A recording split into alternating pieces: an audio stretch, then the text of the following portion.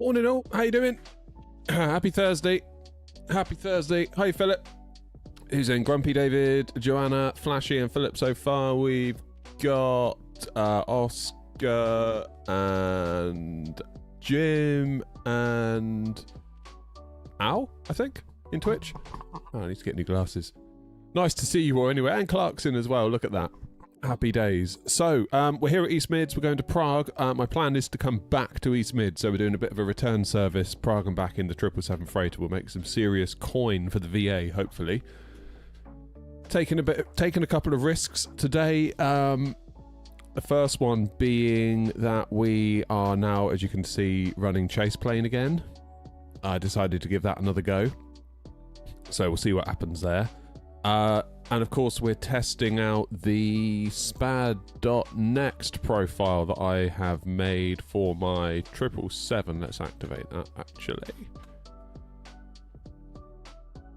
It worked well for the 737 on Tuesday. So, fingers crossed it will work well today. We'll see, I guess. I guess we'll find out, won't we? Anyway. Yeah, Prague and back. Return service to Prague today from East Mids. So that'd be nice. Looking forward to that. I need to set up my pop-out manager, actually. That's probably going to be the thing that sorts it all out, isn't it? Where's pop-out manager gone? Come on, pop-out manager. You can do it. Please work. Come on. 1, 2. Go on, do the third one. Yes!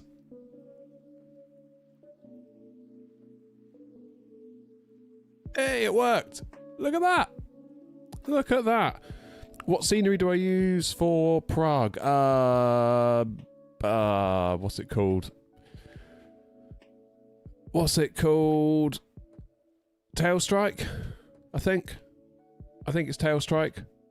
Can't be sure, but I'm fairly certain it's Tail Strike. I do like it. It's very good. It's very good. Even if they have modelled the lump in the runway, which sometimes causes me an issue.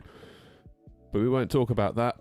What I need to do, though, is make some views for the 777 freighter now, because we're in chase plane, aren't we? So, dreadfully sorry, but you're going to have to bear with me for a minute. Let's get an overhead view, shall we? That'll do. That'll do nicely. This is going to be great content for you all. The advantage of being in the 777, I suppose, is that we can just instantly load it. I'm going to sneeze. Oh. Lordy. Okay, we'll take that one. Let's set a shortcut to it. Save that one.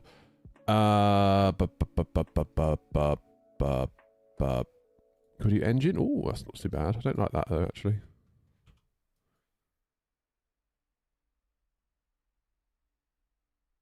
Right, we need to get a good wing view of the triple. Let me know if you see anything you like. That one looks pretty good. We will save the position. Do Alt-7, then that's going to match what's on my Stream Deck, hopefully. Now, if we go to totally the other side. The paintwork on the cars.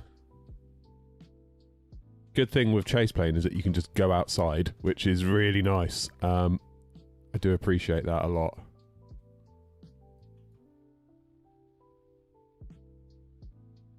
Let's save the position there. Save that one. Let's get an engine view.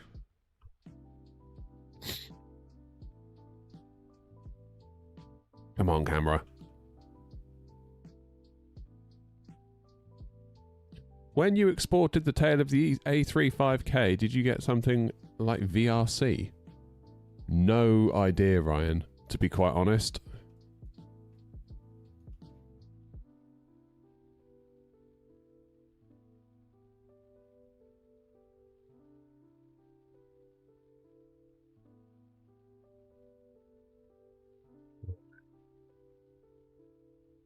God, that's a big wing, isn't it? That is a big old wing.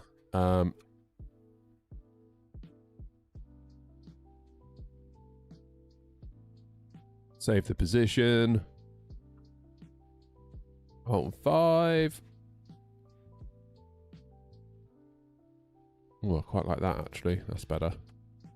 Might have to go back and do the other one.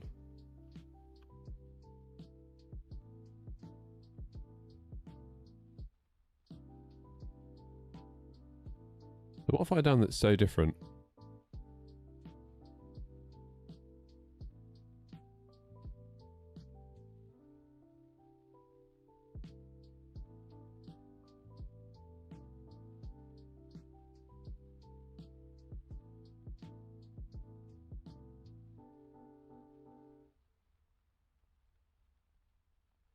I'll do. We'll save that one.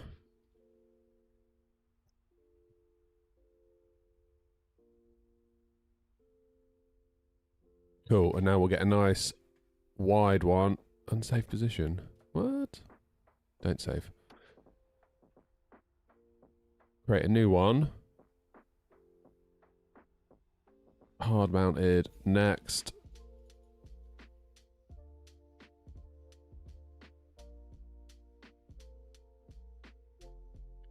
Call it engine left wide.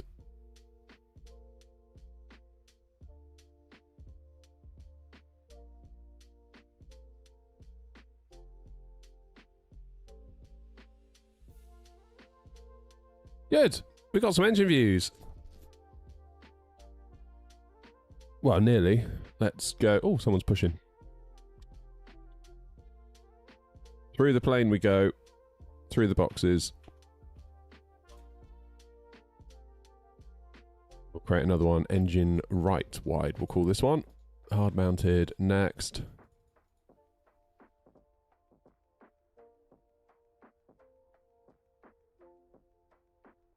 If I could spell.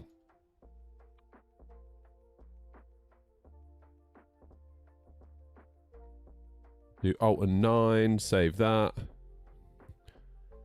Feel like I just need a couple more in the cockpit. We could do with one of these like so-called dash views, couldn't we? Hard mounted.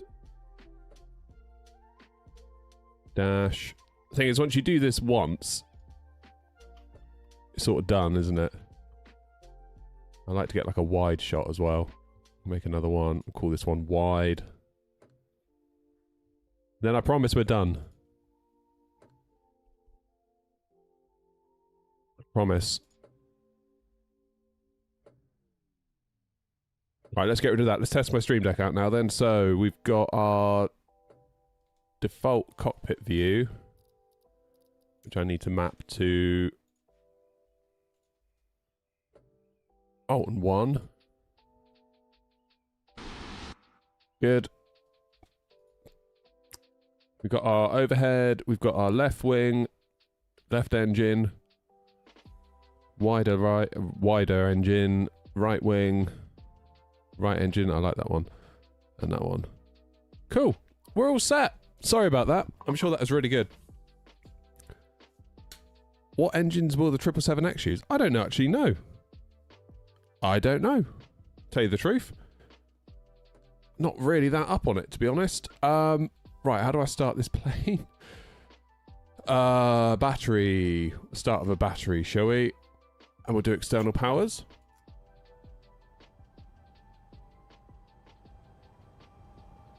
And arm the emergency lights. There it goes. Nav light is on. And where's the Adiru button? There it is, up there. That's the one. That'll do for now. And we can get our flight plan. Request that from SimBrief.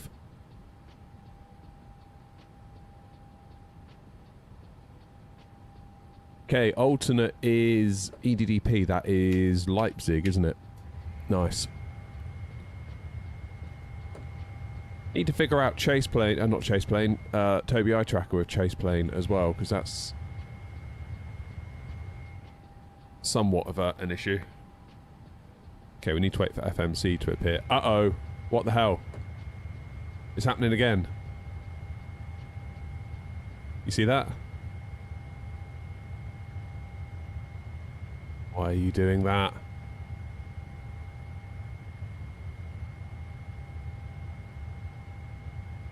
Why is it doing that? I told you it's Thursday, didn't I?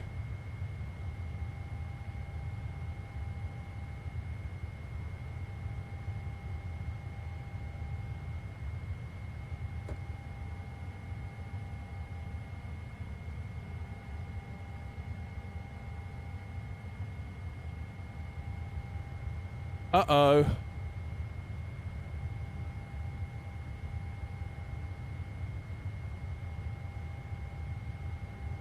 Uh-oh. Why are my rudders being weird?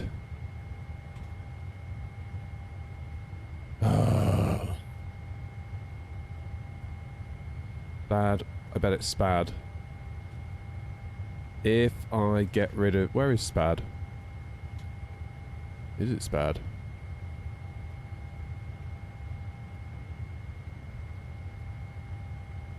My devices. Rudder pedals. Yeah, see look, these are fine.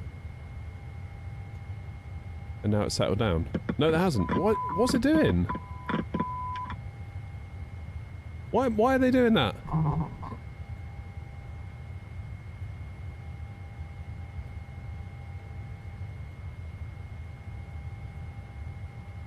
Check simple or realistic brake. Where do I go for that? PMDG setup.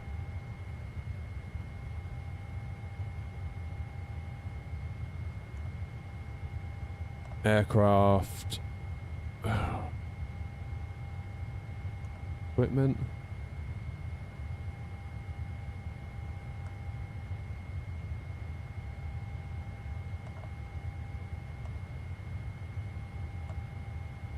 Standby instruments.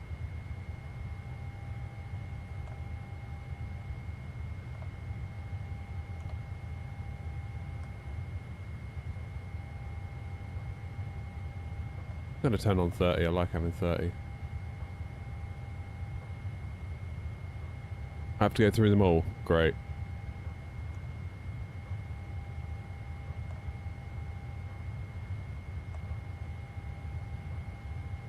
Can't see it, can you?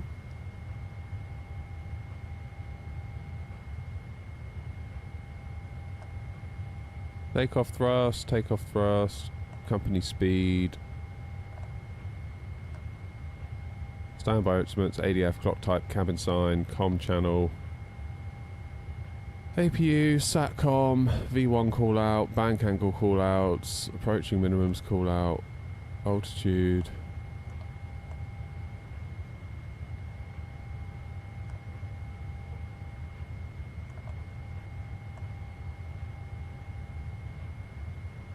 I don't know. Try in simulation.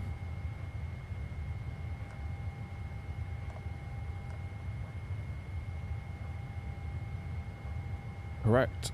Realistic AP engagement. Show thrust levers. Yes. Show trim. High flare and idle.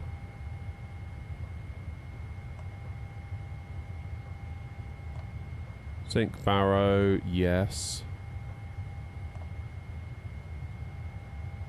Pause at top of descent, no.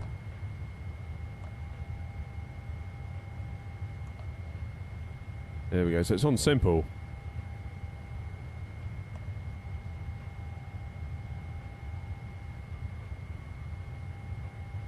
Still doing it, isn't it? Why is it doing that? Don't actually know. I don't actually know why it's doing that. If I close spad.next, is it spad next? Getting rid of it. Oh wait, hang on, I bet I know what it is. Or is it? Is there a way I can tell spad.next to like disable a device? Deactivate device in this profile.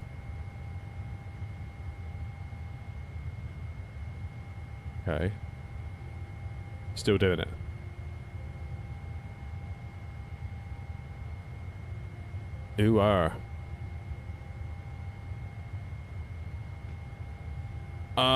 Don't know, guys. To be honest, I don't know if this is going to cause us a massive issue or not. I mean, I can't even move the rudders. If I go into my Moser cockpit software, which has crashed, that's what it is. I think that might be the problem.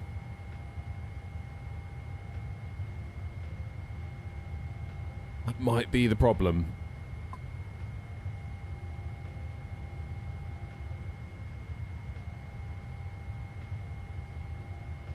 Try that again then, shall we? Let's have some music to cheer us up. 10 to 10 and it's already going tits up.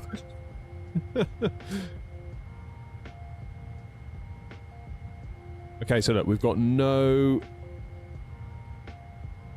I'm not giving the brakes any input and they're just doing that.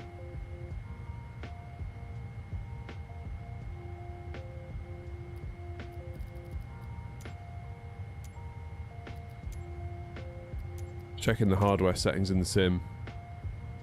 There's left brake, right brake. It's all fine.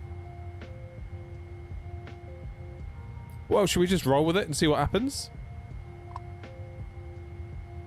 feel that's all we can really do for the moment. I don't know why it's doing it. It's super weird. No, I don't have rudder on the stick. Well, let's just continue because Ryan's saying engines need to be on for it to work. So maybe that's why. Enter inertial position. Pause in it. Pop that one in. Also need to remember how to start this thing as well. EGNX.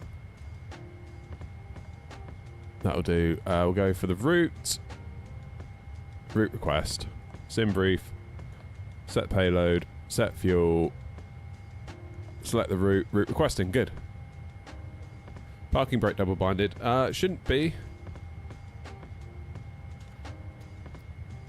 Let me... oh, it might be actually, Philip. No, you say that. What are my Ursas on? No, my Ursas are all unboundlet. None, none, none, none, none. Yeah, you do a search, that nothing comes up.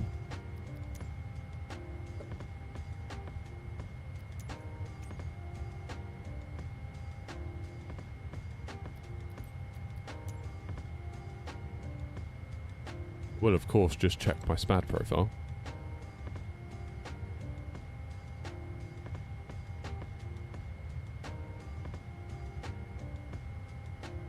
So 30 and 29, isn't it? So 30, I've got a 777 send the thing. And 777, yeah. Honestly, it looks alright, Philip. I don't really know. Right, let's load that.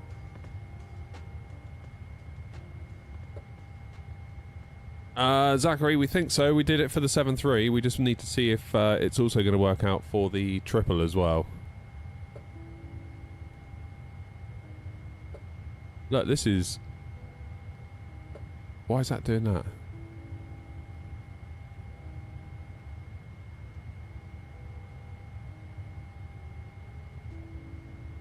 It's really weird.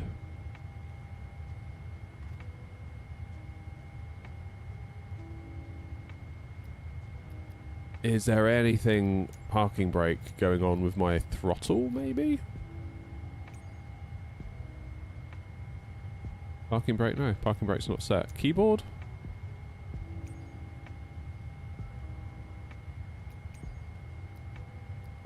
I don't know, man. It's really weird. Is it chase plane? Is it chase plane causing a load of problems?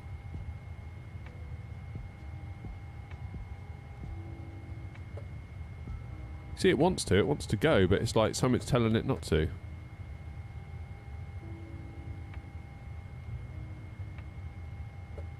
How bizarre.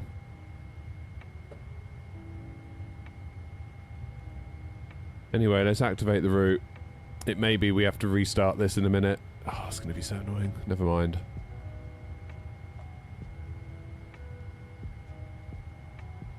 Let's do FMC comm. Let's get the winds in.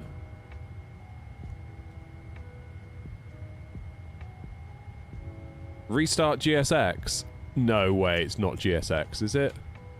Right, let's restart Quattle, see if that does anything.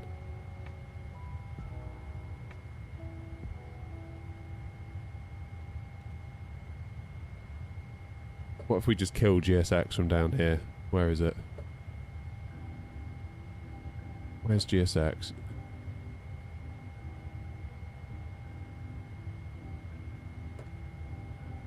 No, it's still doing it, look.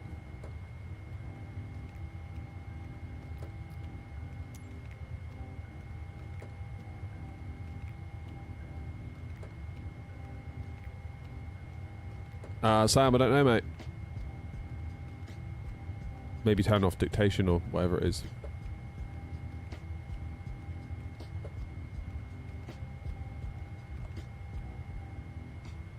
I have no idea why it's doing this.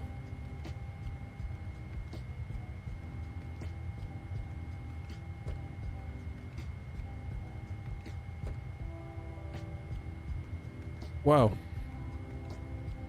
I mean, we're not even going to be able to push back, are we? This all seems a bit pointless. Let me disconnect from VATSIM. Ah! Just wanted to fly a plane to do with all this shit. Right, we just end the flight.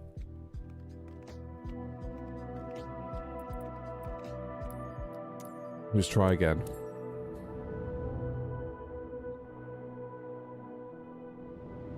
Don't start, Grumpy.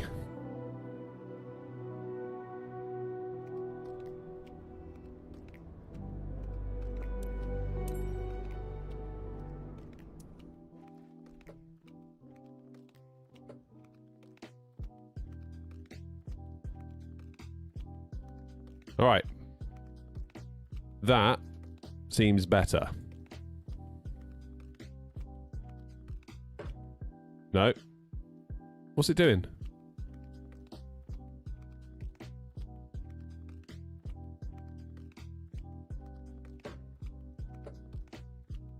What is it doing? Oh, wait, I know. I think I know what it is. We kill Simat Pro.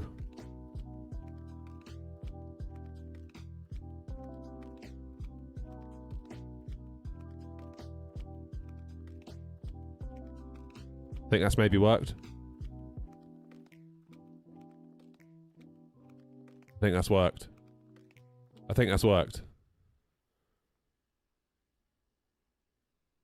I do believe.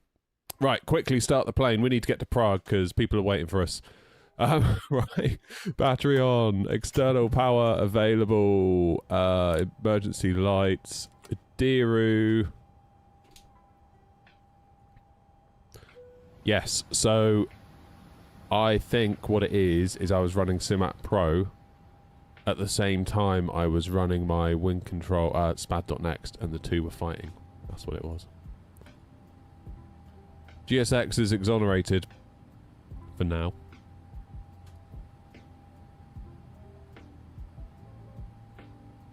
For now. Anyway, for the two of you that are still left here watching, thanks for being here. We appreciate you. Right, I suppose we could look at our flight plan, couldn't we?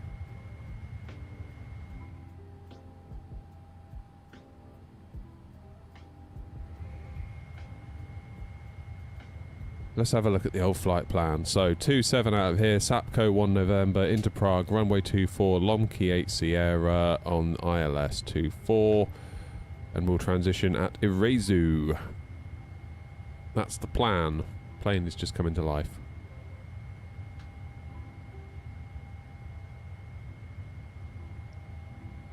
Rookie error by me, really. I should have known. I should have known, really, that I needed to quit Simat Pro before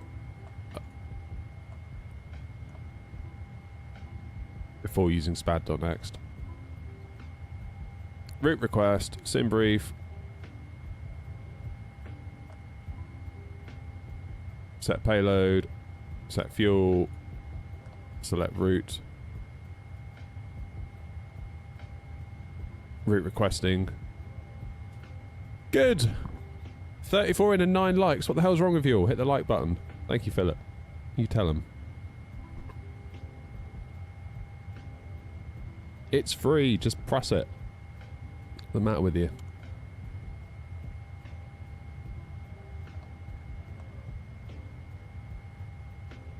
Hey, the plane's coming to life now. Thank you, Clark. Activate, execute, FMC calm, let's get the wind, load in the wind.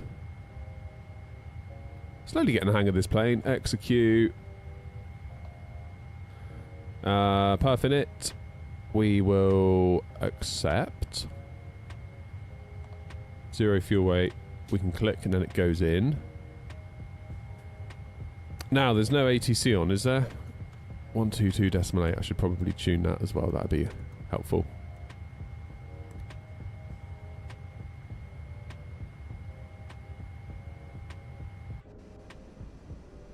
There we are, look. Look at us go. East Midlands traffic, Air 056 Tango. Taxiing to holding point, runway 27 via Charlie Alpha. See you there, Grumpy. Grumpy's not hanging around. He's got an off-blocks time. So have I, actually, but...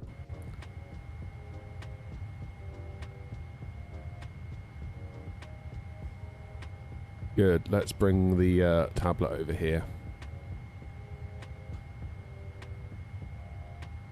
Presumably there's still no ATC on if Grumpy's on Unicom, but let's just double check. Zilch. Good. Alright, performance tool, takeoff, east mids, 27, import all the weights from the aircraft. It's 1023 for the QNH. Let's set that, put it into proper money.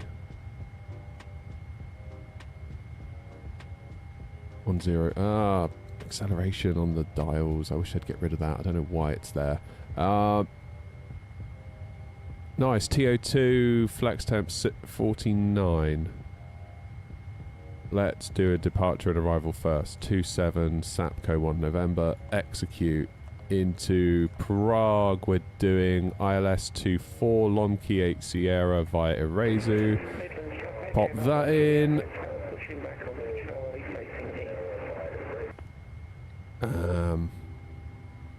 Where was I? Bruslim, that was it. TO2, select temp 49. Pop that in. Presumably it's a flaps 5 for takeoff. Yeah, flaps 5. 137, 139, 144. Please and thank you. Centre of gravity is in. Trimmer 4. Which is bang on where we're at. Ideal. Okay. We're not looking too shabby now, are we? So I'll put 144 in here.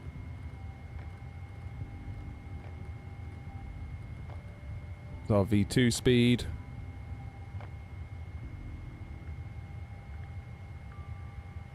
Just get the runway heading for 27, which is 268. I always forget that here. It's not quite, is it? 268. Although, out of 27, actually we're going to make a turn immediately to 223. So I'm going to put that in because that's going to be more useful in the event that we have to actually do something. And 9,000 at Sapco.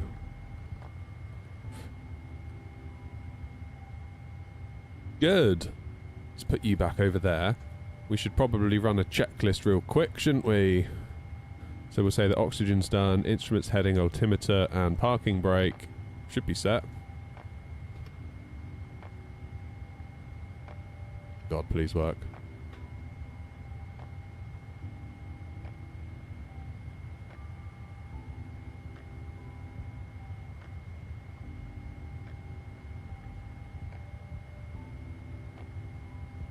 Isn't it working now?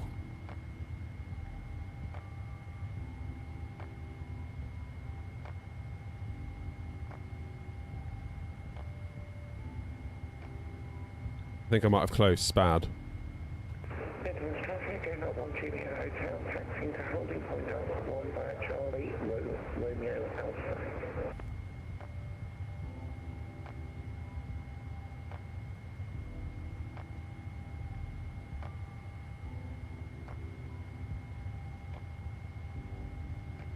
So the throttles are working, the parking brake isn't.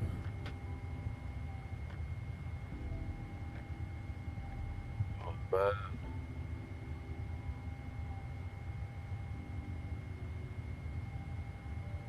Oh.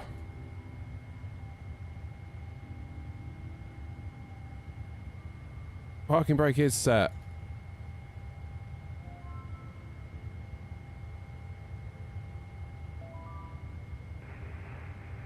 East Midlands traffic, Air 056 Tango, lining up 27. At this rate, I'm going to have to go in the Phoenix. Why is the parking brake not working? That's a bug you have. What, that the parking brake won't go off, Ryan? Trouble is, I can't get the parking brake to go off. That's what concerns me.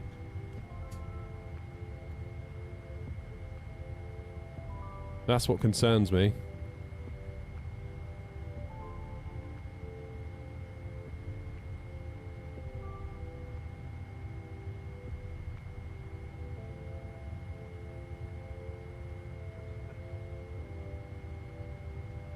I don't know anymore.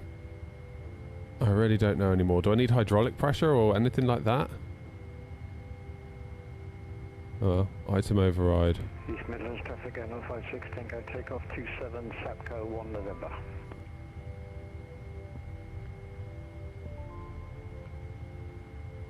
Well, let's get the beacon on and see if we can push back. It just won't do it even when I click it. It just doesn't want to move. Oh, I'm having a nightmare here. Alright, let's get the APU on. See if we can do anything. Let's turn on the cabin utility, at least. Get the window heats on.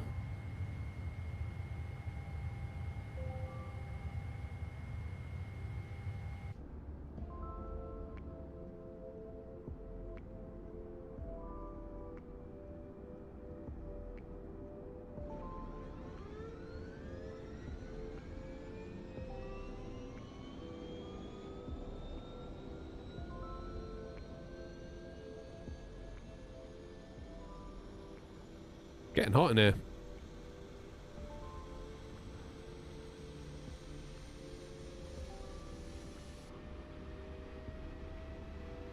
East Midlands traffic, Air 056 Tango, airborne over 27, passing 2000, no further call. Good luck, David.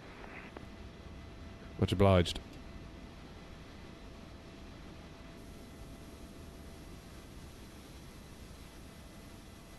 It's alright, Grumpy, I'm at a 777, I'll whiz past you. Remember, there's always the Phoenix. Says you! Bloody defector to any builds you've turned into. Flying that bag of bolts around, honestly. Right.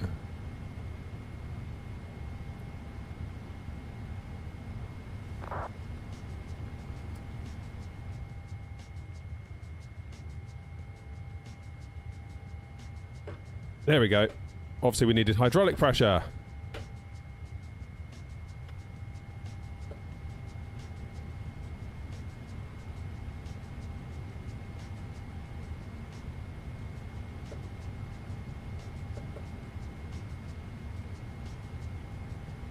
It's doing something. The hell if I know what it's doing. God. Alright, anti-eyes, fine, recall, whatever. Recall checked, flight controls.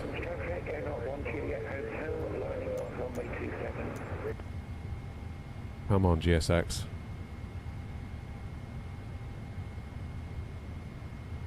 That's exactly where I get it from, Philip. Much obliged. Hey, Toby. Don't forget to set your parking brake to realistic. Is that... Oh, that might be why it is, actually, because we switched it back. Okay. Okay. There might be hope for us yet. Options, simulation... It's on realistic.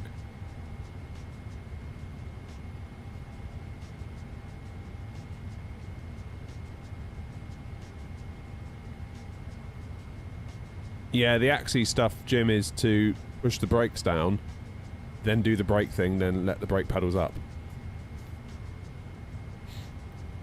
Still, we've got the parking brake on now. And I think we'll leave it that way for now.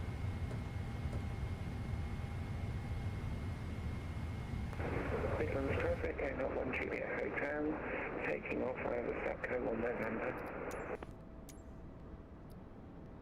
Prepare for push, back, and departure. Let's do it.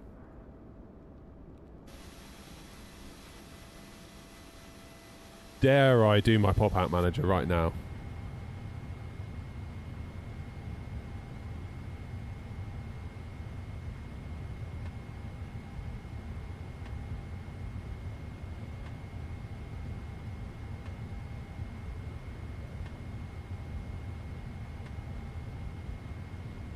Hello, Captain. We are ready for pushback. What a legend this guy is.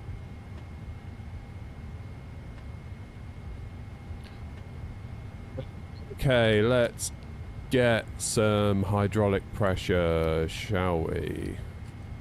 Oh god, they were already on. My bad. Fuel pumps. Don't think we're going to need centres. No, we're not. That's okay.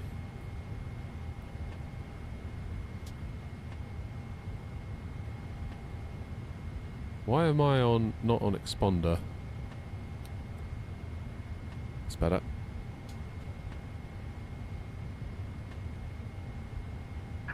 Locking gear.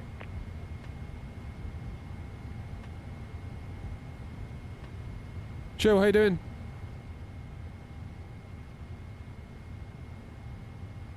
Midlands traffic, going up 1 Juliet Hotel, passing 2000, out of runway 27, final call.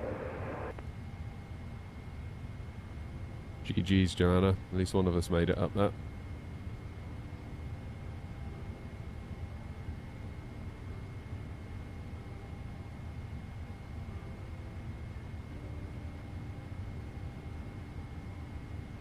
Okay, nose to the left, tail to the right.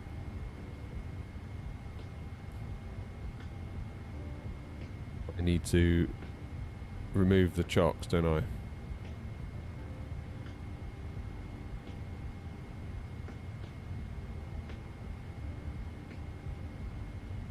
Release parking brake, please.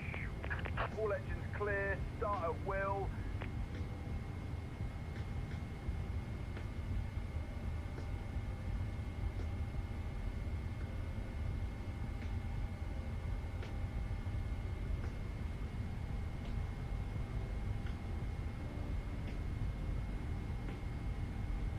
Alright, engine left into start. East Midlands traffic, NOT 2209 pushing back from stand 109 onto Bravo, facing East Midlands.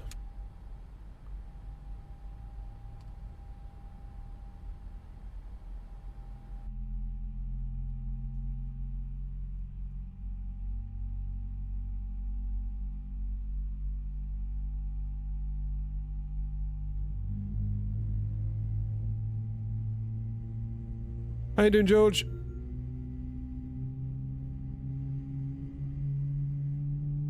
Weirdly though, Jim, that was working on the 7.3. That worked a treat on the 7.3.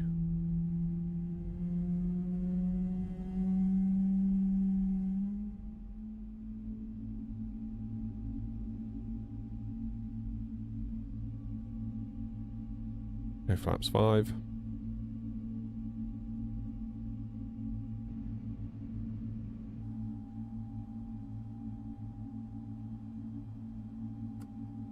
Right engine. Please set parking brakes. Ah, yeah, okay, this could be the fun bit, couldn't it? Unlocking gear. It worked.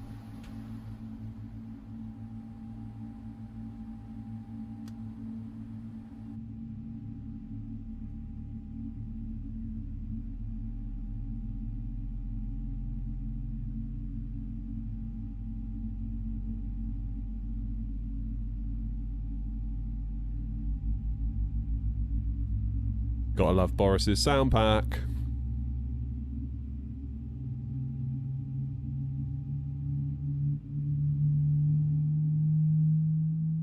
Tow truck disconnected, bypass pin removed. Red Bull, we tried that. Clear, right is clear. Appreciate the advice though.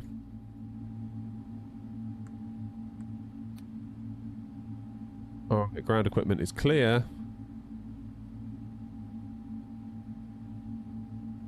Full takeoff, flaps 5. Before start. Supernumerary signs. Oh, what's that going to be? It's going to be like seatbelts, isn't it? I forgot that being in a freighter. There you go, fine.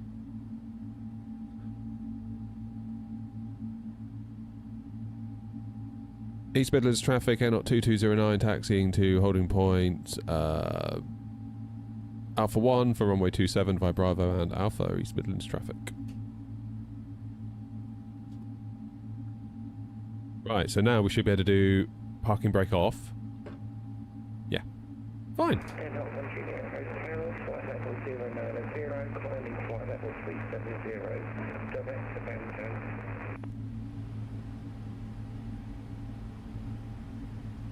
Flight controls.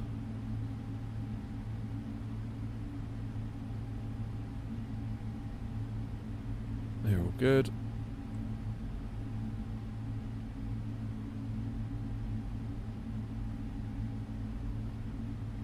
I tried to get my wing controls throttles working for this, but it's idling the throttle at 30%. Yeah, so you need to go into SimApp Pro, and there's a thing you can change. I forget the name of it. Because, of course, the Airbus reserves kind of like the bottom chunk of the throttle, doesn't it? Of the range of movement for reverse thrust, but of course Boeing doesn't. So SimApp Pro will allow you to set an offset. I forget what it's called. Then it will work. I'm going to do a video on it real soon.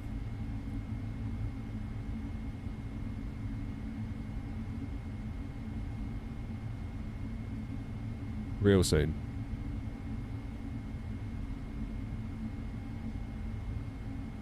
Did you change the throttle to double stroke, double shaft? That's the one.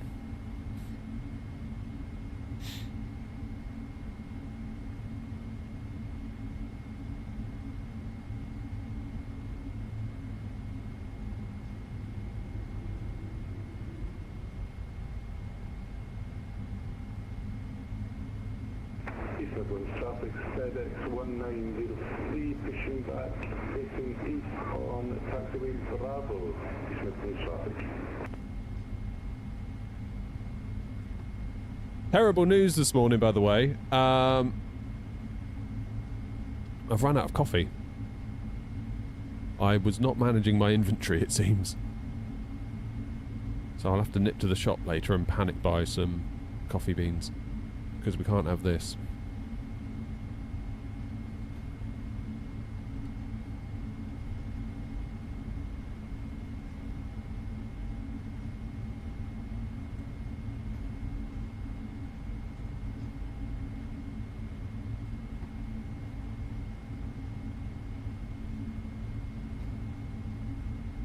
Well, at least it would be good for separation, I suppose.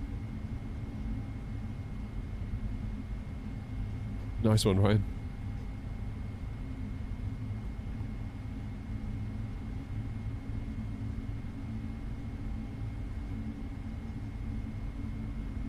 I don't know, Ryan. I make you this gorgeous aeronaut livery and all you do is fly BA. In the incorrect simulator. Sort it out.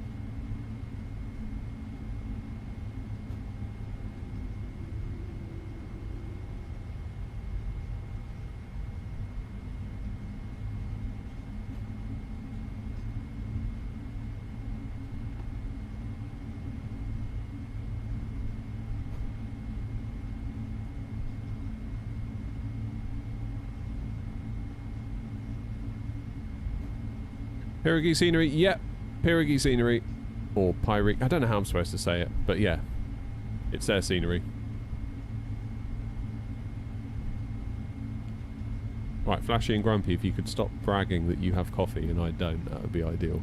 I do have some ground coffee. I could make one of those little cafetiere things, I suppose, but they always taste... They don't taste right, do they? Cafetières always taste so flat and... They've got a cafetiere taste about them. I don't know what it is.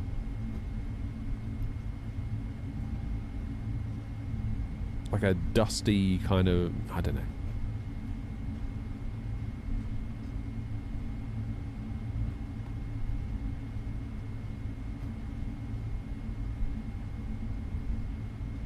You're stuck on 2020. That's alright. Nothing wrong with 2020. Do I have Pyrex? Yeah, we do. Yeah. It's like saying Pyrex, but Pyreek. Okay. Pyreek. I can do that. Thing is, I've called it Pyregy for so long. I don't know if I've got it within me to call it anything else.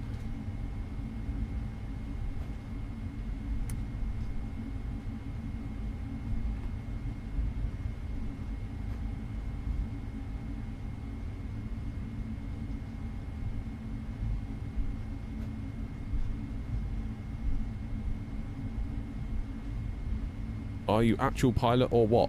No, I'm not.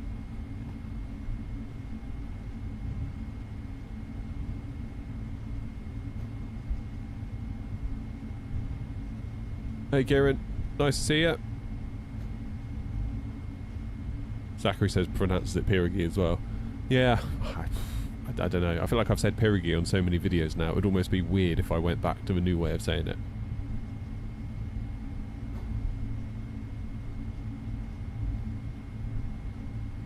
Lunchtime already, Fab? Damn.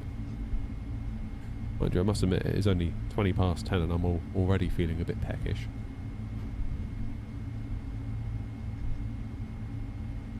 What did you use to sync the wind control stuff with Boeing?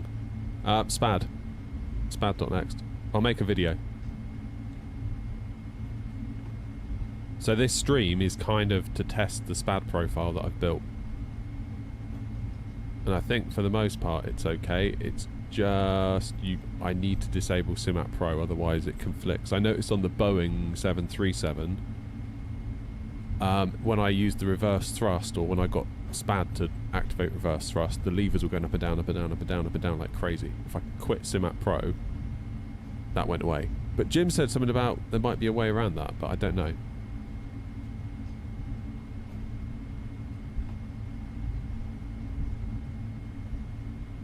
Just don't know anymore.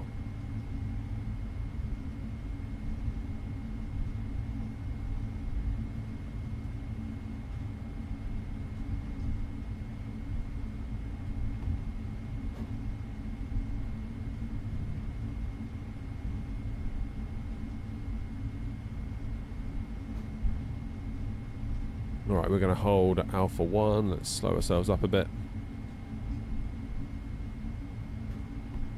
The video will be over on YouTube, Kieran. Yeah.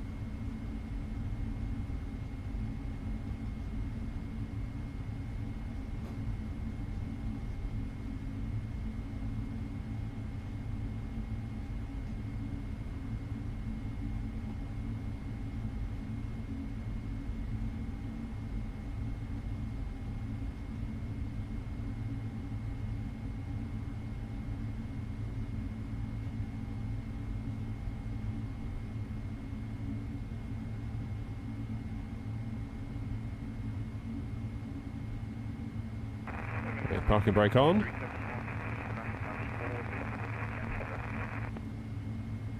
Yeah, parking brake is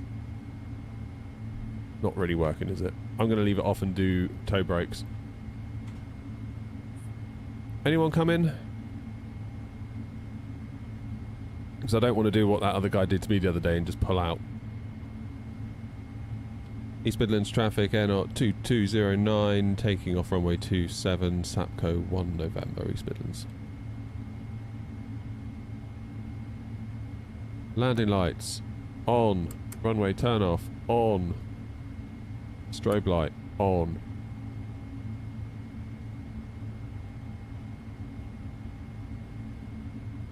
Everything looks okay up top.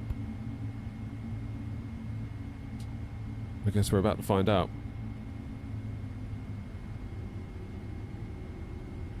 clamp do I use for the Boeing yoke? It comes with its own little clamp, kind of built into it, but I've made like a little cradle that I suspend it from the bottom of my desk with. But that doesn't clamp it necessarily, that just is something for its clamp to clamp onto.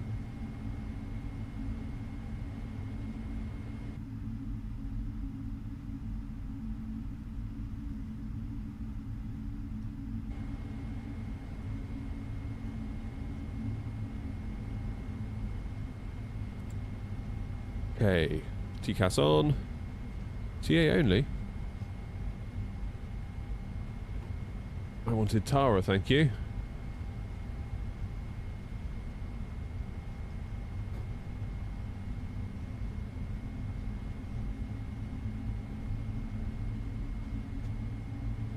And start the clock. Alright, with any luck, if I were to...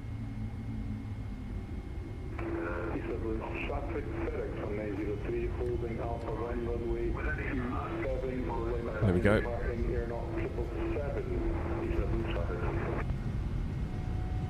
Thrust is set.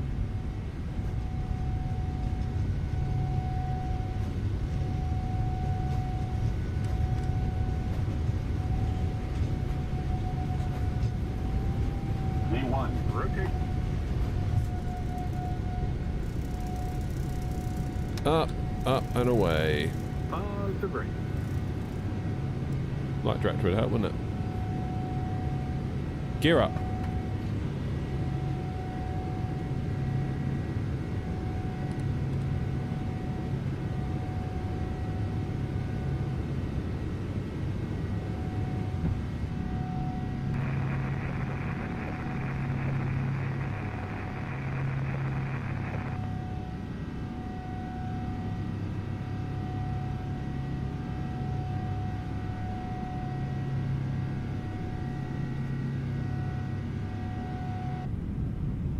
We go.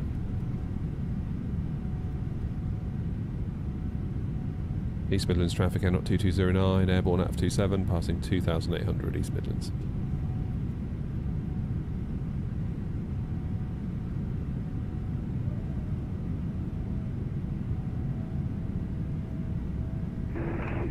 Traffic, FedEx 1903, taking off runway 27, East Midlands traffic.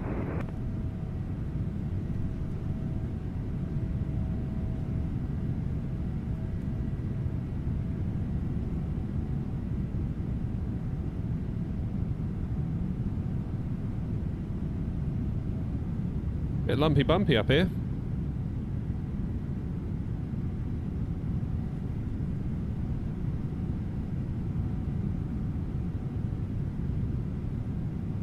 Got the aircraft trimmed, that's good. Feeling much more stable to hand fly. Left hand turn coming up.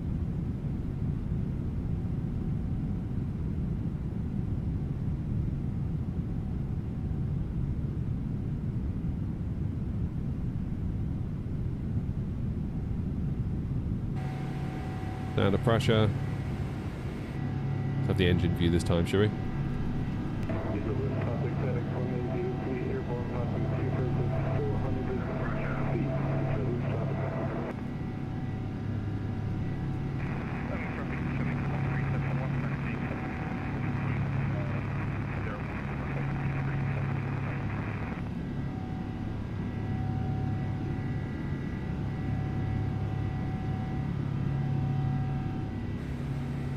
Okay, there are clouds, which makes me think live weather is on, but I just really want to check now I've thought about it. Okay, it is on.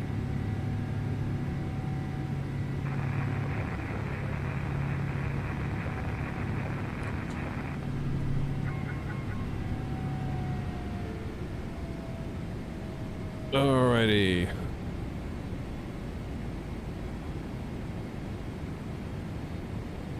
We do level change. Anything around us? No, there is not. So we can go up to our cruise, which is going to be flight level 390.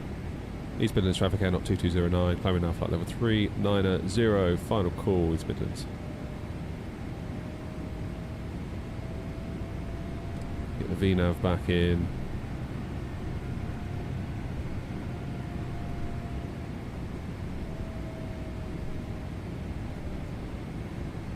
Come on. Up you go. Why are you descending? Thought I clicked you to go. Why haven't you gone?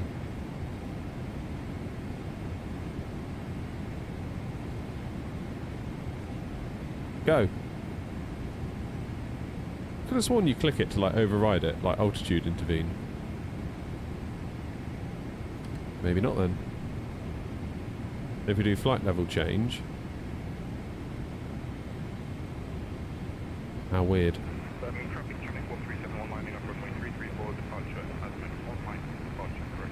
Yeah, Oscar, it's all because of that screen we can fly it. It's all because of that screen, this little screen here that I can look out the window and fly. Otherwise it wouldn't be possible. Am I doing something wrong then? I could have sworn if you click the altitude button, you can do like an altitude intervene. I'm sure you could do that.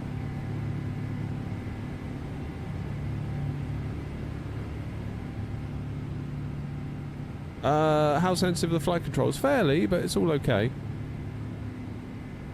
Night, Ryan.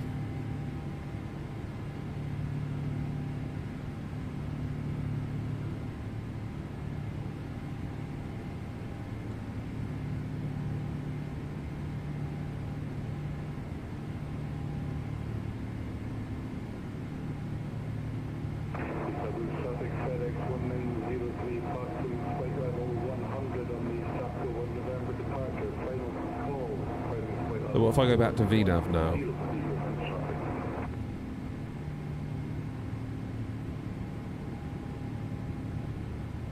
Morning, Steve. Oh, Steve, it's been a morning as well, I can tell you. Issues and issues and issues, but I think we're there now. To a point. I need to look at the parking brake with this 777 on my SPAD profile, then I think we can call it done. Need to click it a few times to get rid of all the alt constraints.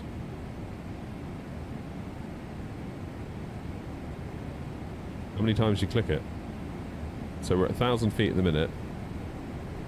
Okay, now it's going. Is there like a hard and fast rule of how many times you have to click it? Anyway, let's get the lights off.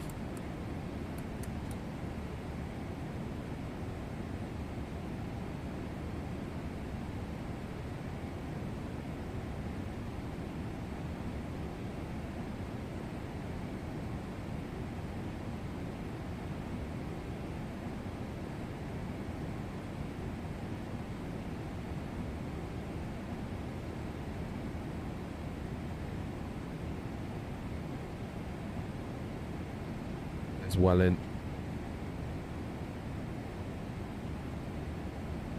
So where's Grumpy and Joanna? They must be... Oh my god, look, Grumpy's nearly at bloody Amsterdam. What's he in the 350? Of course he is. Joanna's in the correct aircraft. Anything at Prague? Doubt it. There's not usually, is there? Not this time of day at least. So we're looking at a 2-4 arrival. So this one over here, fly in. And then I guess I'm going to have to go all the way up to cargo, which is all the way up here, I believe, like the Echo stands. But that should make for a nice quick getaway when we come back. If we can come back. One click for every sin you've committed.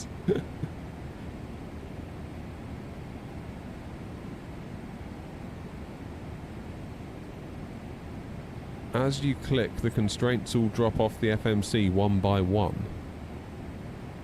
So depending on how many constraints are in front of you, that's the number of times you need to click it. Is that right?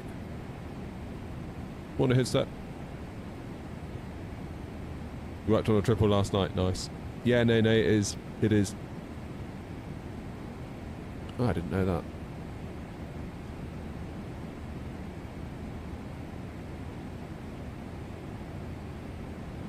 I didn't know that. I guess if you want to do flight level, if you just need to do it, I guess you've got flight change. That'll get you out of the pinch, presumably.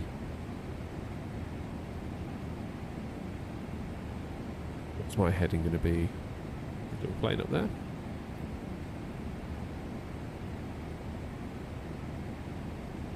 Zero 7 6 2.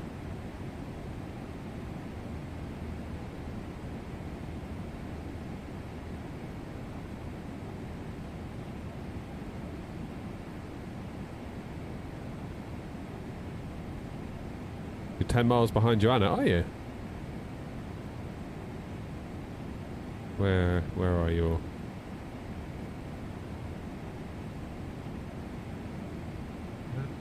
Where are you, Flashy? Or are you not that simming, is that why? Okay, 27, 23, 5. Plenty of room.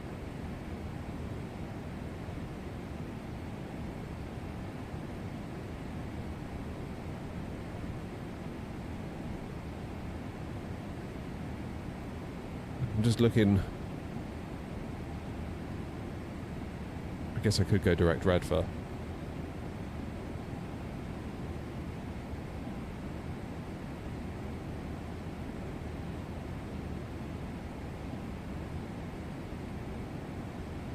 Maybe I'll just go direct to runway 24 final for Prague. You get some people that do that, for real. Like, I've had people before, like, I think it was coming into Edinburgh, there was just, like, one guy. Like, there was, like, loads of people all coming in at once, and we all did a really nice job of, like, making a little queue, all on Unicom, all saying, you know, heading this, heading that, I'm going to go out, and then, you know, 10 miles, then turn in. It made a lovely little pattern coming into Edinburgh, and then there's one guy just had clearly set in his FMC, you know, direct to, you know, FF24 or whatever it was for Edinburgh. And he wasn't changing that no matter what. He was just coming through, and it's like, wow, okay. That's how you VATS him, apparently. Just crack on. Keep going. How does it feel being away from a bus? Weird, Murray, to be honest. Yeah, it's not my favourite.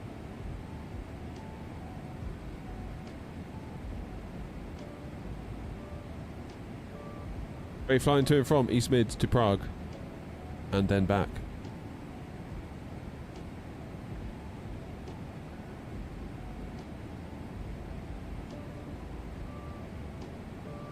Love a bit of East Mids. And Prague, come to that. Prague's awesome.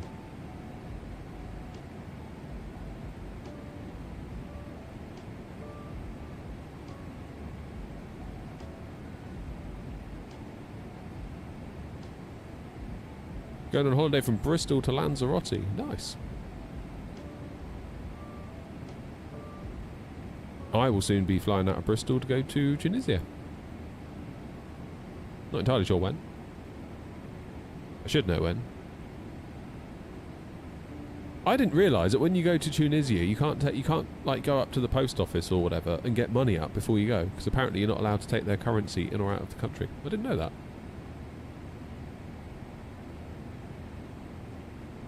I don't know, Chris, the headwind's not too bad, is it?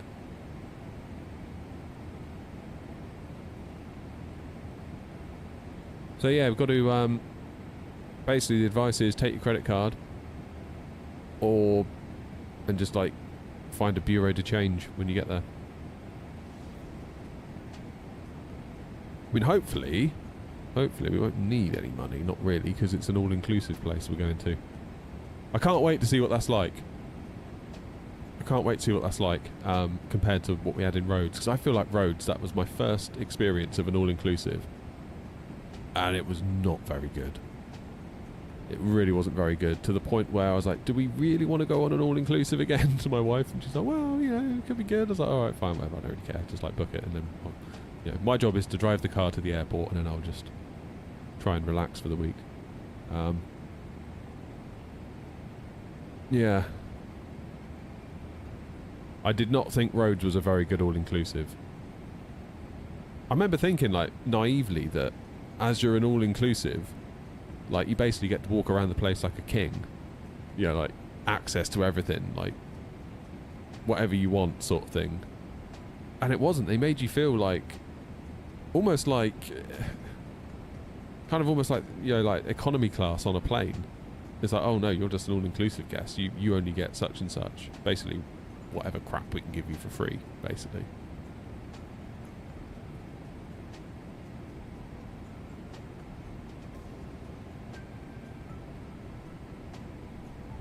I think I said before on the stream that you walk into the hotel lobby and you know what hotel lobbies are like. They always look quite nice, don't they?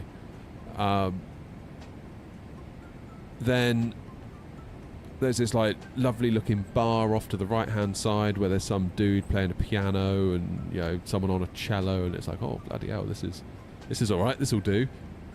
And then you go in there and it's like, oh no, you have to pay for this bar. The all-inclusive bar's around the back. So you sort of like go through a corridor, through another corridor, through another corridor, and each corridor it's like, this is getting like worse and worse.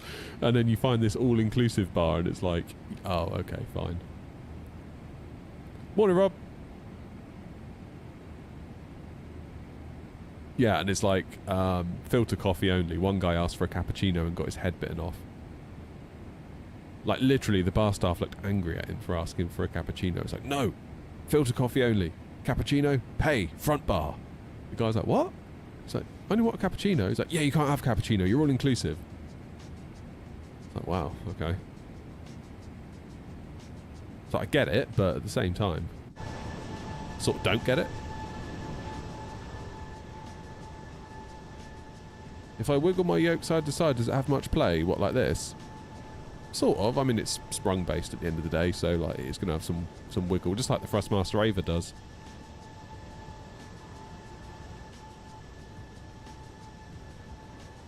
No, the what? The Colin? The column? Oh, well, like back and forward.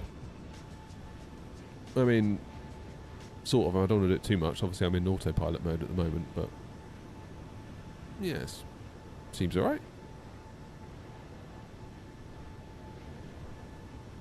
How do you join Airnock? Go to New Sky and get yourself an account, and then you need to make sure your pilot rating is above 9.0. Then you can apply and it'll auto accept you. It used to be 8.0.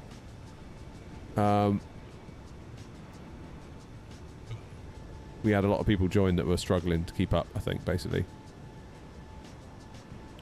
So we had to raise it to 9.0. Applications have, or successful applications, have dropped massively. But our planes are getting crashed way less. So I think probably that's a good thing. Even I feel a bit bad excluding people. Like, not saying, obviously anyone's welcome. Just need to have a 9.0. Average pilot score. And if you don't have that, then keep practicing. Keep on practicing. From day 2, I didn't even need to go to the bar. Oh, damn, Philip. It's the way. Yeah, loads of people in Rhodes got angry at the paper cups. So you'd go and order a beer, and you know, like, you get like a paper cup, you'd get like a Coke in McDonald's or whatever. You'd get a beer in a paper cup. And like so many guests would get angry at the bar staff, being like, no, I want a glass. And it's like, no, you get a paper cup.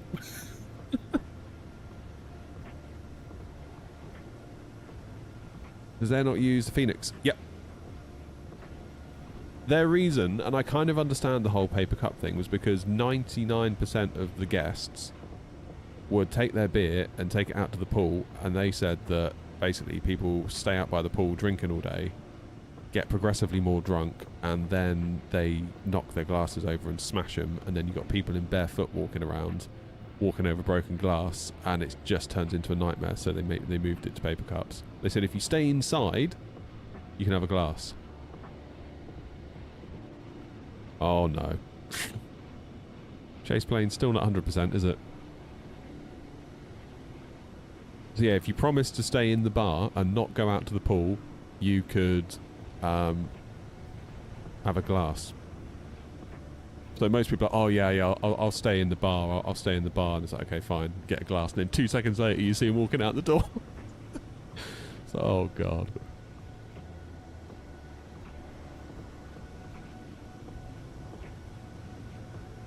Am I recording with OBS? Streaming with OBS. And yeah, I mean, I'm not recording, but I guess if I wanted to, I could. I always felt like I should record every stream just in case I could turn it into a really cool video highlight afterwards. But I always feel like it's so hard to turn what was a stream into a watchable video, because it's like, well, like right now I'm talking to you and I'll be in the middle of something and I'll be like, oh, Grumpy or Joanna or Rob or whoever, I'll start talking and it's like, well, that's just weird if it's a video. So any flights, as it were, kind of feel like that needs to be dedicated video content, is the realisation I've come to. Get a full bottle of wine. Alright, Philip, I'll have to see. I'll report back.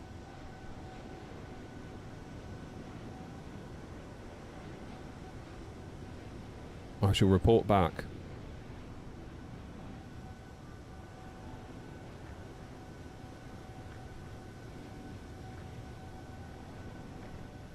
I've only done 3 flights for air, not so far, and my lowest score was 9.58. Holding 9.0 doesn't seem too hard. No, and it shouldn't. If you know what you're doing, 9.0 is fine. If I was to get a 9.0, I would be a bit upset, to be honest. I'd be like, well, I should have done better than that. And I know you could say, oh, you know, you're your own worst enemy, blah, blah, blah. Like, but, you know, if I was to get like an 8 point something, I've really screwed something up to get that. Like, really screwed something up. Like, shouldn't really be getting 8s. Not really. Not. I mean, everyone has bad days. I get it. Like, we all have bad days, and you end up with something, and you walk away with your tail between your legs. But most of the time, to get a 9 point something shouldn't be that hard, unless you fundamentally are misunderstanding something. In which case, learn, study, and then come and join us. How you doing, Vampire?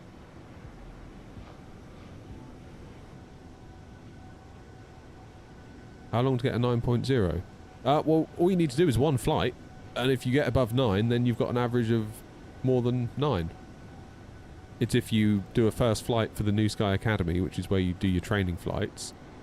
If you get, like, I don't know, a 4, and then you do another one and you get a 6, and you do another one and you get a 3, and then, well, it's going to take you longer to get your 9 average, isn't it? But then that's probably telling you something that you need to practice and you need to get better, and probably a virtual airline isn't the place for you right now. Not to say it won't ever be, but practicing and improving, a virtual airline is not the place to do that. A virtual airline is a place to go once you know what you're doing, I would say. Because otherwise you're just going to run their numbers into the ground by smashing up their planes, you know, landing 1,500 metres away from the threshold, landing 20 metres to the left of the runway, all that stuff, you know? Flash, are you banned? What happened there? Who are you on New Sky? This is the thing, like, all these people have got different usernames on different platforms and I can't keep up.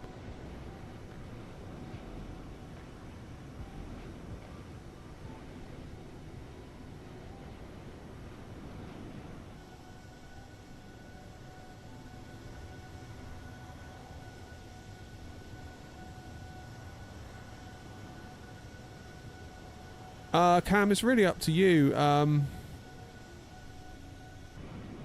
with the freighter thing. I think the freighter's my favourite one. Had the freighter come out first, I'd have probably just bought that and not bought the 300. Because the 300 came out first, I had to buy it. Ah!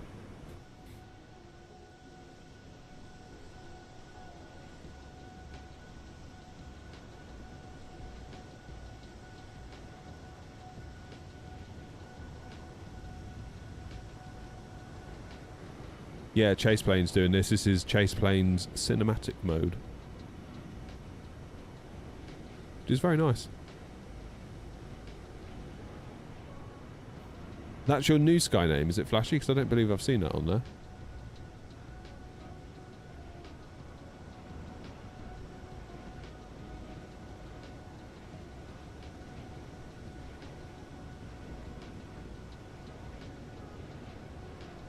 Chase Plane is expensive, but I do like the cinematics. However, in 24 it's considered experimental, so you know things can and do go wrong at the moment with it.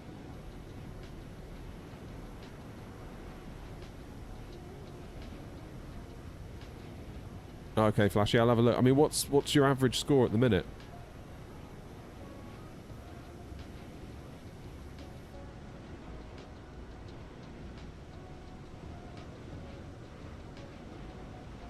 If you can get your average score above 9, we can undo the ban. That's no problem.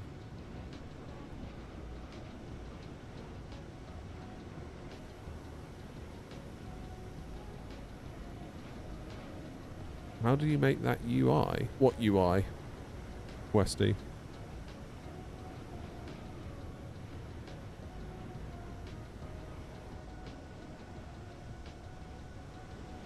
I mean, it's a bit of a risk if you get chase play now. I mean, I've had issues with it occasionally. The chat. The chat is Caster Labs, and the bit at the top is Sim Toolkit Pro.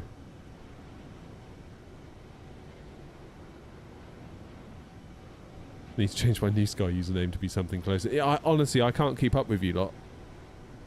The best one is when somebody changes their YouTube name and hasn't been in the stream for a while, and then turns up and they're like, remember me? It's like, no. It's like, how could I possibly remember a name I've never seen?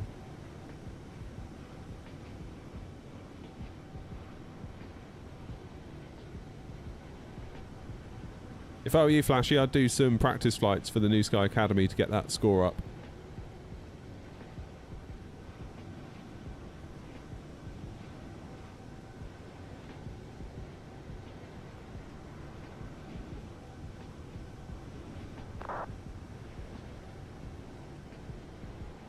Yeah, Westy, we're on VATSIM.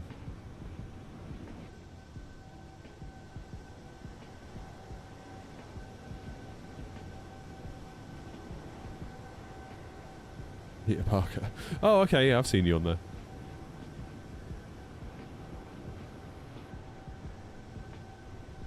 Yeah, I mean, if there's an approach you're finding difficult or a type of flying you find it difficult, practice, practice, practice on something that isn't a VA.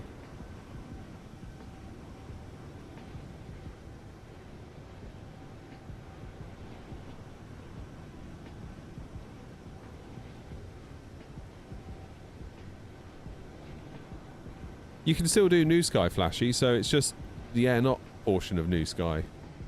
So the New Sky Academy is where you can do flights, where you can build your pilot score up without doing it for a virtual airline. So if you are struggling with a certain airport or a certain plane or a certain this or a certain that, do flights for the New Sky Academy, and then it's like no harm, no foul, if you see what I mean.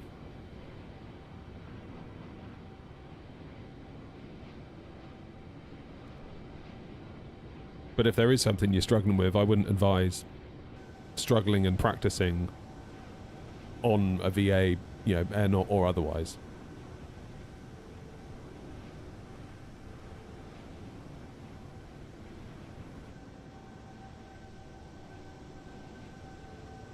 Where are we? Oh, we're coming up on Thatcher. We're doing all right. Oh, God. Yeah, see what I mean about chase plane being experimental? Where's my mouse? When are we going to be there? Top of descent 365. That's alright. Plenty of time. Certainly time for a coffee. And by coffee I mean very disappointing cafetiere. Hey, Paul.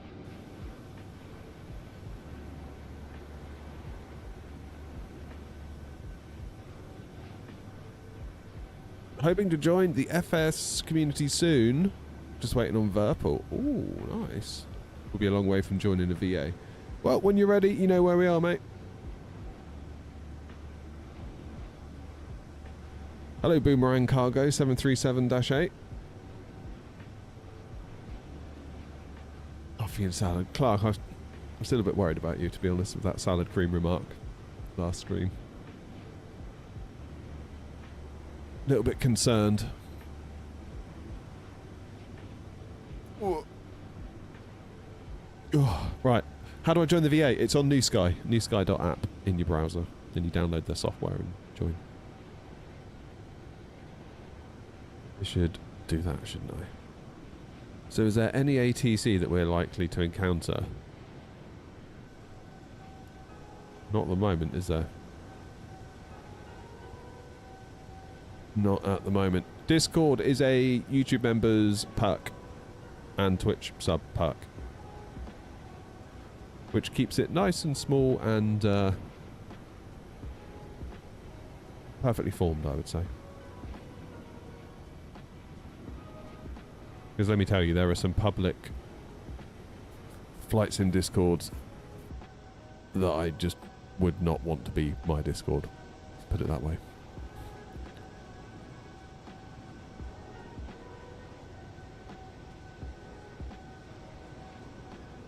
Right, slightly concerned about a plane that's coming up on my... Oh, it's Chris.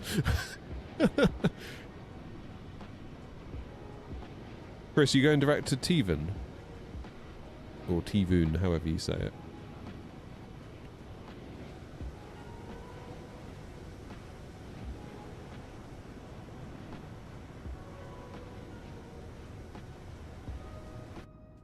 Because Chris is out there somewhere. I think we can see him quite yet.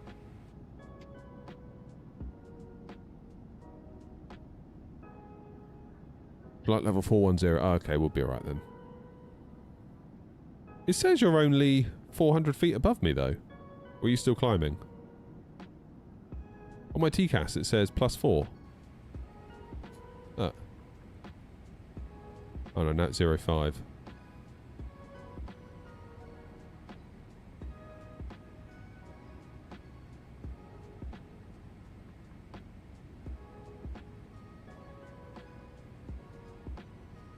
Ah, you're climbing. Okay, fine. Oh, that'll be alright then.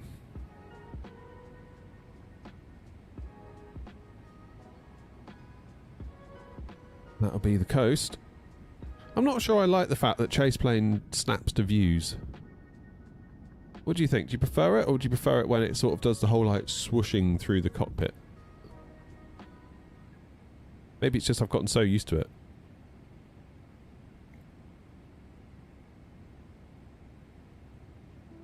Who knows?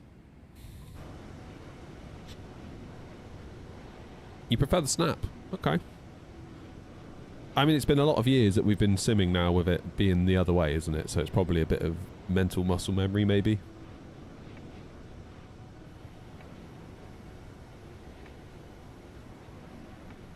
Could be that. Snap for you too. Alright, fine. I consider myself overruled.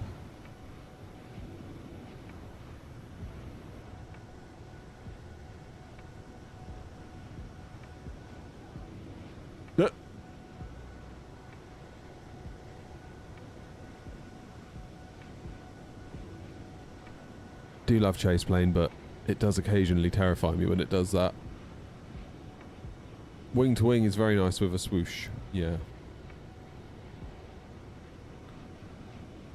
Do I use MobiFlight with the wing control throttle to operate the Boeing? No, I use SPAD.next.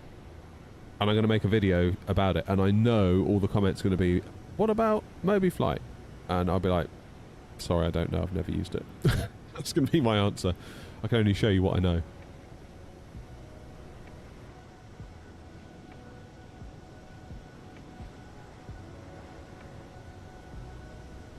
So we'll see.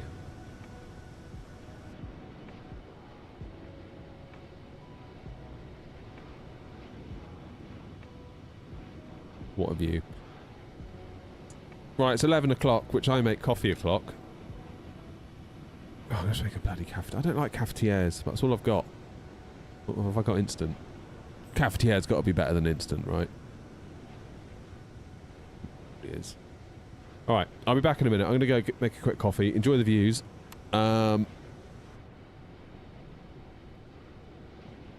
See you in a memento.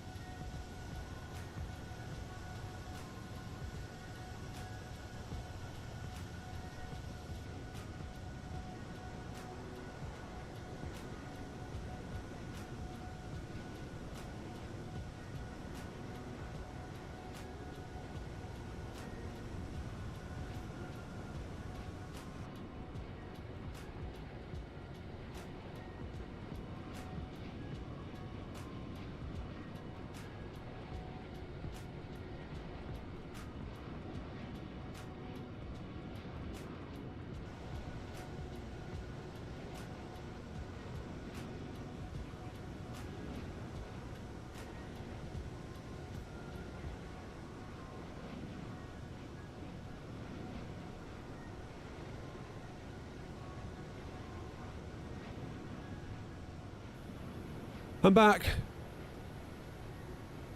I'm back, I'm back, I'm back. Joanna, you'll be proud I've actually decided to make a cup of coffee. Not a coffee, cup of tea. I never drink tea.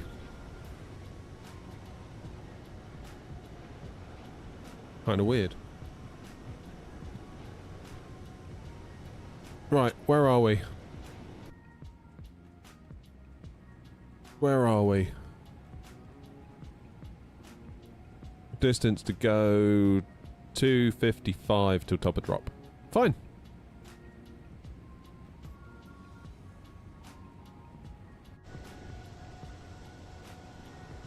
No, Westy, you were right. I normally would go for coffee, almost, well, exclusively, but I've run out. So it's a little bit tricky. How you doing, Lachlan? How you doing?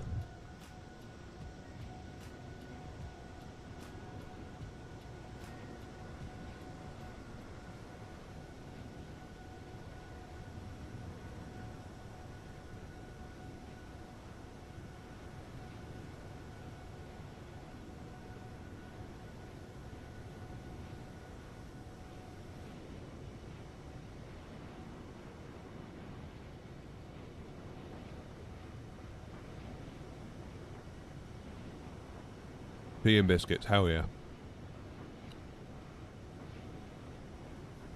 Ah! Freaks me out when it does that, I don't like it.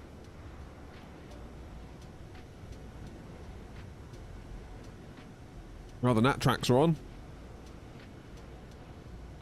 All those crazy people doing cross the ponds.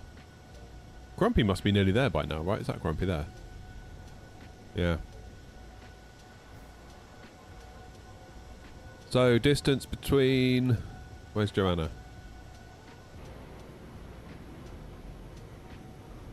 123 miles between me and Joanna. Slightly concerned about separation with Chris over here. We should make a plan, Chris.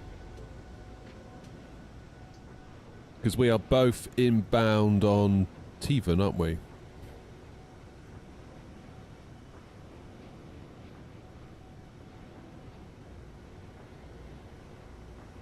Doing Mach 8.1. What am I doing? I'm doing Mach 8.3. No, no, no, no, no.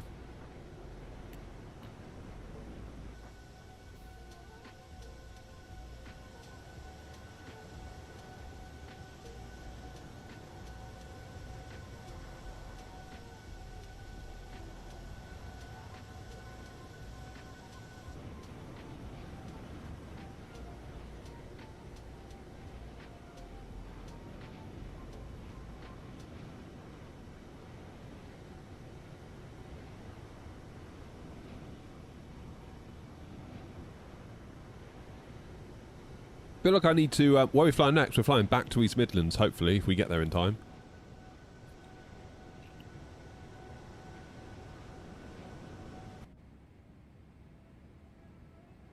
We've been in the air for 43 minutes, and we're due in at 11:30.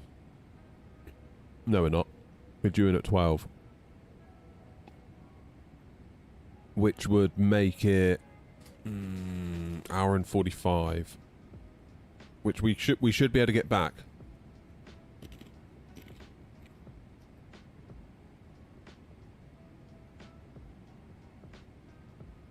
have to make inverted colours for my liveries. Why?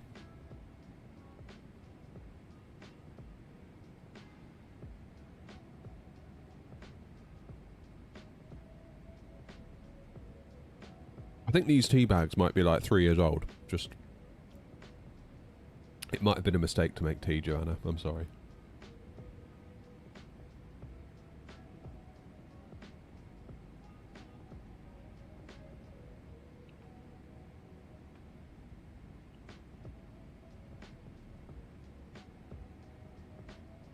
When you say inverted, what do you mean? Just flip the green and the blue?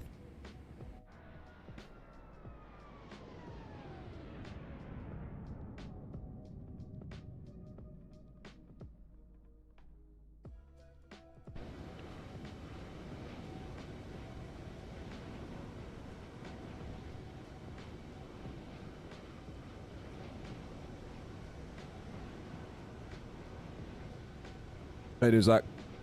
Yeah, I don't think I'll be doing any inverted stuff. Just the opposite colours. Why? I don't get it.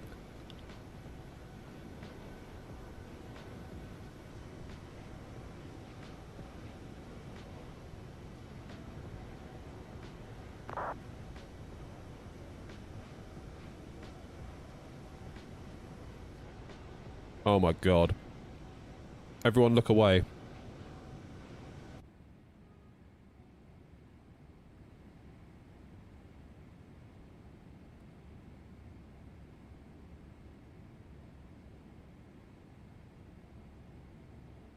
You saw nothing. I made them, Westy.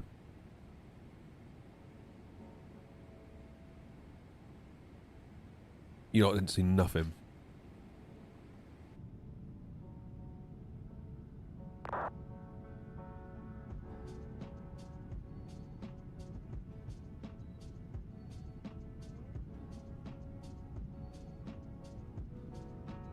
Hey, doing Anonymous?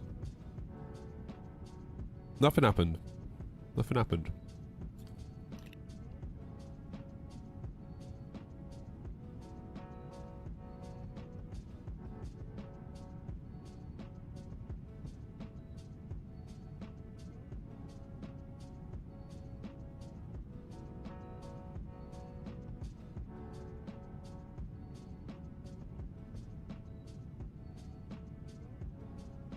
Do I play any instruments? Yeah, I play guitar. I should be way better. I should be way better than I am. But, like when I was 19, I was like really focused on it. Like, loved playing it. Then as I got older, I don't know, work took over. Then got the house and started doing up the house a bit, and then we got a dog, and then kids arrived, and yeah, I've taken my eyes off the ball with it, really. So for now, I just use it as a thing to just pick up for 5 minutes, have a little noodle around, and pop it back, and that's it, really.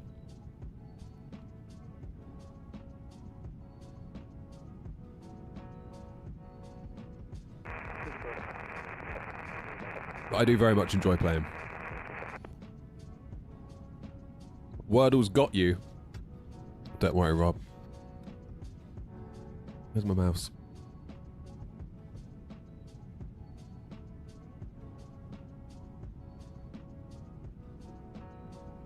Righto! Let's go!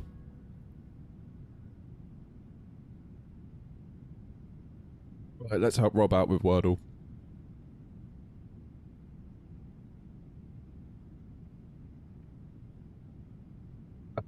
Okay.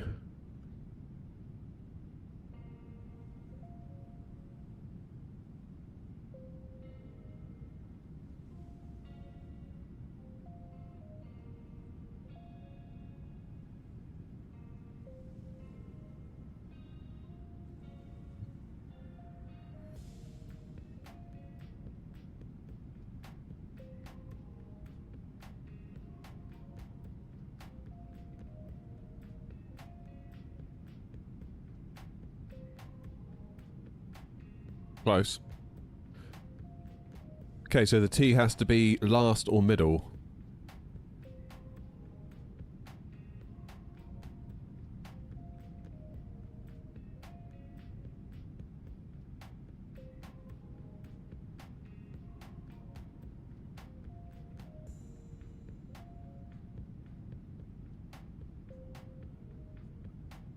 Yeah, okay, Rob, this is hard. I'll, you know, fair play. Hey, dude, Dextro. Anyone got any ideas? Because Rob's struggling. I could probably do it, but I like to involve chat.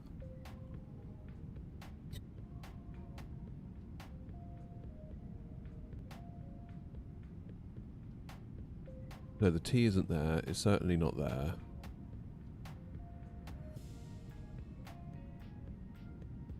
Not a double E.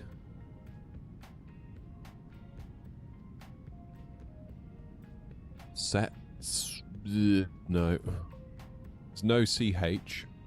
H, we can't have any H's. Fetch? No, because of CH. God damn it.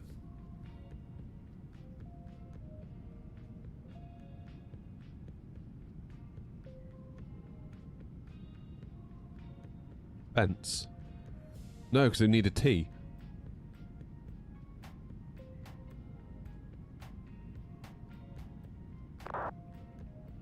God, what's going on here then?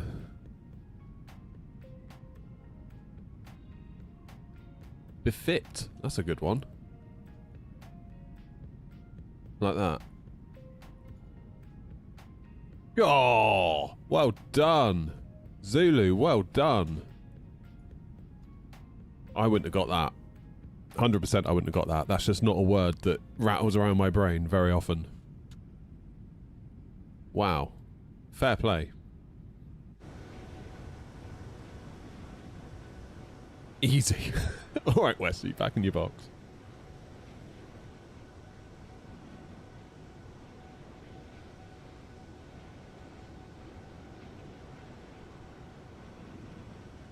Use that word on a daily basis. It's normally your starting word. Yeah, I normally go like early or outer or weary.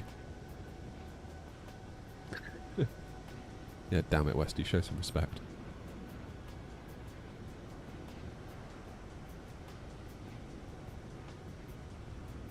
Yeah, that's a tricky one, that, Rob. I'll,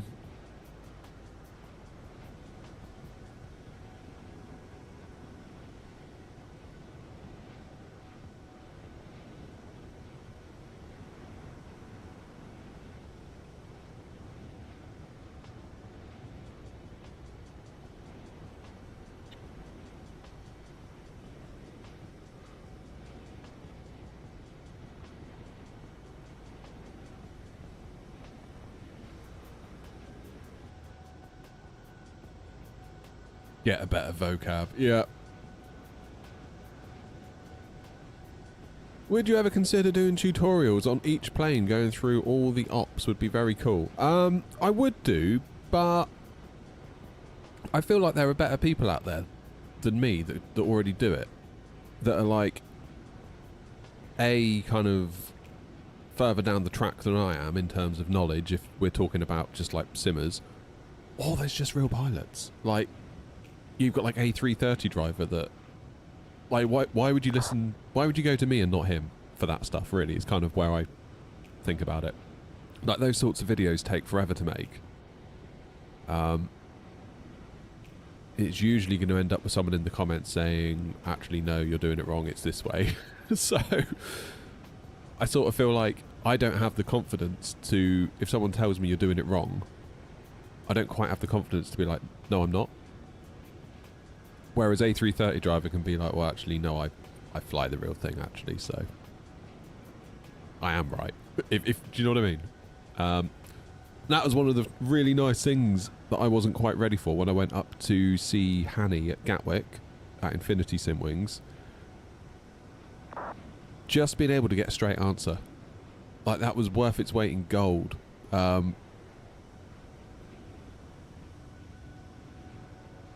The amount of times that, you know, I'd make do a stream or make a video or just like a YouTube short or anything like that, and you'd get someone in the comments being like, you're doing it wrong. And then someone else will comment to that person being like, no, he isn't.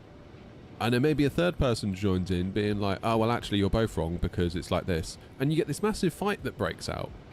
And it's like, guys, relax. First of all, just chill. It's all right. Like, we're all learning, it's all fine. And the amount of times that I've had the argument settled by a real pilot being like, hey, A320 captain here, it's like this. And that just ends the argument, because it's like, well, there you go. And there was a time, I forget what it was, we were flying, doing something in the sim, and I just said to Hanny, like, this question that I'd always got competing answers to, if I've ever asked it. And I said to Hanny, like, oh, how do you do such and such? And he's like this. And I was like, there you go. Now I know.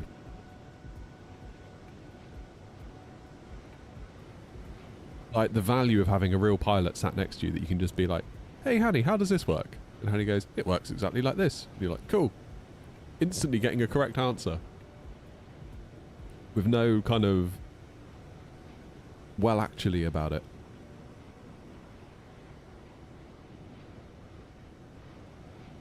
Very cool. Welcome back, Westy. Didn't realise you'd gone. OG's in. Lachlan, the overlay is Sim Toolkit Pro. What did I miss? I mean, Westy, you've only been gone like 2 minutes. Not a lot's happened, to be honest, man.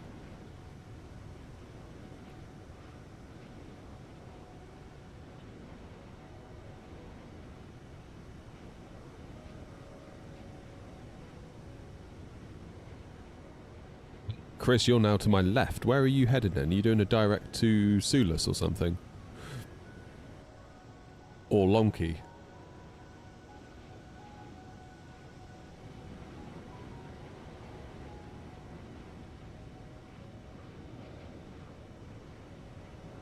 Rob, have you played any more Modern Warfare 19? If you're still there. I don't know if you're still there.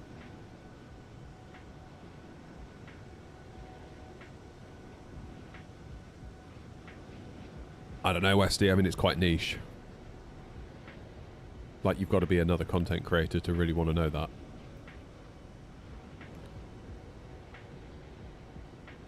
I didn't spot you, Rob. No. I didn't spot you.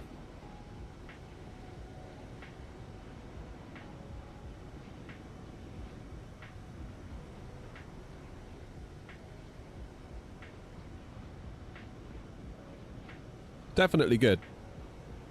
Definitely good. It's good playing it again. Is that the only thing that made it sort of bounce back, was that Steam put it on sale? Was that the only thing? Because I'm guessing they've not taken the servers offline, have they? The servers have always been online. It's just no one much was on them. Look at that tail. You can just see where the two parts of the panels join where I do the paint kit. But don't look, because you won't unsee it.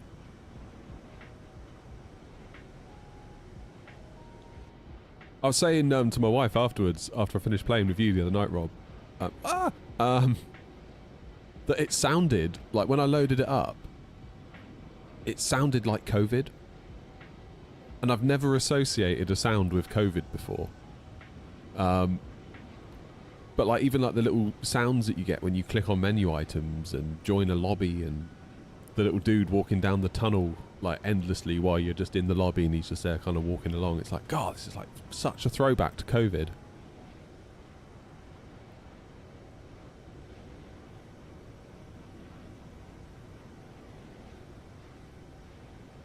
We did play it a hell of a lot, didn't we? Well, I feel like I missed out on half of COVID playing it because I couldn't get a graphics card.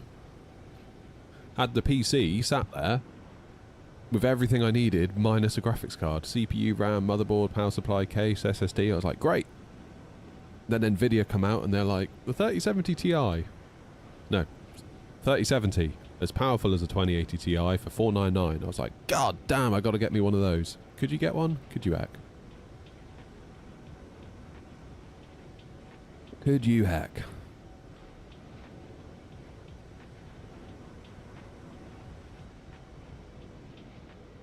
Then you got a 3080, Rob, didn't you? For £50 more than I paid for a 3070. So annoyed at that. And that card aged really well. Really well.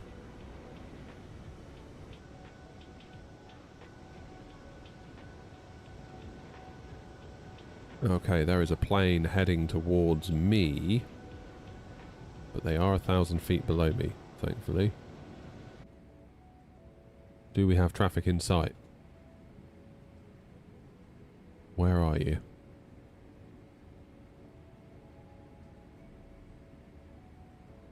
Can't see him.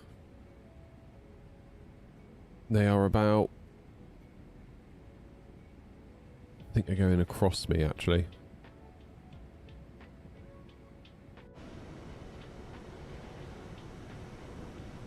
Where are they? I don't know. I feel like the draw distance needs to get way better for planes.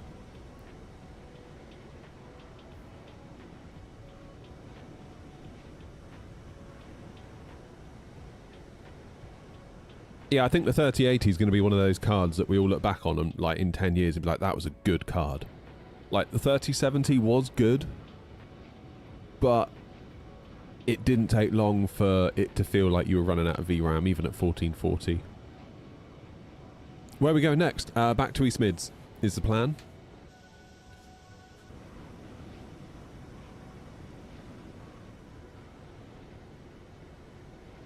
You were talking earlier about not feeling confident to put something together that would be useful to guide people like myself. Yeah, we were talking about how to like set up a plane and fly an actual route end to end.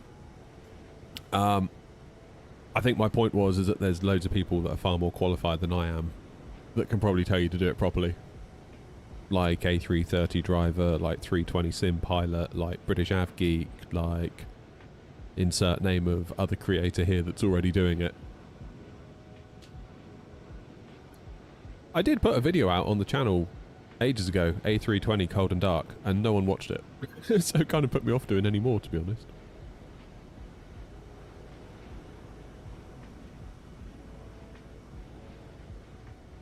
Oh, gutted Westy. Yeah, I paid £599 for my 3070, and I felt, at the time, this was how naive I was, I felt completely ripped off.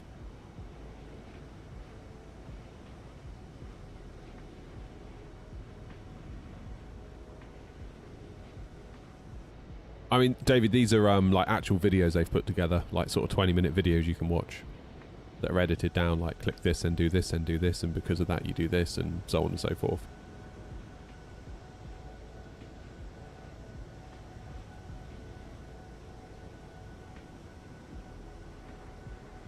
A330-200 crashed while I was on final. Oh no! As in, like, wasn't crashed. 1250 for a 3090. Philip, that's a hell of a deal. Weren't they supposed to be an awful lot more than that?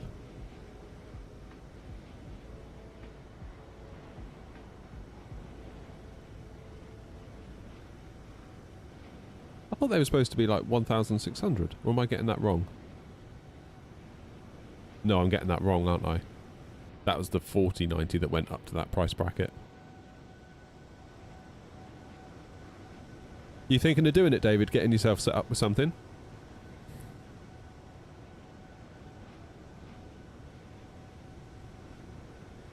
You're about 1,000. Yeah, okay. Yeah. It's the 4090 that pushed the envelope, wasn't it, to 1,600.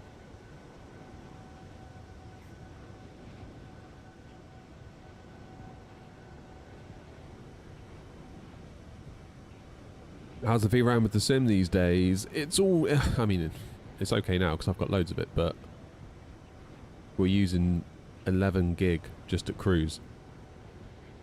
Whereas if this was in Flight Sim 2020 with DX11, you'd probably be looking at, I don't know, 6. Go to Edinburgh. That'll eat all your VRAM. If you ever want to get your VRAM eaten, fly to Edinburgh. With the Pyregy scenery, of course. David, if you do get started and you want to get into a plane and all of this stuff, maybe check out Luke's channel, British Av Geek. He does kind of multi-part series per plane, if you know what I mean. So if you want to pick the 737, it'll be like how to do a cold and dark from the plane being completely off to getting ready to push back, then doing the taxi, then doing the takeoff to cruise, then the cruise to descent, then the approach. Like, he does a very good job at that. So good that I lose all motivation to do anything like that myself, because it's like, just watch Luke. Really, like, there's no point me doing the same thing.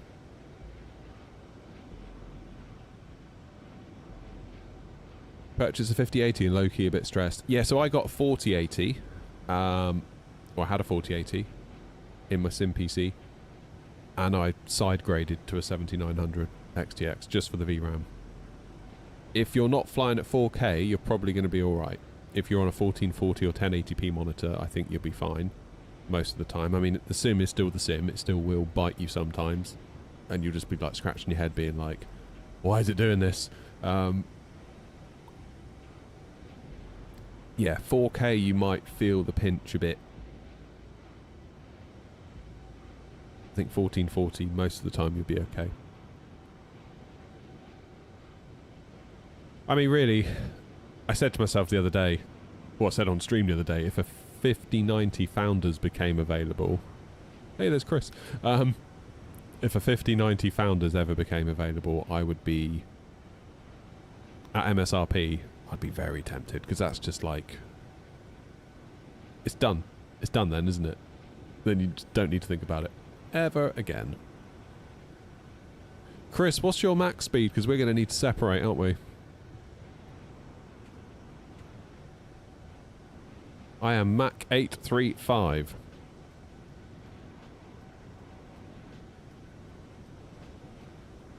They're like $3,000, yeah. But if you can get a Founders Edition, then they are obligated to be sold at MSRP from whomever's selling them.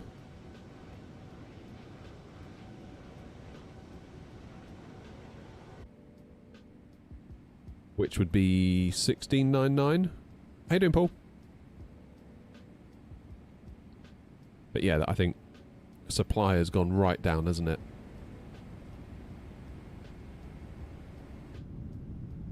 There's Chris right over us.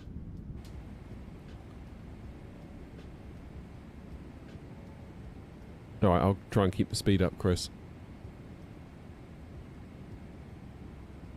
Aiden, there is Boeing. We've got 777s. I'm in one now. There's 737s. What are you after? It depends what airport you've started at. Are you doing a scheduled flight, Aiden? Is that what it is?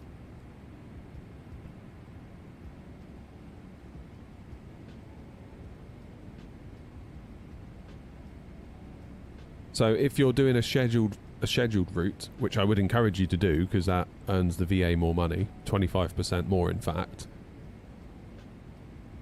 If you're doing a scheduled route, the planes that we have available, so we have to lease the planes for them to be flyable by the pilots. It depends where they are. So, for example, there was one 777 freighter left at East Midlands. I'm now in that. I'm flying it to Prague, and it will be in Prague very shortly.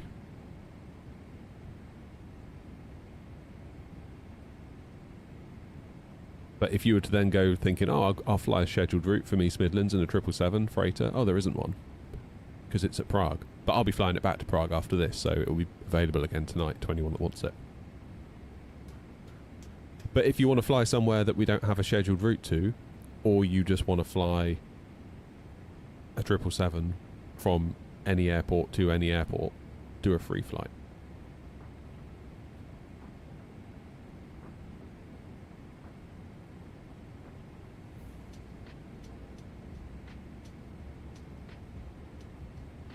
Yeah, so with scheduled routes only, Aidan, the planes are where you leave them.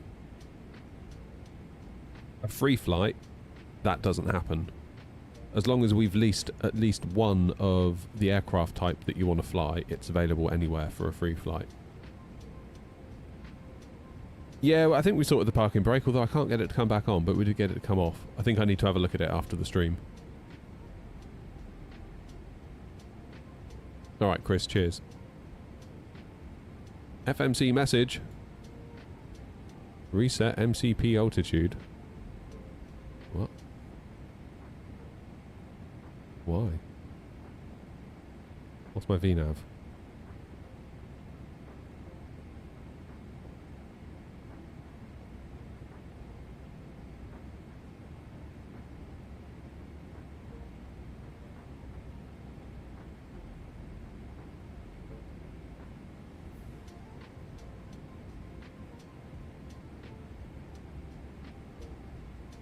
I'm trying to get an act where I can talk to someone on MSF, but what, for free?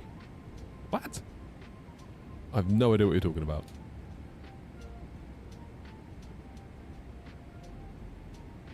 That's right, Aiden, yeah.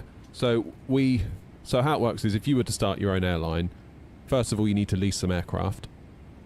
And you have to choose, you know, maybe an A319, a 20, a 21, 737, whatever you want. But then each day that passes, you have to pay the lease payment on that plane. So you don't want to lease too many, because if they're all sat there doing nothing, you're paying for the lease payment every day, and and the planes aren't making any money. So at that point, you would get rid of them. So you want to try and find a balance where there's enough planes around so that your pilots have always got something to fly, and but equally don't want too many so that you're just upside down on your finances. Now I know it's only pretend money, so it doesn't really matter, but if we're going to do it, let's do it, yeah? Then you have to make a schedule. So you have a load of airports that you fly in and out of, then you create routes in between them, and then there's a daily cost to the scheduled routes. Because if you imagine there's a scheduled route between East Midlands and Prague, well then people are going to show up to work at that airport, aren't they? If it was real life. You're going to have people like check-in desks, you're going to have baggage handlers, you're going to have all this stuff. So again, if no one turns up to fly that flight, then the airport still charges you for their services for the day. So the temptation when I first started it was make loads and loads of routes, make it super interesting, fly wherever you want, so many options. Where in actual fact, you need to kind of start small and gradually grow it out. So you don't buy a plane, you lease it. All the planes are leased.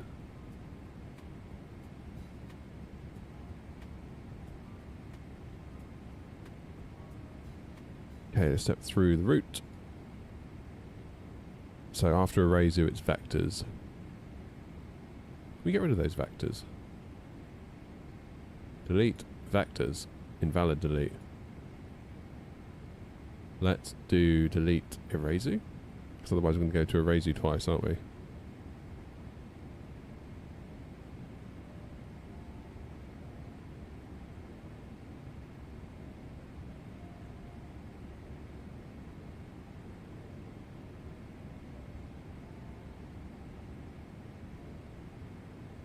Better.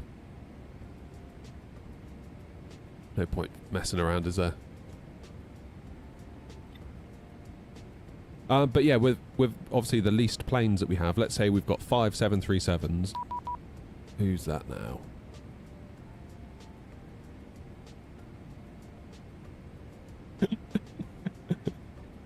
Someone on ground. Delhi ground, currently watching your stream as well. That's cool. Are we doing a return? Yes, we are.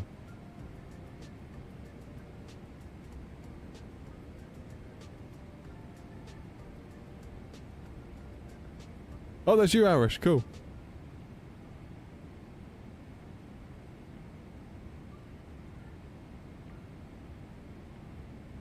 It's a good example of what you're describing with a real German airline. Marabou is a sub-company of Germany's Condor. They started out just like you described. Very few planes, very few routes, constantly growing and expanding. Still not huge, but they're functional and profitable. Yeah. Yeah, I've got it set to super low latency on YouTube. Right, when's top of descent? We haven't shot past it, have we? Because we've been yapping. Yep. Bugger.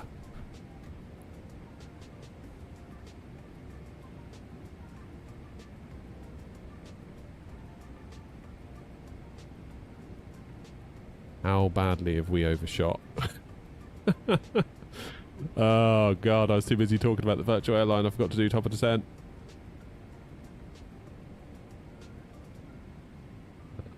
What page do I go to? VNav?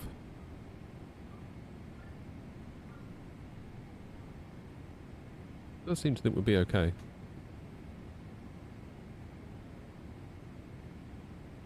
How dare you distract me?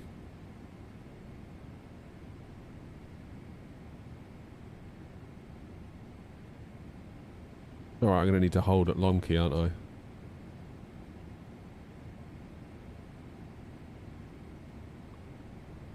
Drat. I don't know, we are nibbling away at it. When does it think we're going to get there? Yeah, we'll be fine. Prague traffic, Air 2209, flight level 390, beginning our descent now for Lomkey 8 Sierra, arrival into ILS runway 24, transitioning at Erazu, Prague traffic.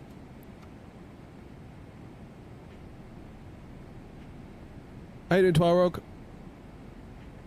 My number one plane, it's got to be the Phoenix, isn't it, really?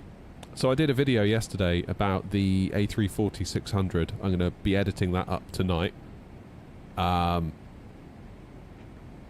we took it on a flight. Bit of a spoiler alert, but not really. We flew it from Gatwick down to Toulouse, where it is going in the hangar, where it will remain until such a time that it works with New Sky and we can get an aeronaut livery made for it. Because as wonderful as it might be, if it doesn't work on New Sky, it's a bit of a dead duck. Now, I think at FS Weekend they were saying, oh, we're going to change this, we're going to change that, and that's great, I hope they do.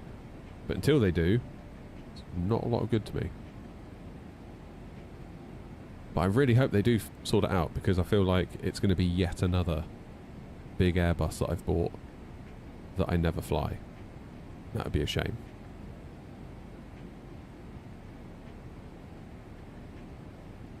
We try the speed brake. Well, at least they work.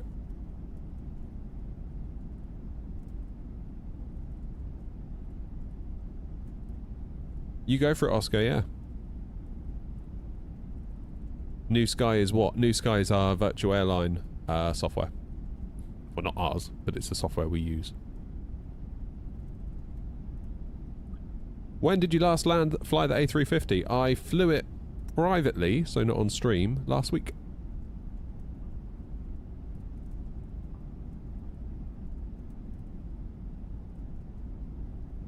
Does it work with Boeing though? So I'm using spad.next, a piece of software. Don't know if you're familiar with it. To make this work with Boeing. It does seem to be working very well, with the exception of the parking brakes being a bit weird.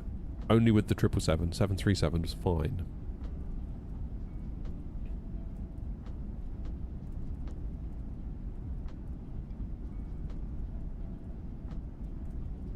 I mean, James, we got it. As part of the virtual airline, we got a livery for it, so others can fly it if they want to. They're more than welcome.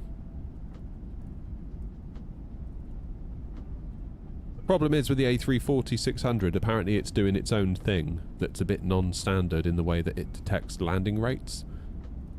And it's causing problems with flight tracking stuff, such as New Sky, because obviously it tracks your flight and then awards a point scoring system at the end based on how good your landing was, blah blah blah blah blah. New Sky have taken the view that they're just going to remove the plane until they sort it out, because they're like, every other plane does it in the standard way. If we bend over backwards to accommodate the toeless A340-600, what does that do? That gives other developers a license pretty much to do whatever the hell they want with their planes, and it's like, we just don't want to be in that position. I totally get that.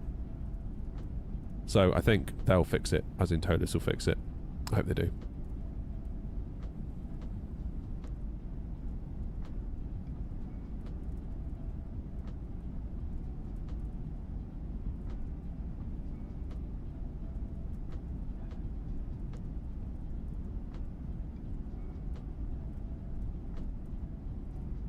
Yeah, Phoenix Neos are the next one. Those things, man, that's... I'm going to be flying those like you wouldn't believe when they come out. We're just going to be going full send Phoenix. Full send Phoenix.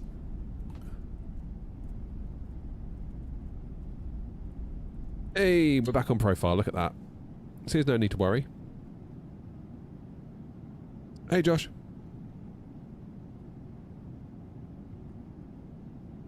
Yeah, Phoenix Neos are going to be very special indeed.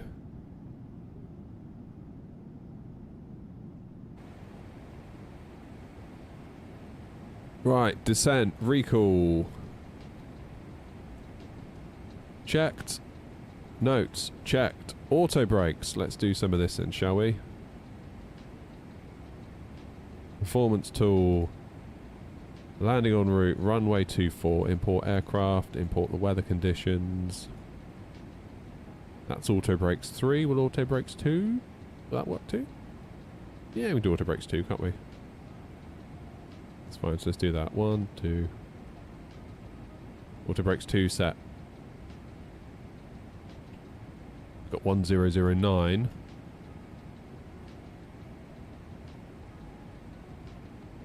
In there. Right, let's get rid of you. Pop you back there. We'll go for a flaps 30 landing, so that would be 135. You need to go in there. Thank you. Auto brake set. Landing data, VREFs and minimums. Minimums into Prague. We're quite high into Prague, aren't we?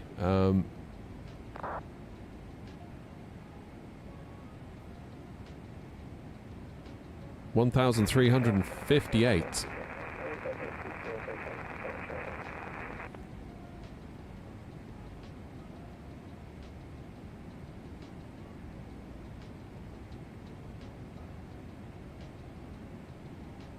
Forget how high Prague is. 1,300 and 58.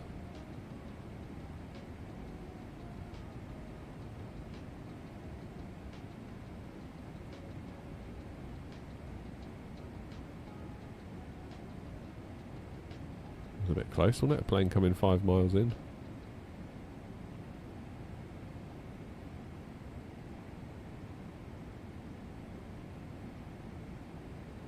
Let's resync the heading bug 048.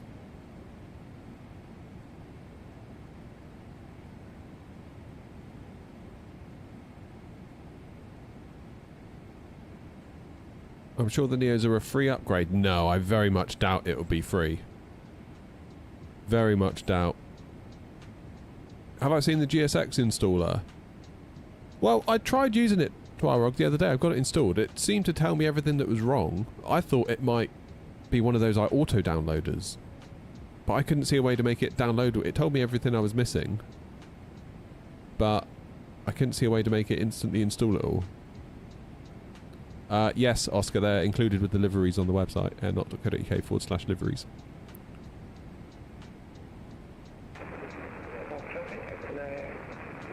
Oh, I would advise you get the Phoenix. Just get the lot, get the COs now, and then get the Neos as well. Like, it's all so worth it.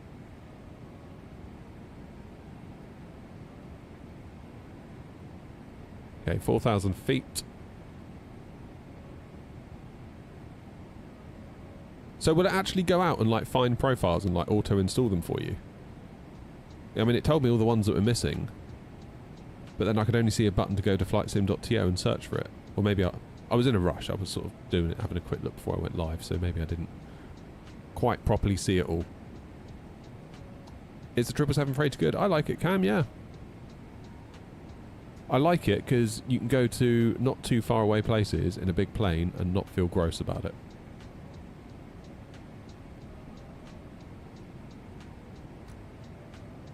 Lights are on, 10,000 feet. We've done our minimums.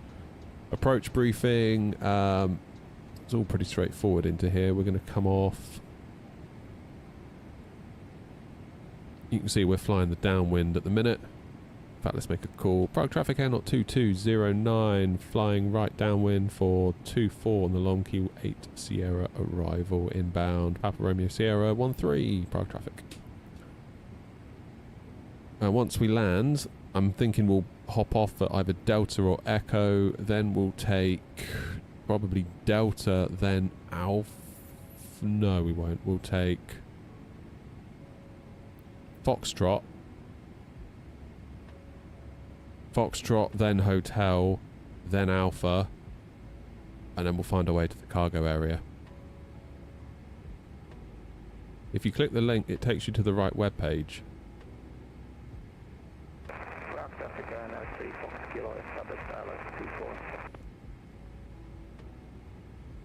So you do need to go and like manually download each profile.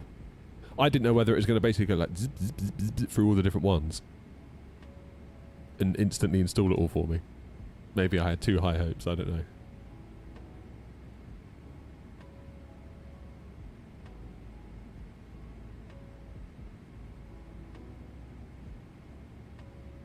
So, 135 is our approach speed. We'll add 5 knots for the wind. That makes it 140.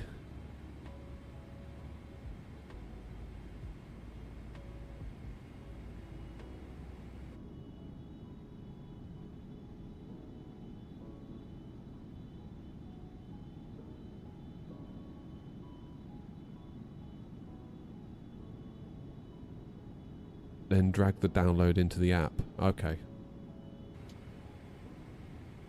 If they could do an update where it auto does it all, that would be well good, wouldn't it? Where's this airport? Oh, there it is.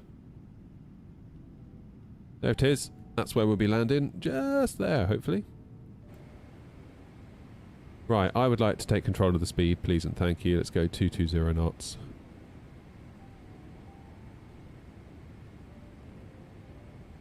Prague traffic at 2209, slowing speed 220 knots.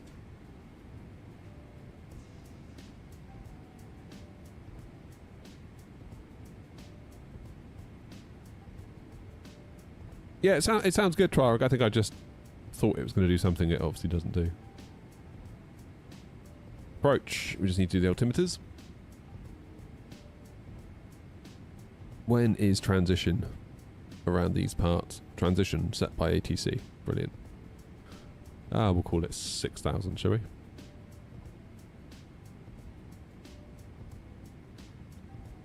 Traffic FedEx 1903 descending pre-flight level 100 on the Long Key 8 Sierra, arrival runway 24, slowing to 250 knots. Flight traffic. Okay, speed brakes are working. Look.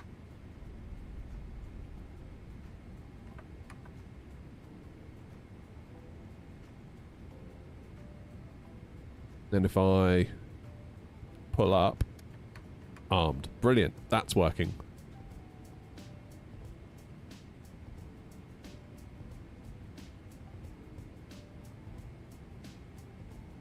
Right, lose the tunes. Time to focus now. Alright. Last time I landed this was when I dragged it all the way across the Atlantic from Baltimore.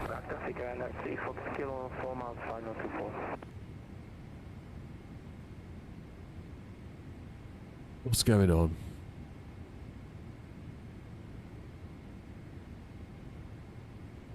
Right, it's 9 miles between...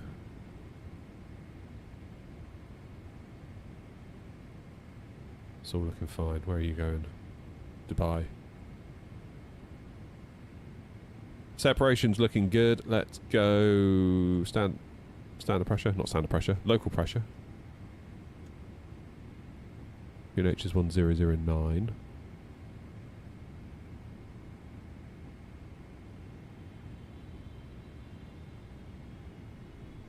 Prague traffic, N-Not 2209. We are about to turn base for 24, slowing to speed 200 knots.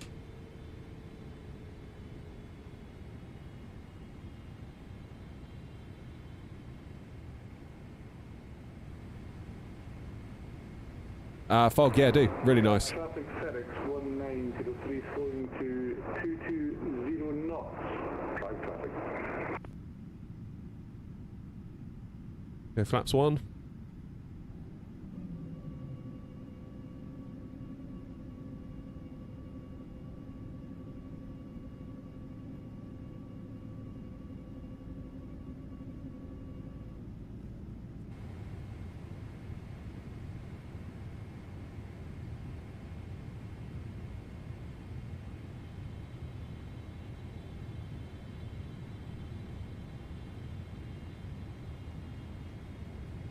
Okay, we're 16 miles out currently.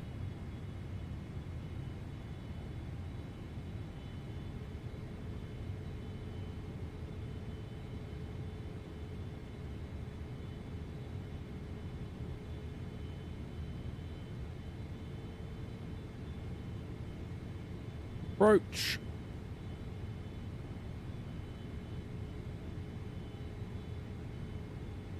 Okay, we're quite a way out. We'll keep our speed up for as long as possible.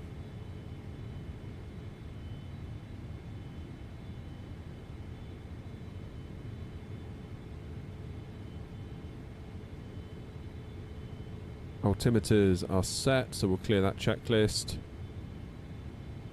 All we need is gear down flaps 30 and they should auto-detect.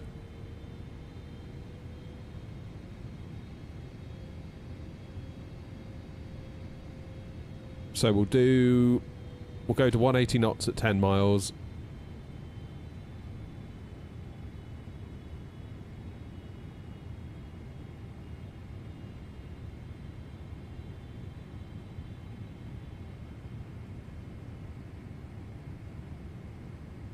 Prague traffic out 2209, slowing 180 knots. Prague traffic, FedEx 1903, turning base for the ILS approach, runway 24, slowing to 200 knots, Prague traffic.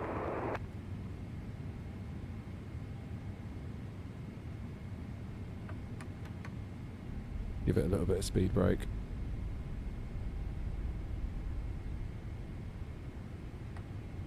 Flaps 5.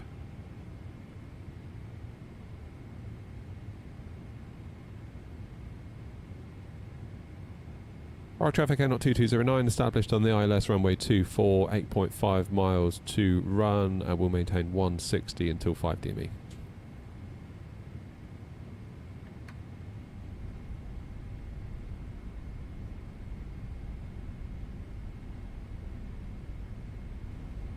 That is quite the crosswind, isn't it? 11 knots going across us.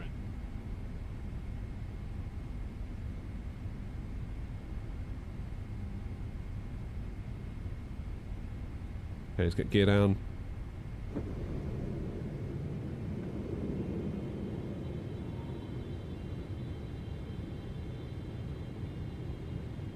Six DME. Lights on.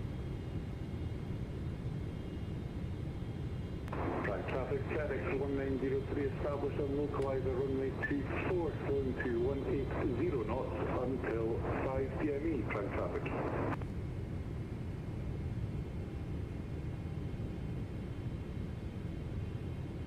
$15, and we'll go flaps full. Flaps 30, I should say.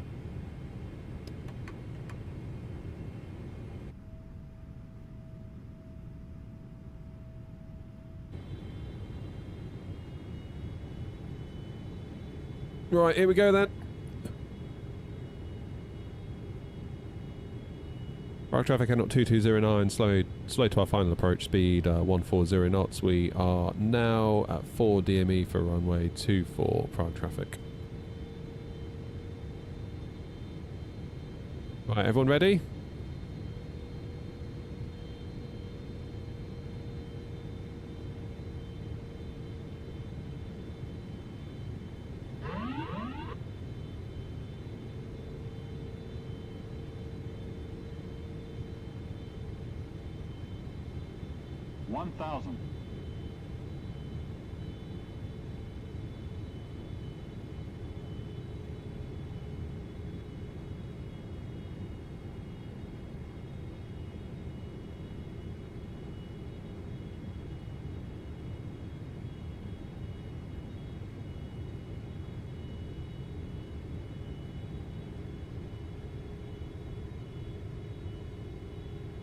Feels like we've just gone a little bit to the left. That's okay.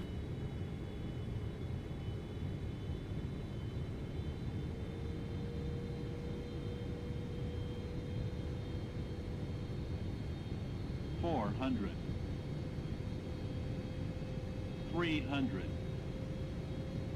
Approaching minimums.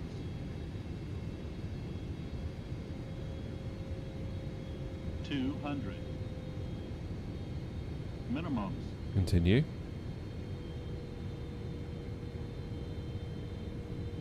$100. 50, 40, 30, 20, 10. Prague traffic, FedEx 1903, 5 miles out, ILS runway 24. That's a bit hard, wasn't it? Minimum approach speed. Still, we're down. To reverse. Almost forgot to flare then. Okay, let's get the reversers away. Disarm the auto brakes. We will hop off at the nearest possible opportunity. That was a bit hard, that landing. Sorry, guys.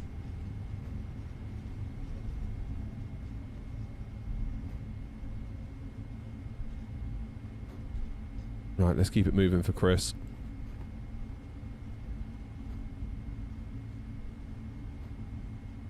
Prague traffic, not 2209, runway 24 vacated.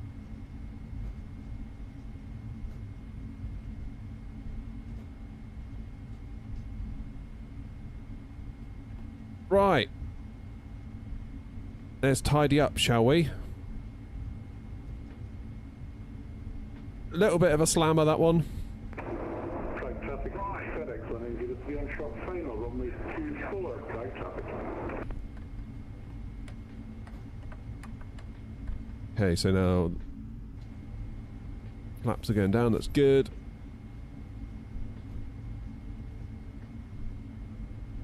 Good job it is only boxes, eh? Good job it is only boxes. It is tail strike, yeah.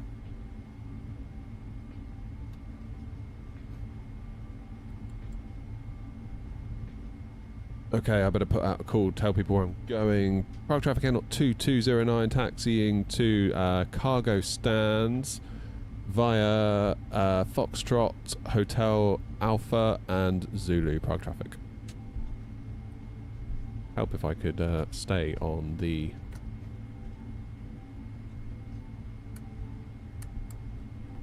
Help if I could stay on the taxi line, wouldn't it?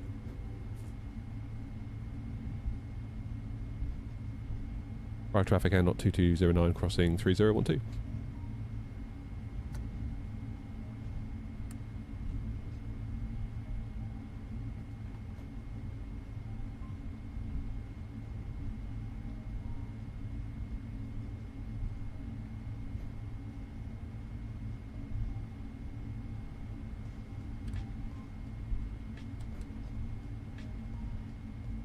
Right, I'm all the way over in the naughty corner, so there's Grumpy and Joanna. Prague traffic, Air 2209, runway 1230 vacated.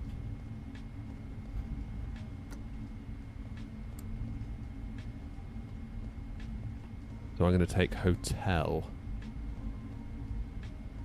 Should have given it a bit more flair there, I think. FedEx 1903, runway 24 vacated, Prague traffic. A little bit more flair required.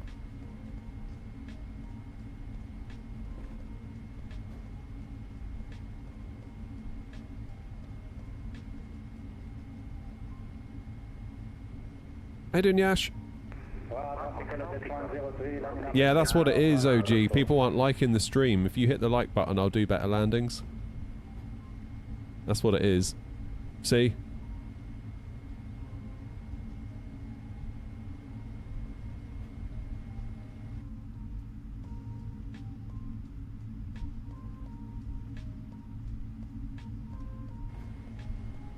Let's try and stay on the taxi line, shall we?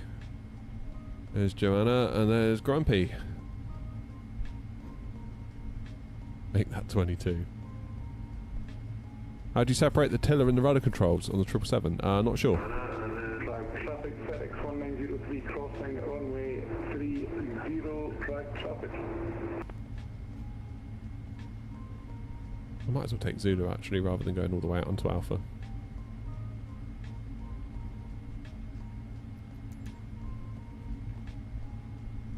Let's go Echo 5A,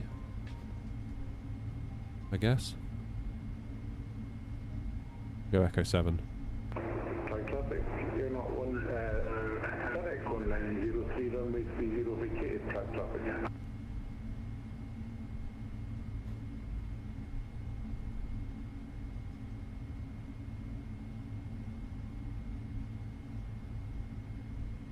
Right, what are we at? 12 o'clock. We should have time. We should have plenty of time to get back.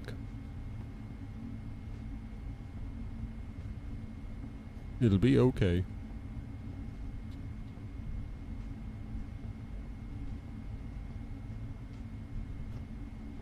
Okay, so basically straight line now onto Zulu. I feel like the plane always wants to go to the left. But I guess that is the wind, isn't it, hitting the tail, even on the taxi. If I just release my rudders, look, we're slowly going to veer off to the left.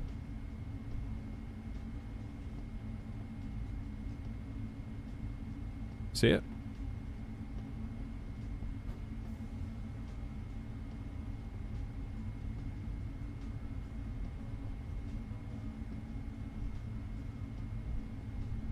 Well, I don't know, Joanna, actually, about my rudder trim. I'll have a look in a minute.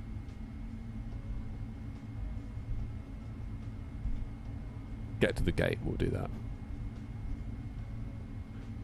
Right, let's get that APU on.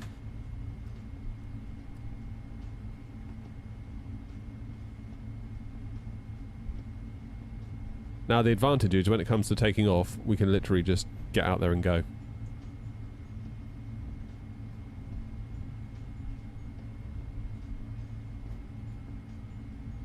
Echo 7, that's going to be right up the end here, isn't it?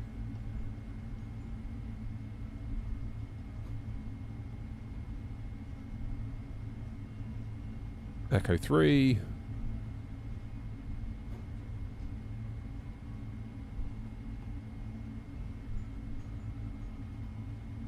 Echo 5.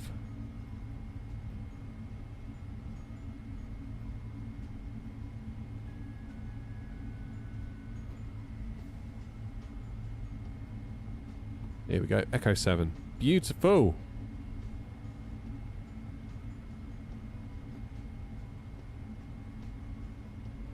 Okay, let's see if we can do a nice job of the turn.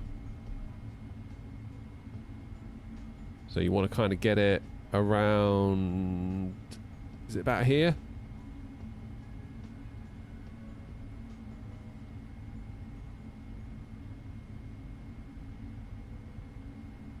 Let's see. See where it lines up.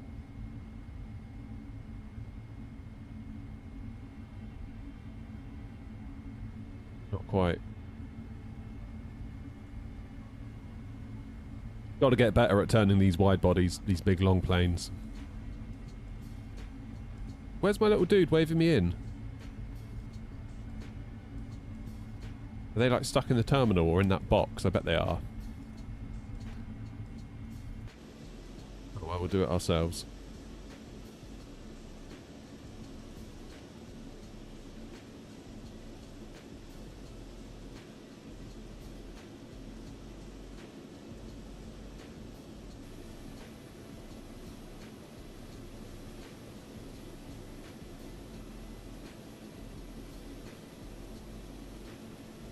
Right, now, most importantly, is the parking brake going to set? Yes, it did! It sort of works.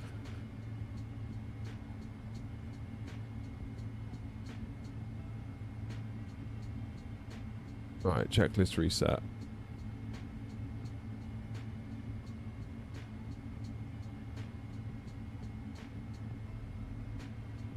Good. So then, APU is running. Parking brake is set, which means we can... Engine switches work, that's good.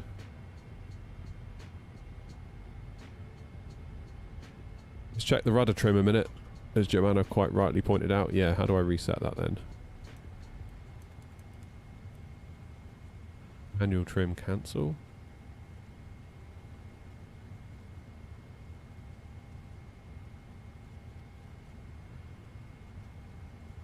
There we go. Good. Good, good, good. Engines are off. Beacons off. It's going to give me a ding for the landing, I'm sure it is. And I don't blame it, frankly. That wasn't a very good landing. Oh, I don't know. Great touchdown. See? You lot. Honestly. Your big mouths. Show some damn respect. Okay, £67,000, dollars, whatever, made for the VA. That's why we fly cargo. And we've got a whole new cargo network going on for the virtual airline as well. A whole new cargo network on the scheduled routes.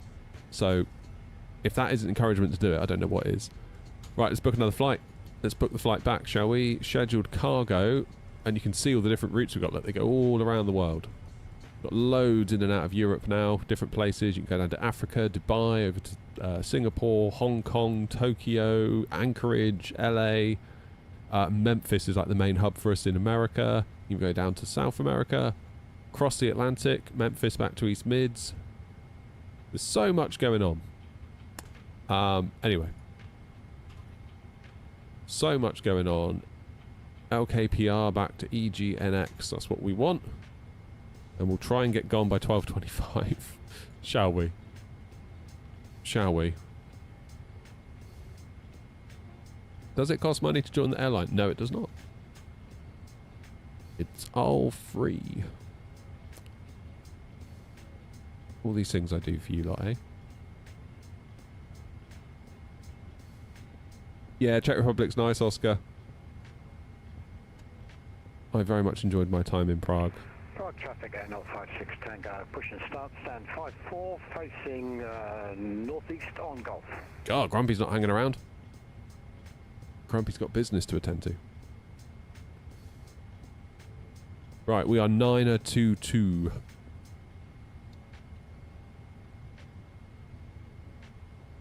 So X-ray November Oscar. 922. Out of 24 on the bow 25 Alpha.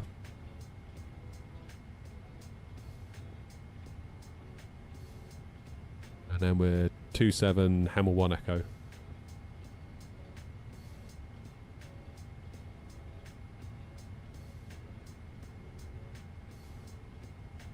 That'll do. 40,000 feet.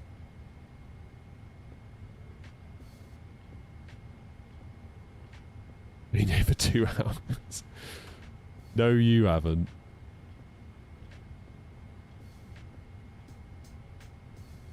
Come on.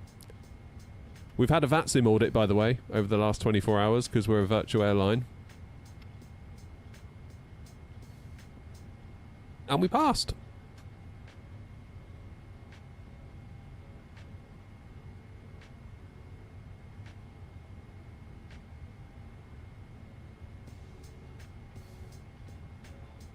So we're good for another period of time until they decide to audit us again.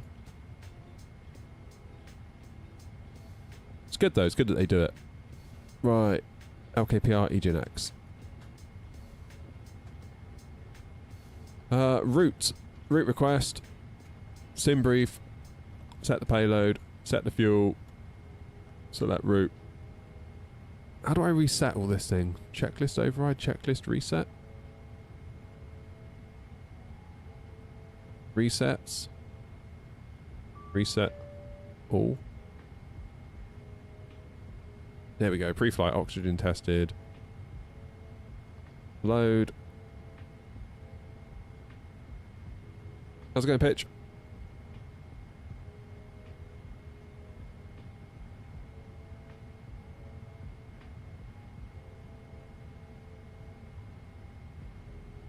We're going to unload the old flight plan, pop in the new one.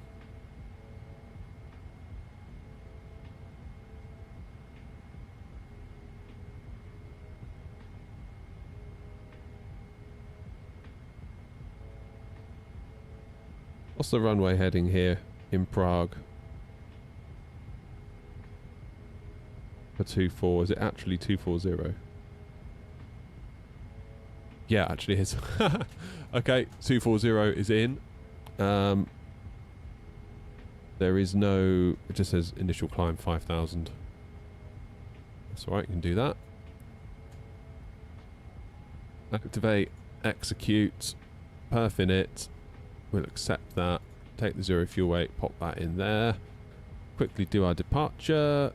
We'll do runway 24 on the bow 25 Alpha. Yes, correct. Then into East Mids, ILS Zulu 27, Hamel 1 Echo.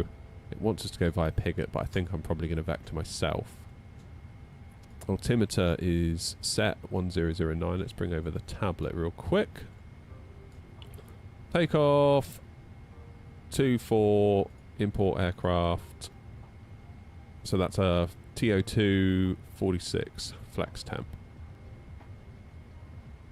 Take the wind, that's good. FMC com, wind, load. Should get a load of W's.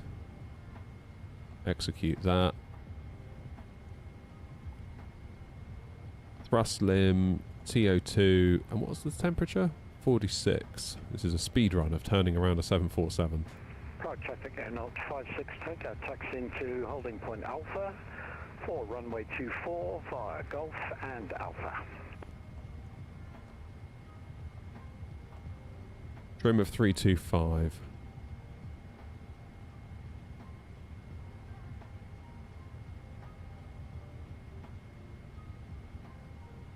On your last day of annual leave, trying to make the most of it. What are you doing here?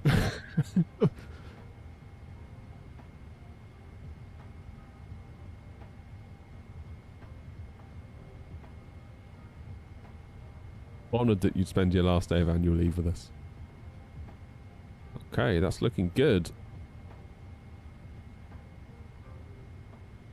That is looking good.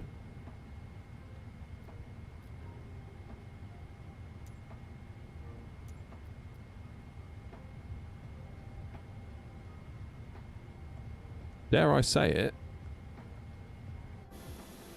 We're quite close to being ready to go again.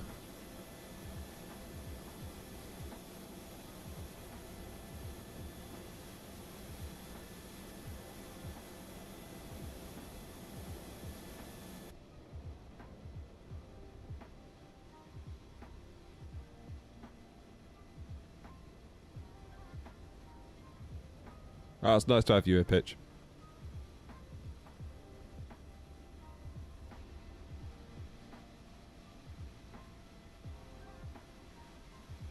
So our taxi is just over there, basically. What is GSX doing?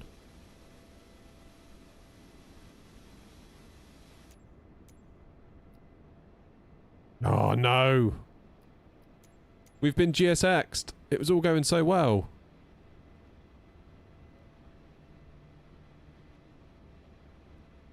GSX.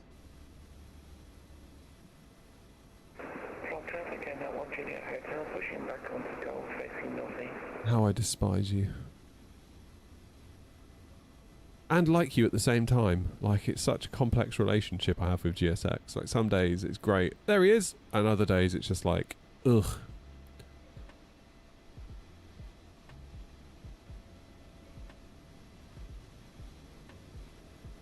Hello, Captain. We are ready for pushback.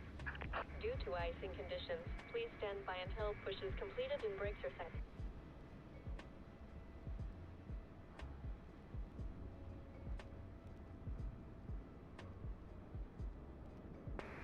Prague traffic going up 56 Tango, line up 24 via Alpha.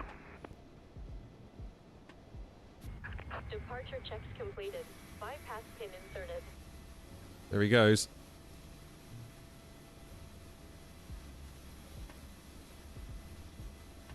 Hey, Enya.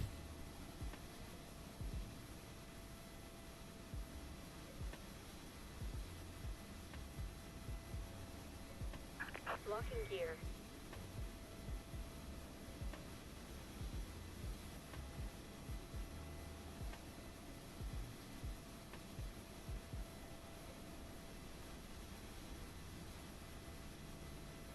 Now, do I have a GSX profile for this airport?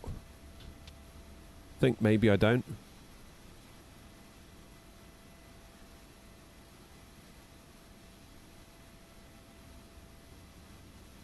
Can't remember.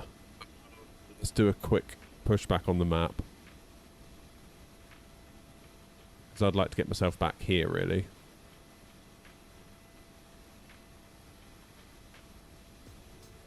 Yeah, that'll do. Save route.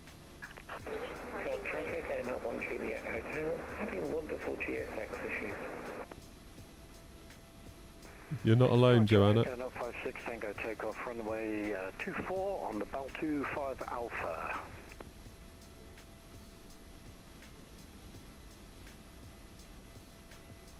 Right, so if I release my parking brake. Commencing push. Due to icing Go. conditions, please stand by. Prague traffic, Air Not 922, pushing back, stand Echo 7, facing northeast on Zulu, Prague traffic.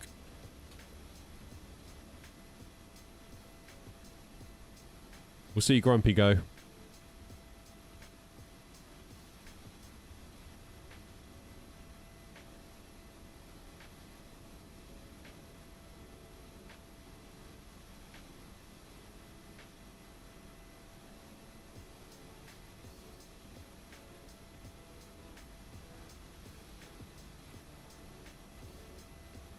And off he goes.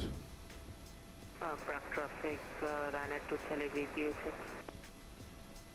By 5. Thank you. Right. Engine 1 into start.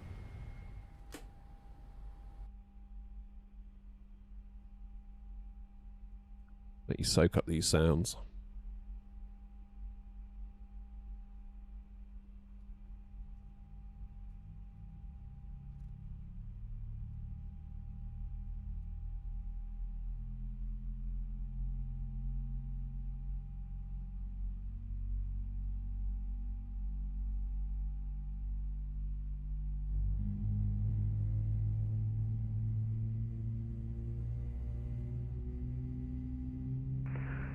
Prague traffic end up 56 Tango, airborne over 24, passing 2,900, direct to Donad.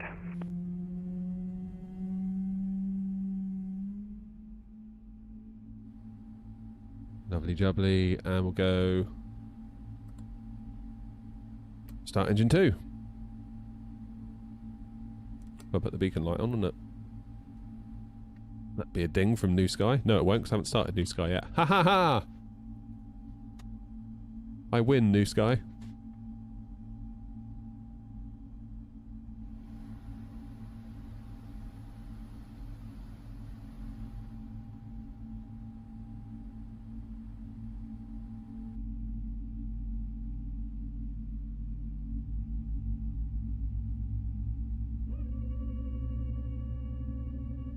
Yeah, 777 freight is great.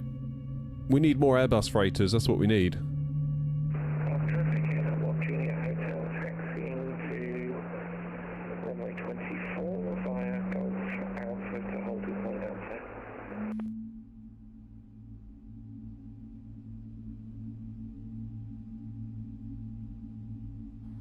Well, hopefully it will stop me about here. That would be ideal if it does.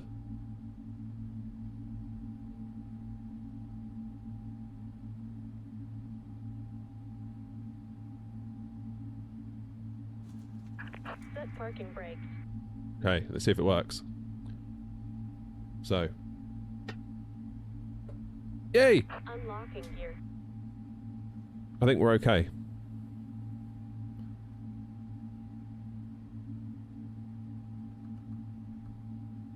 Going to recycle the flight directors real quick. LNAV, VNAV, armed. That's all good.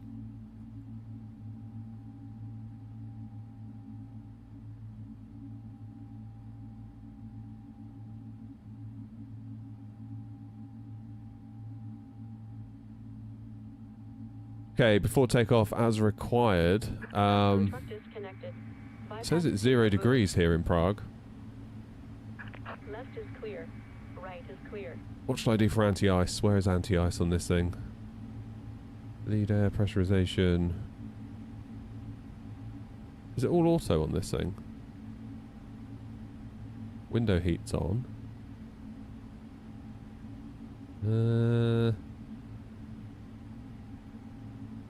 Is there any anti-ice stuff?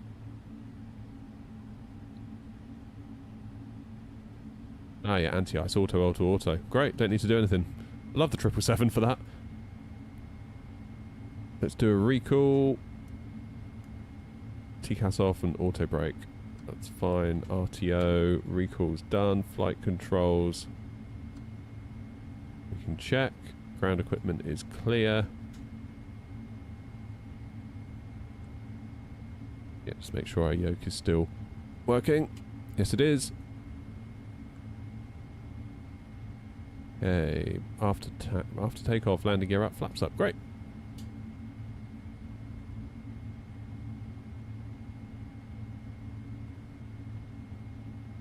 Prague traffic, air not 9022, taxiing to Holder Point Zulu for 24.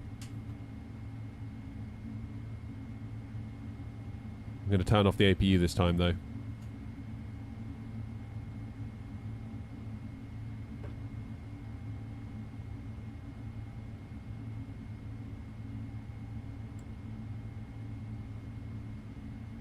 Right then, back to East Mids.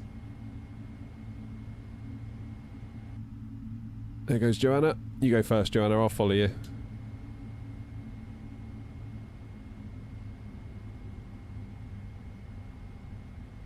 By saying that, I'm probably going to be quicker in a triple. Morning, Mark. How's the PC?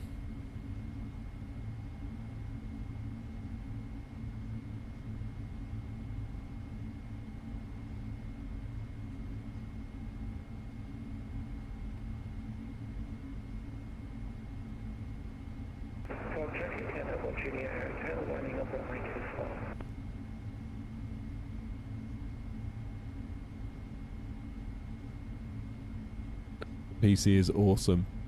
Am I going to stream the ATR? I don't know.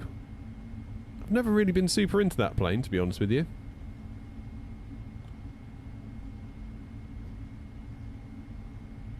Is it, like, fixed in air quotes now? Has anyone made the A300? Yeah, Indie Builds.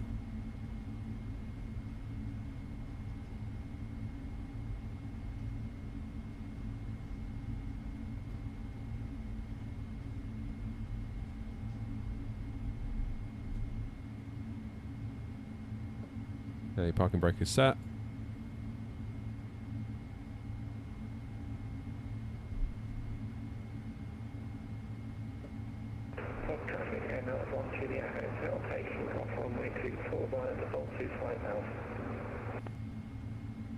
Struggling with the parking brake again. I need to look at that for the triple. How do I reset my thing?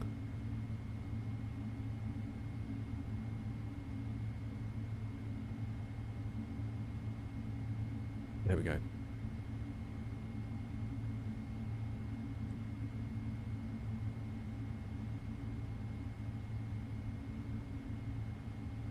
So we'll give Joanna a couple of minutes. What turned out to be the brake issue? Don't know, Jim. I think it's SPAD is failing to do it properly. I don't really know why. So I'm setting a brake axis, so that basically pushes the brakes down, holds for a second, then changes the parking brake lever, waits for another second, then releases the brakes. Because I think in the triple you need to push the brakes down like you do with the 7.3. Am I right in saying that? Is there a huge difference between the Freighter and the 300ER? It's shorter, and I don't feel quite so bad about flying it on shorter routes.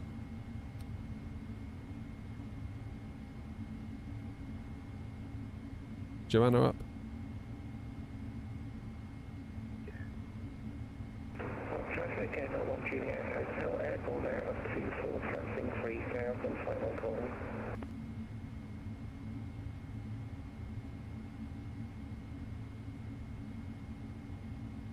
So from me, Prague traffic, Kennel 41 kilos, pushing right from stand C Alpha to face north, Prague traffic.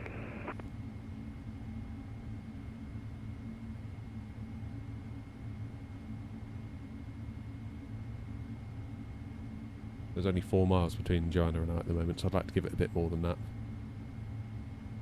Anyone coming into Prague that I need to be aware of? I don't think there is, not really. Prague traffic, Air Not 9022, lining up runway 24 via Zulu.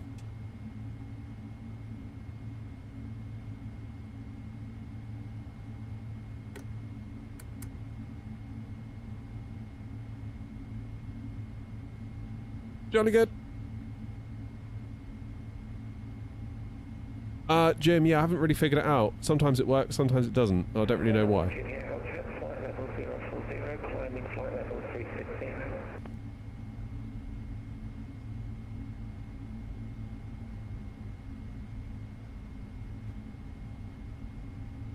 The Prague traffic, Air Not 9022, taking off runway 24, bow 25 Alpha departure, Prague traffic.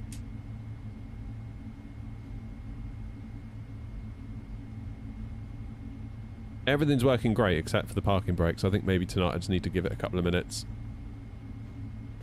I've heard getting the throttle in SPAD could be a challenge. Honestly, everything's working great except for the parking brake. Only in the 777. On the 7.3 it was perfect.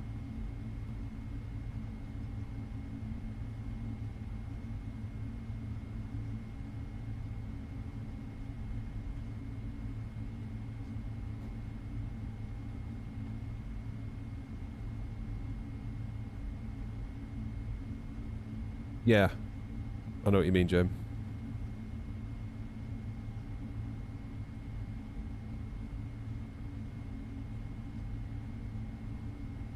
But, other than that, it's all working great. So, for example, now I can bring the engines up to about here to let them stabilise. Press and hold with my thumb the little red button on the side of the throttles. Takeoff thrust set. That's the way to do it. Oh, Pitstream, you just become a member. Thank you very much indeed. Oh god. But moving the throttles would take it out of that. There it is. Okay, do not touch the throttles. V1. Rotate. Lemon Henry. Gear up.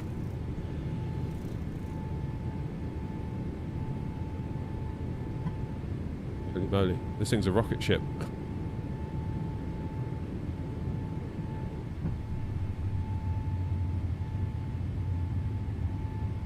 Right, do not move the throttles when auto thrust is engaged.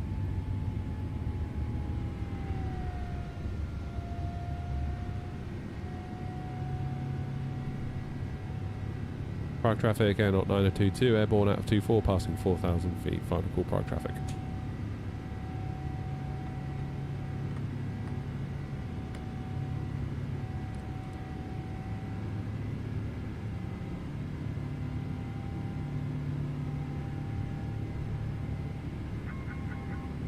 Yeah, I know about the altitude, thank you.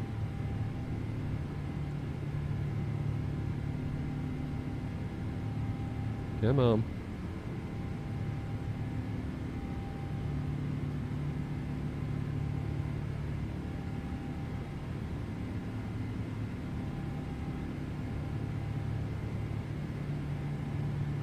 Right, 40,000 feet.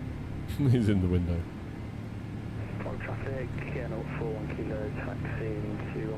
Okay, so maybe a little bit more work required on this 777 profile.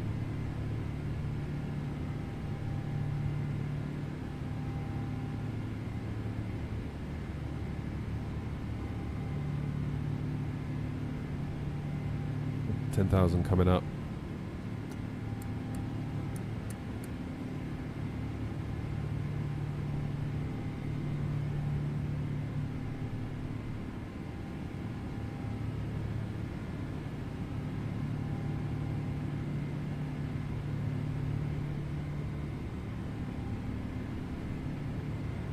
Start the turn.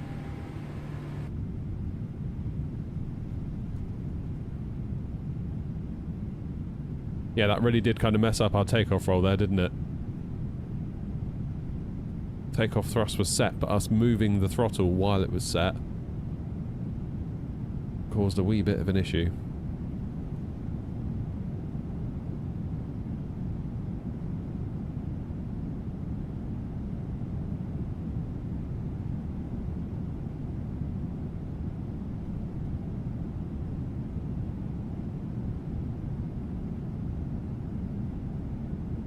Jubbly, right.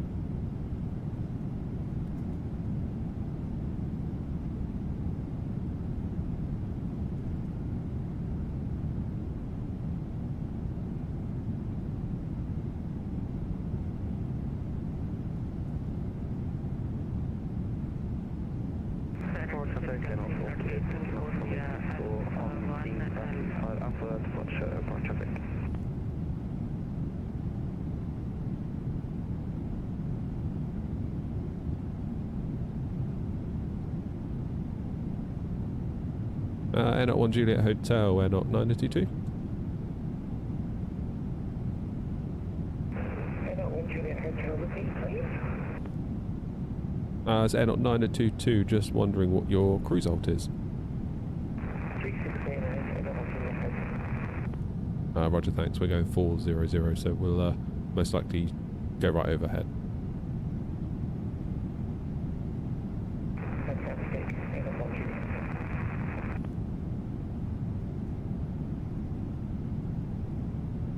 Look at me, hand flying and doing radio comms.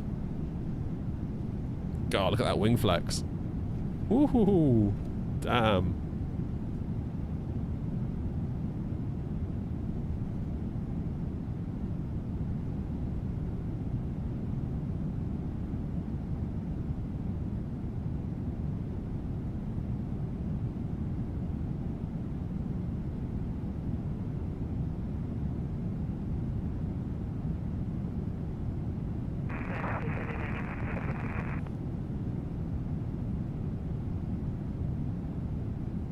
$20,000 feet and still hand flying.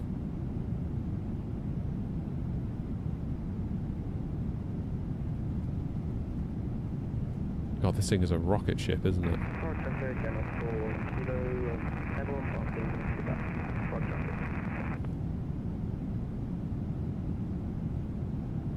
Motorized throttle. Oh God. Yeah, I mean, if Wind Control do a Boeing throttle, if they motorize it, my word.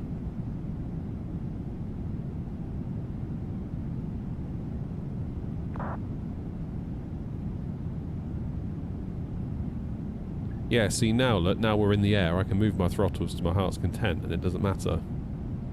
I think just when we were on that takeoff roll, and I'd enabled the takeoff thrust, don't touch your throttles, basically. And I guess that'd make sense if I wanted to abort the takeoff roll, wouldn't it? Sort of like, oh, pull your throttles to idle. So any change, I suppose. That would make sense, that seems like the right thing, now I think about it.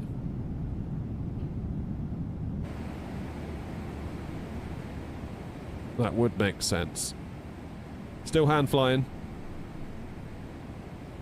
Man, the plane just wants to nose up. We need to trim it down. Come on. Come on. Still wants to nose up. Remember at the 737 sim day I went to, the guy was saying you can basically fly these things just by trimming it. For the most part.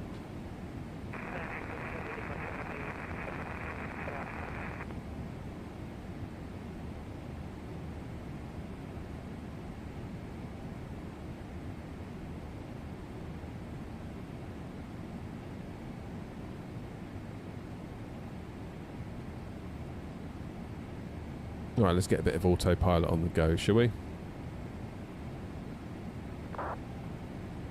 So, after takeoff checklist is complete, next one is descent. I can do that. So where's Grumpy? Joanna's 19 miles over there. And Grumpy is 80 miles ahead. My word.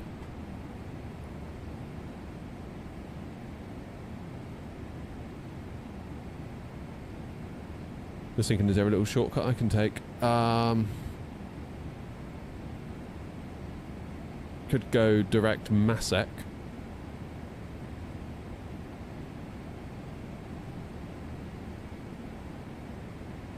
Prague traffic, Air 922, leaving leaving Boltu, going direct Masek, Prague traffic.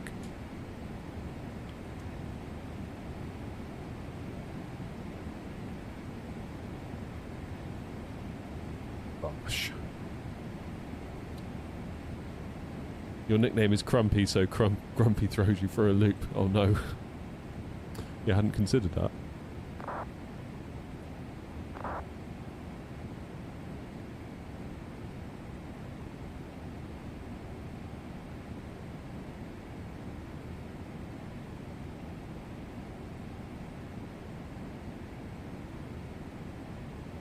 Where's this KLM going?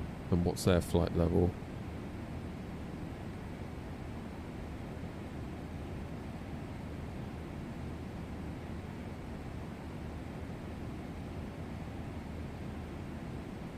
It will be okay.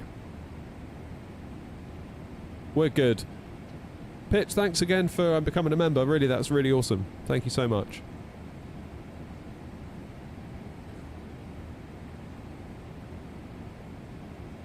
Every little helps, as they say. God damn, my Twitch things have taken a dive today. There were like 30 odd yesterday. I guess like it's been a month since people had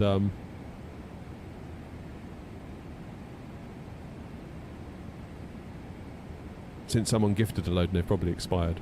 That's generally how it goes on Twitch. It kind of goes up, then it goes down when the gifted's expired, and then yeah.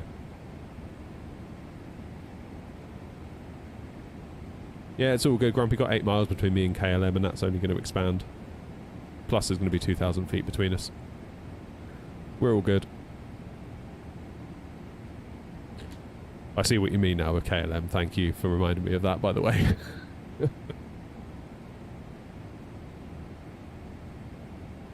Love that you sent me a screenshot of that.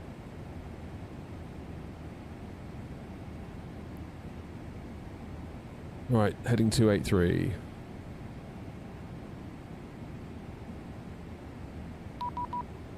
Who is that? Rhino 2 Charlie. Hey. Hey, Arish. Am I going to be flying the Palmer event tonight? I didn't know about that one, Daniel.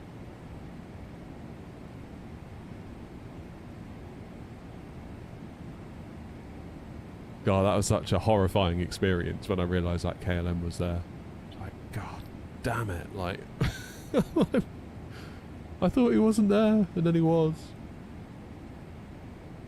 It's the last time I trust Navigraph.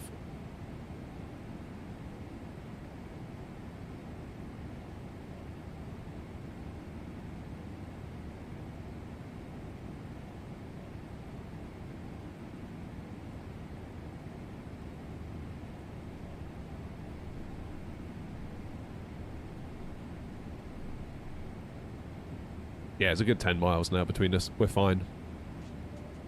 What's going on at Palmer tonight?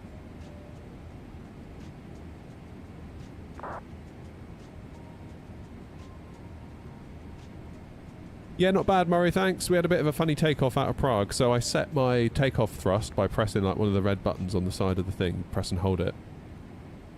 And then like a fool, I moved my throttle. Which was basically an idle, or just above it. I moved it up, but obviously that's still going to be beneath where the thrust was, so I think the plane did the right thing and assumed I was trying to abort the takeoff. So lesson learned there. Don't move the throttles when you're on a takeoff like that. So yeah. What's the leper event? I was planning to edit video tonight, to be honest with you, because I've got a pile of it. Streaming Tuesdays and Thursdays, that only leaves Wednesday to make a video. And then all other evenings probably should be used for editing and making more videos, because it's the videos that keep you afloat, to be honest. I love the streaming, don't get me wrong. If it was up to me, I'd probably just stream relentlessly. But the videos are very, very good because they sort of make money while you're sleeping. Whereas a stream is only useful while you're streaming. I know there's the odd couple of people that watch the whole thing start to finish after it's over if they miss it, but the vast majority of my audience do not watch the streams. They watch the videos. Which I can understand. It's an acquired taste, isn't it, watching a live stream such as this? I can totally understand it.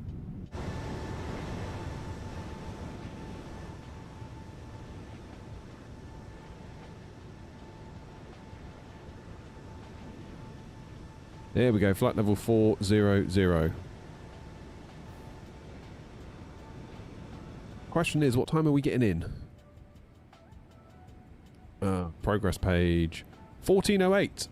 That's alright, hour and 25 will be there. It's okay, we can do that.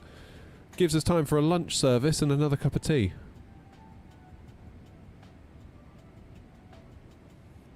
Lemd, Leper and Lebby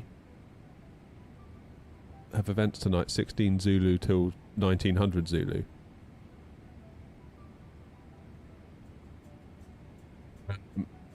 That's no good then, because I wouldn't be able to start till like 8, probably. This is the problem with like evening streams for me, because I feel like I want to evening stream more, but it's a right pain in the ass for me and my life, basically.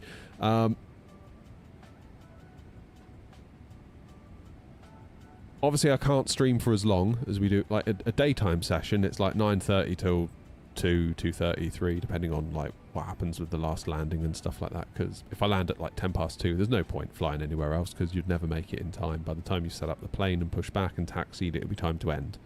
But I feel like with an evening stream, by the time I get everything I need to get done and I can get out here, it's like 7:30 minimum, sometimes 8. By the time I've, again, done all the stuff on the ground, done any VAT simming, if it's busy on the ground, you might get put in a queue, taxi, takeoff, cruise, landing, potential go around, taxi to the gate. By that time, it's probably getting on for like 10:30 at night.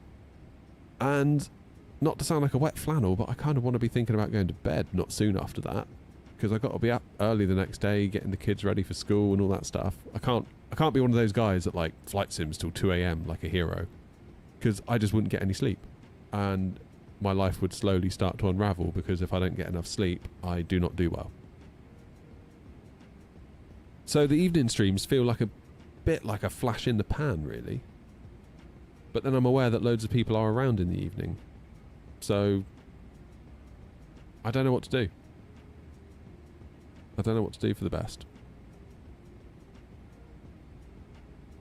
What I do know is that I've got daytimes, Tuesday, Wednesday, Thursday, and I'm using 2 of those to stream.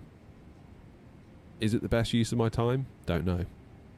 Maybe not, to be quite honest with you. Like, financially, probably would be better to make a video that could then sit there for the next 2 years and rake in a load of money, rather than a stream that ad revenue wise might make £2 if you're lucky while live.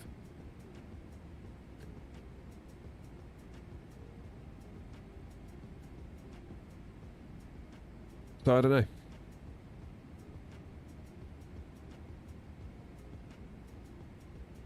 These days, if I'm not in bed at 2100, I feel like I've stayed up until 3.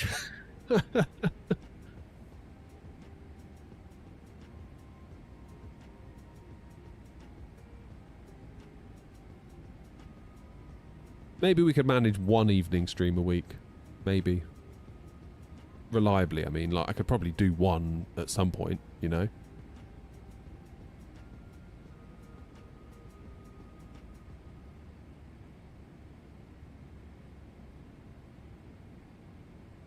Thing is, at the moment, I've got a list of videos I want to make that is longer than my arm.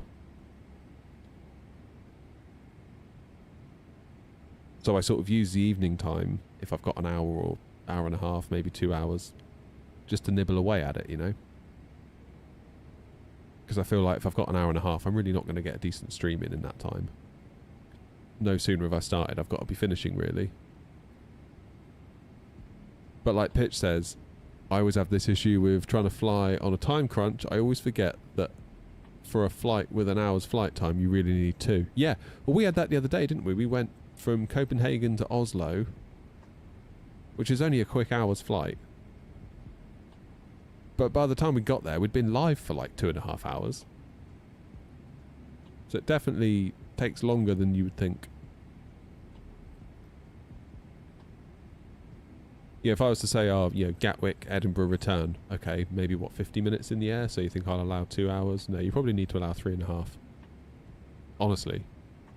Unless you start rushing. Like last Thursday, I was trying to get 3 legs done, and I was rushing, and I was making mistake after mistake after mistake. And I'd rather not fly like that. I'd rather just not fly than fly like that, thinking back on it.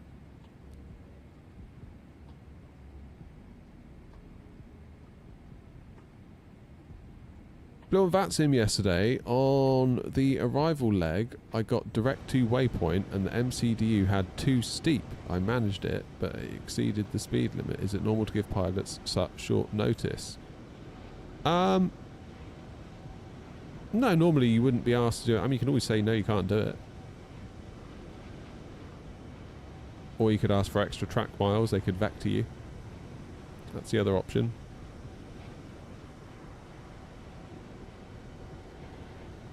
In fact, I think one of the last times we flew to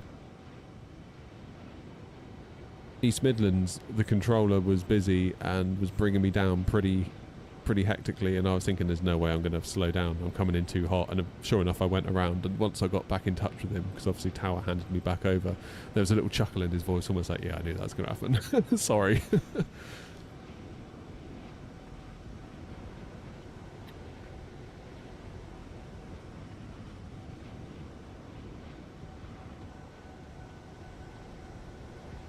Were you using managed descent, Bear, or were you using open descent? Because if you're told by ATC, this is how I view it, if ATC says descend now flight level, I don't know, 120, open descent, because you've been told to get there. So get there as quick as your plane will allow it, basically.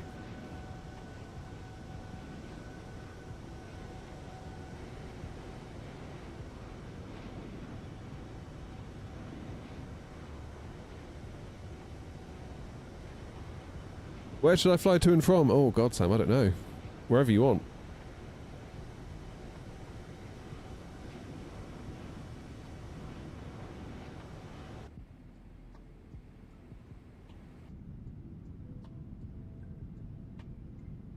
Right, Joanna is at 360. There's only 12 miles between us. I'm at Mach 0.84, so I'm going to be cracking on quite a bit now.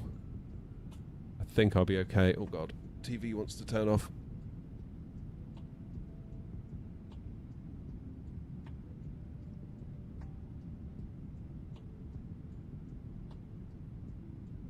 Yeah, like Grumpy says, Bear, just tell him you can't do it.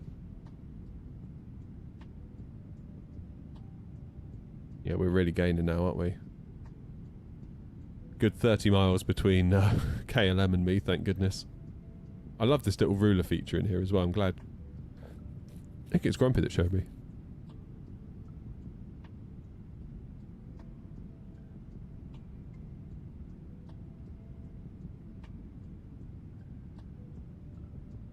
Yeah, track miles is a good idea. Ask for the track miles.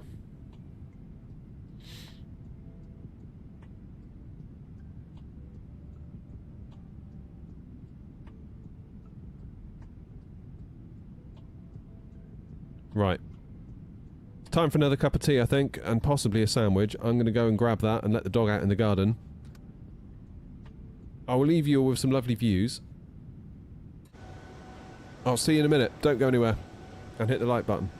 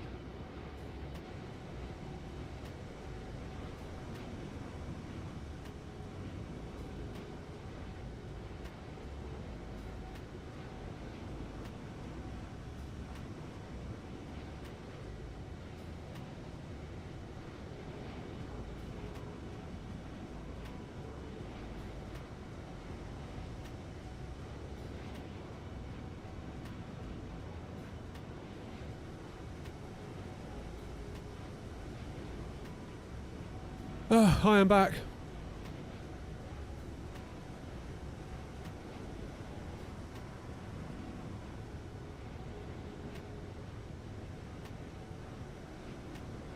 What have I missed?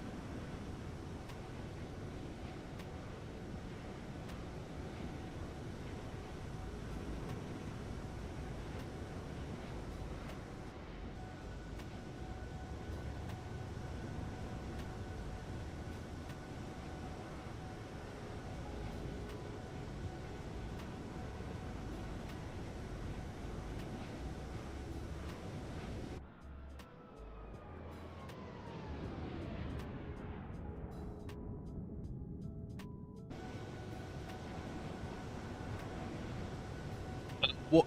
TLOD? That's a good question. I've forgotten. I think 150 or 125, and then OLED 100.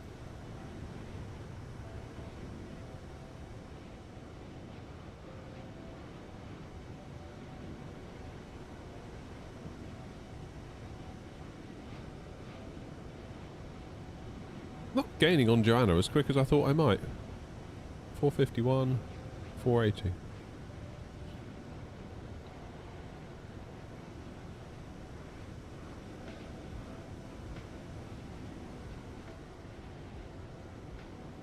Yeah, so there's a school of thought with the object level of detail that if you can afford to put it higher, if you do that, it will load stuff in when you're further out on approach, which means you're less likely to get a stutter when you get nearer to the airport. But I don't know. Could I get the wind wing overhead? Yeah, I think I'm. It's getting very close to me needing, I think, to build a cockpit, isn't it? Really. I feel like we're sort of getting to that place.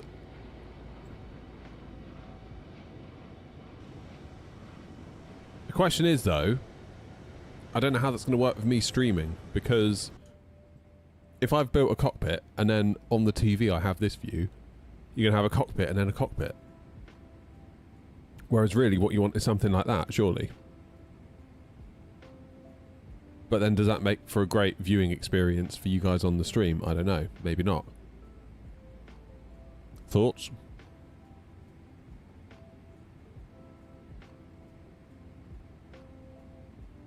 Unless I get one of those, yeah, like Mark says, a camera like behind me.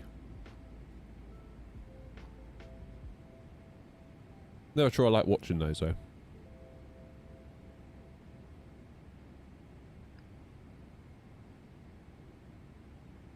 Vancouver from Abu Dhabi. Blimey. What's that, 12 hours?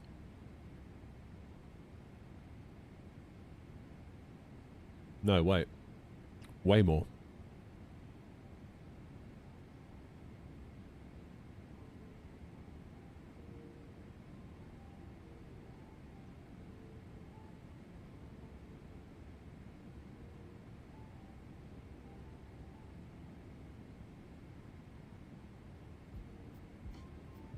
No, Andrew, it's the 777 freighter.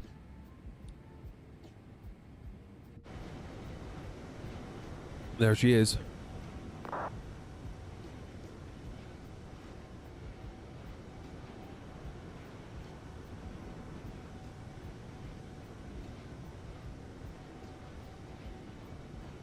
I don't think a Skolaki cockpit would be a good idea for my bank balance. I mean, the point is you can do pretty much, well, not all of it, but you can do a lot of it with wind control now, can't you? Or wind wing. Never gonna get used to saying wind control.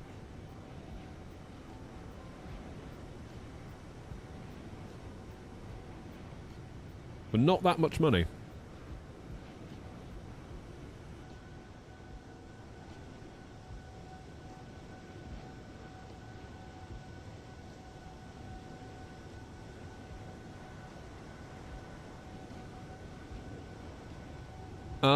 I used to use auto FPS.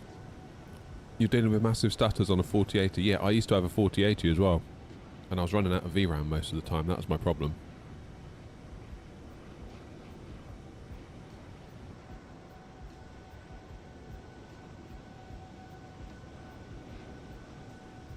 Check your VRAM usage.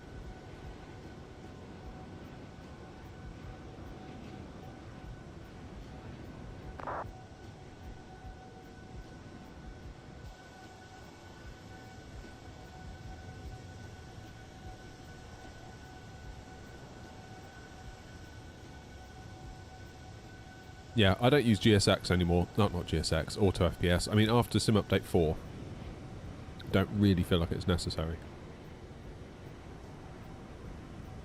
I do use the built-in dynamic stuff, though. That seems good enough.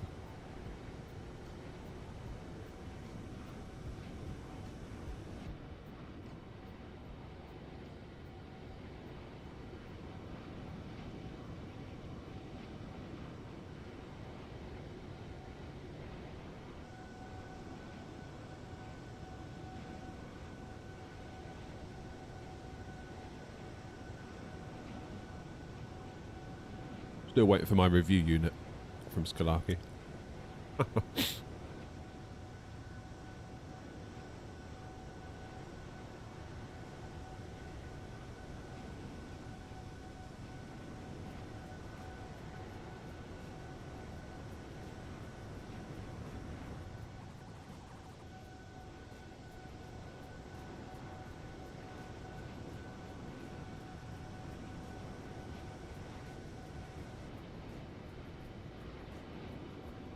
How's it going, Manchester? You alright?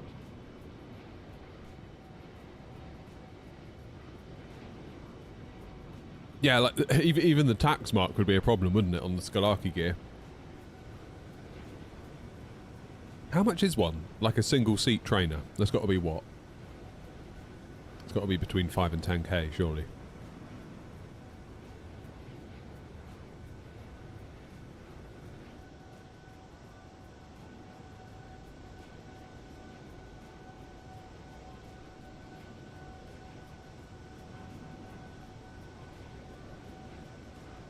It's more. Really? I've never looked. Probably just as well. 20k for a single seat trainer. Yeah, so the tax would be 4 for a review unit, wouldn't it? Oh my god. Inbound traffic, Germany 25, taxiing Alpha 5, Bravo, send Bravo 18.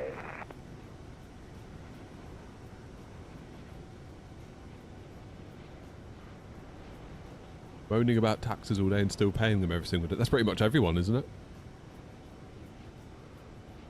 16,690 without VAT, so put on 20%. That's another 3,200 and change, isn't it? Blimey. So yeah, near as damn it, 20k.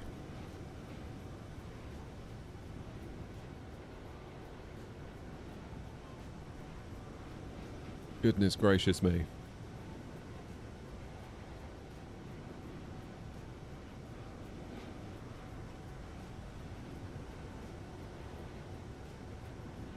You've got to be seriously into the hobby at that point, haven't you, to drop 20k.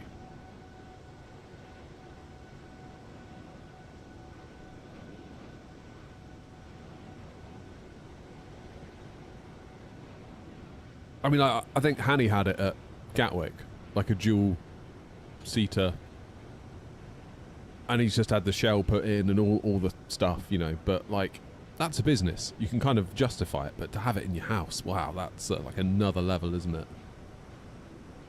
Am I from Australia? No, Aero, I'm not, mate.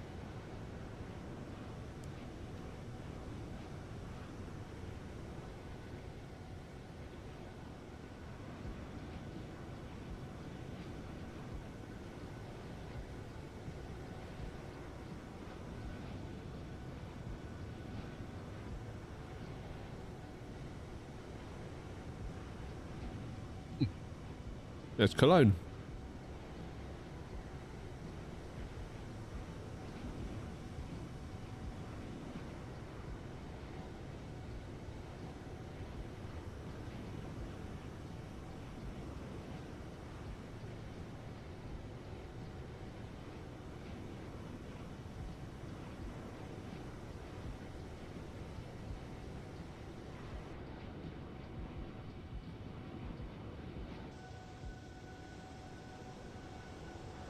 My suggestion? What suggestion?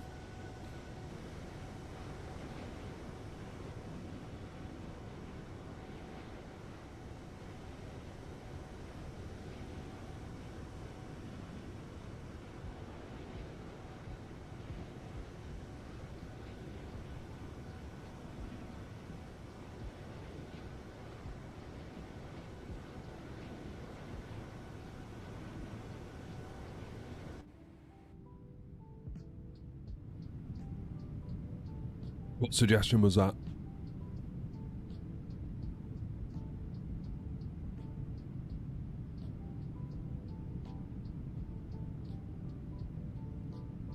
Oh, stuff the marriage. Yeah, right.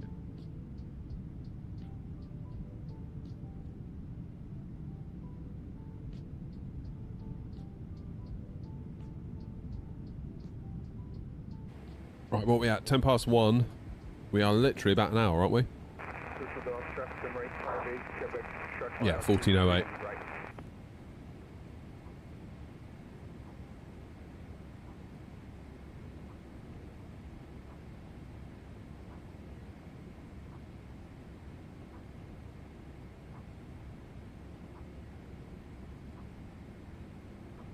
Starting to get a bit of a taste for this tea.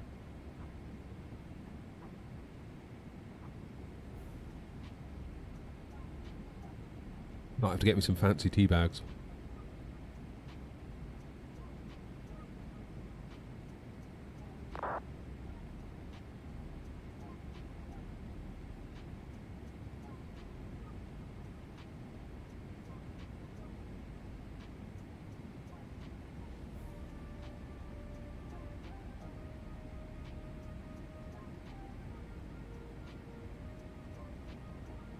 Rajado do, yeah. I don't know if I'm enough of a tea connoisseur to really appreciate the difference, though.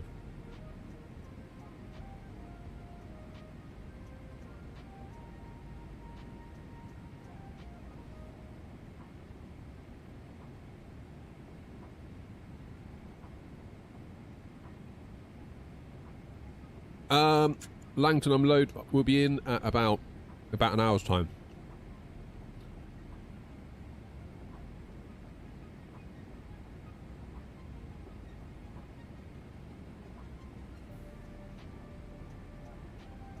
I think Earl Grey Joanna could do with getting in the bin, to be honest. That stuff is nasty. We don't like Earl Grey. Not in this house.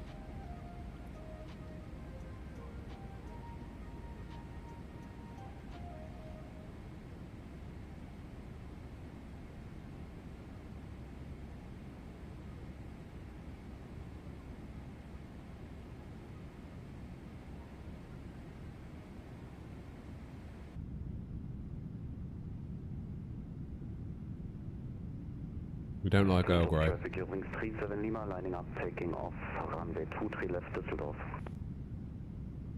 Düsseldorf traffic from rate 58 Quebec, vacated 23 right, roll, hold short, 23 left for crossing.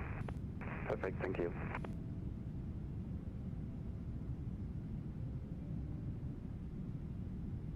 Dusseldorf just had new scenery, it has, hasn't it? It's a funny little airport, because that's all it is there. That's Aerosoft, isn't it, that did that? What I wanted to ask you guys, actually, seeing as you're here, those of you that have got the A340, are you finding that when you land, like the whole plane tips to one side?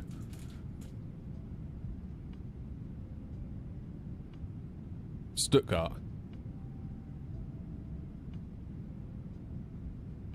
What did I say? I meant Stuttgart.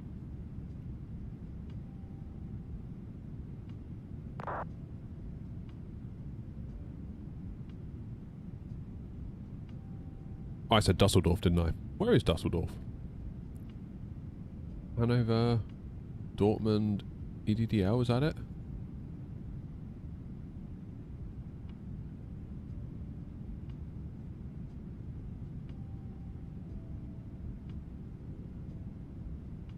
Yeah.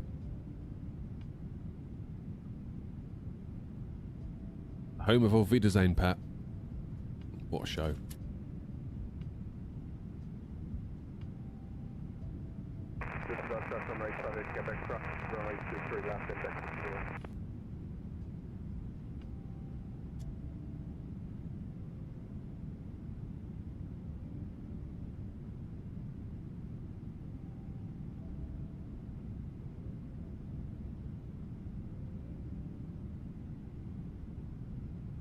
Trying to work out where we're near to. Oh, Dusseldorf. Yeah, that is Dusseldorf we're looking at. Dusseldorf on the brain.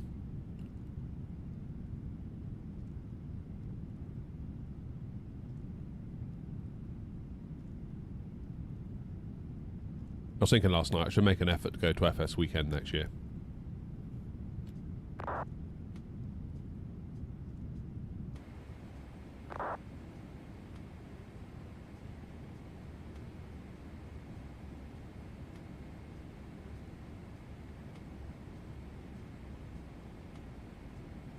Now,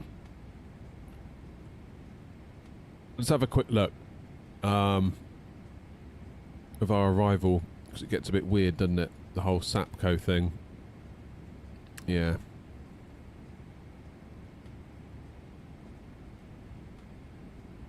I think my plan is going to be from Velag, probably vector out here. Because otherwise you're going all the way over the field.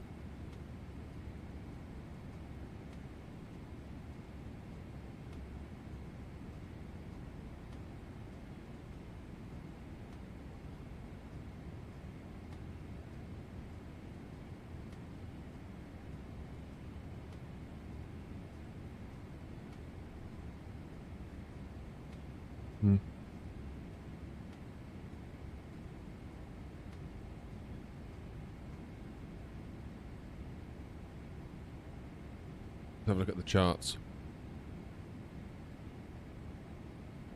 Yeah, because we're going to go... Oh, no, wait. This is 2-7.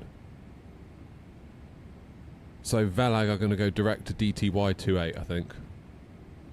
There's no point doing this. That's silly. Probably put that in now. Velag. DTY 28.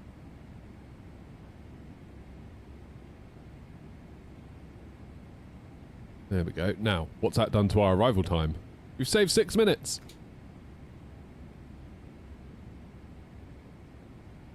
Be the Jolly Boys outing, Grumpy, wouldn't it? Can you imagine?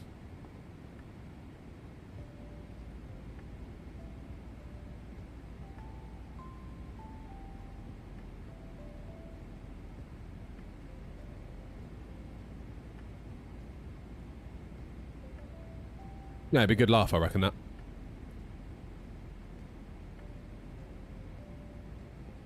What livery is it? It is mine.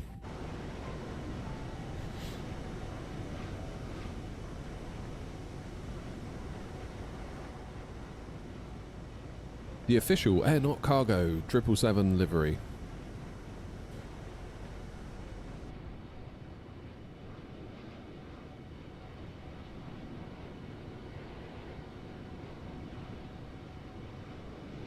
Alright, I'm past Joanna now.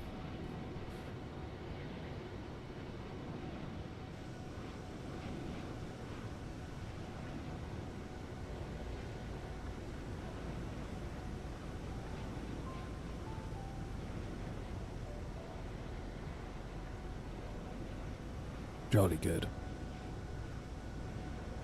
777 is a lovely aircraft. Boeing really did get a lot right on that airplane. Like, there are so many shortcomings of the 737 where, like, even... Yeah, they're still being manufactured, obviously, in the form of the MAX today, and it's like... All that legacy is still there, in a lot of ways. But it's like the 777 was a bit of a clean slate, I think.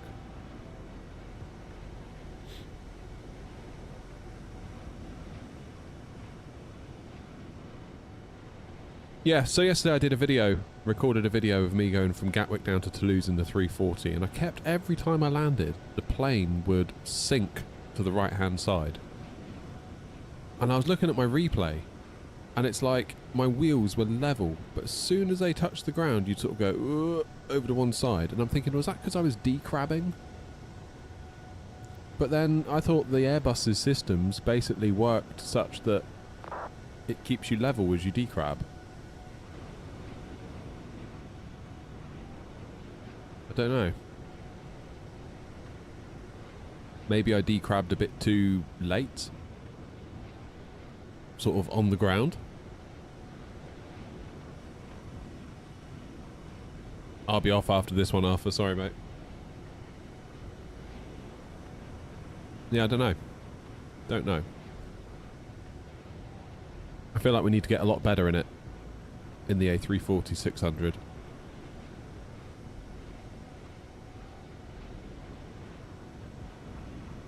I'm talking about the toeless one, Grumpy.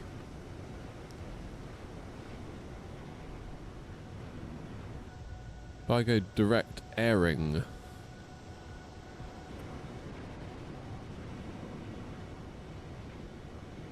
Go on then, let's do that.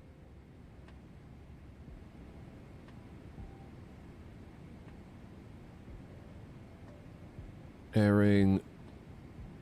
How much is that going to knock off? Nothing.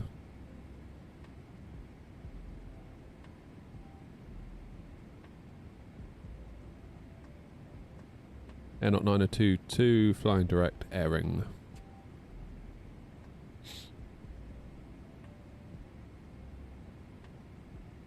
Only thing I can think of, Grumpy, is that maybe I decrabbed a little bit too late, and obviously the tyres were sort of scrubbing a bit as you do that last little bit of decrab on the ground.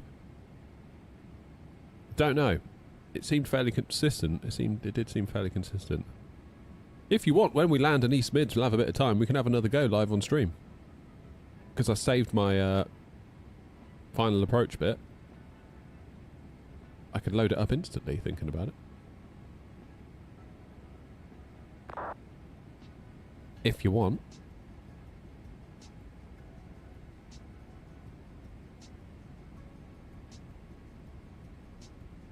But I noticed it even when we turned the weather off into Edinburgh. It's very like, when you land, like the whole thing sort of rocks. And again, the ground handling on the rudders I didn't find particularly brilliant.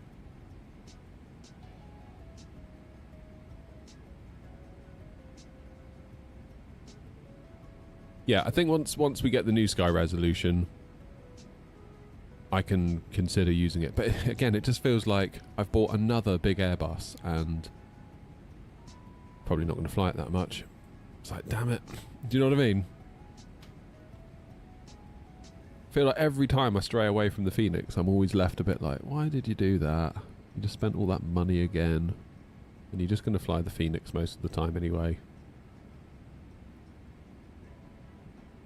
I know.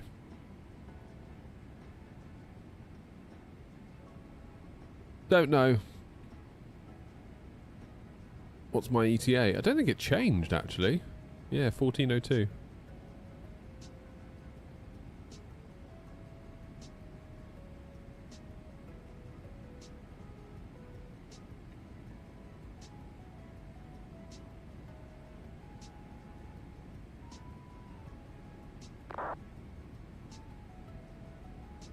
So it's a good 4.5 miles between us now, nearly.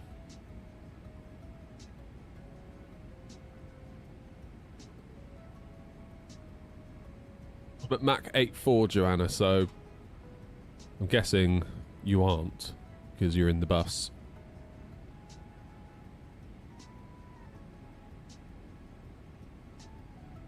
Now there's a plane about 40 miles out. There's no way we're going to see that, is there?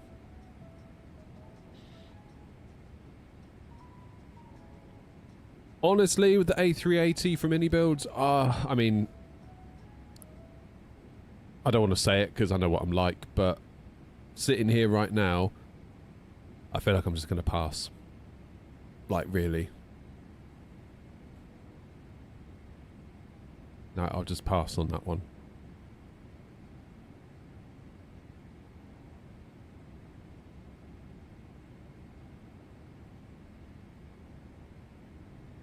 Yeah. I can't do it again. Can't do it again. Like, yeah, maybe once I've done about 300 or 400 updates, it'll be halfway decent, but I don't know.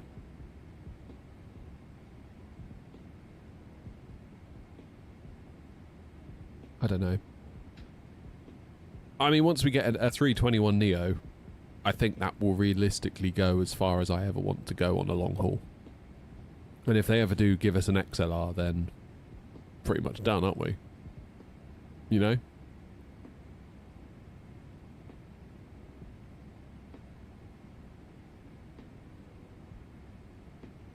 And, like, I could fly an A380 now if I wanted to, in the form of the fly-by-wire, but we never do we? So what makes me think that I would if we had the Builds one? Like, I get there'll be all the hype and everything when it launches, but I think I just need to not. I just need to not.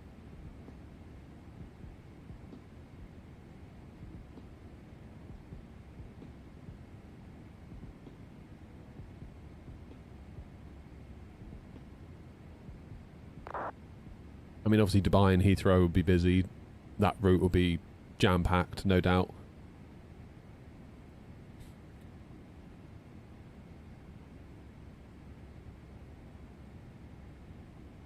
You remind me after it launches I'm not going to Dubai for about 6 months. Yeah. Well, it's the same when the fly-by-wire launched, wasn't it? Like, Toulouse was jam-packed that night, everyone doing delivery flights.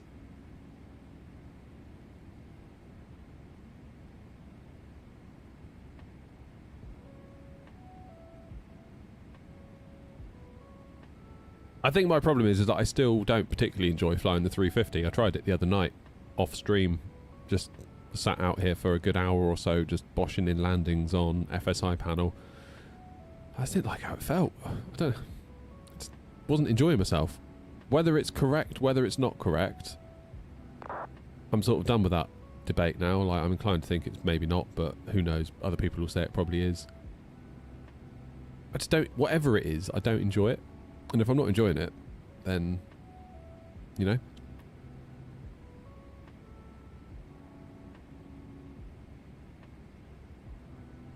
If I'm going to spend days doing this, I need to be enjoying myself. And just the way it handles and flies, wasn't really enjoying it. Irrespective of whether it's handling correctly or not. Again. Inclined to believe maybe it's not, but who knows? Part of me thinks that the 380 will be quite similar.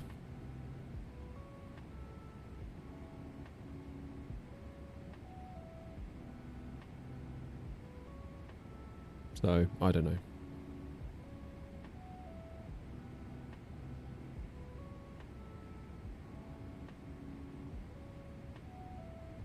Am I using the Moser base? I am. The AB9.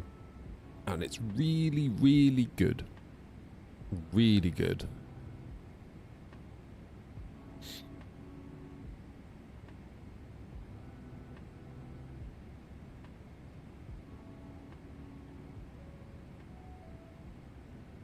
Long haul is an acquired taste, I think. Like, for me personally, I don't really get it. I don't get long haul, to be quite honest with you. We did Baltimore to Heathrow a couple of months ago as a bit of a special event, as it were, a bit of a special stream. My word, was it boring. My word. You know, like, it was a long time. I'm starting to get twitchy now, to be honest with you. I feel like we've been in the air for quite a long time, and I'm like, I want to do something now. I want to start a descent, or I want to, you know, I want to do some stuff.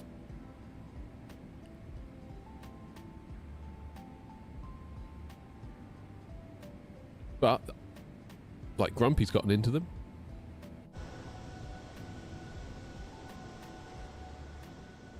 I think I would probably take a different view if I weren't streaming it. Because by streaming a long haul in real time, you're committing to being on stream for like 10 hours plus, which is a long time to be sort of on as a streamer. If I could, you know, maybe if I was sat here working from home as a software developer and I could set it going in the morning, do the departure, and then once I finish work, do the landing, I could kind of see the point in that. Kind of nice to have it on next to you, track your progress during the day.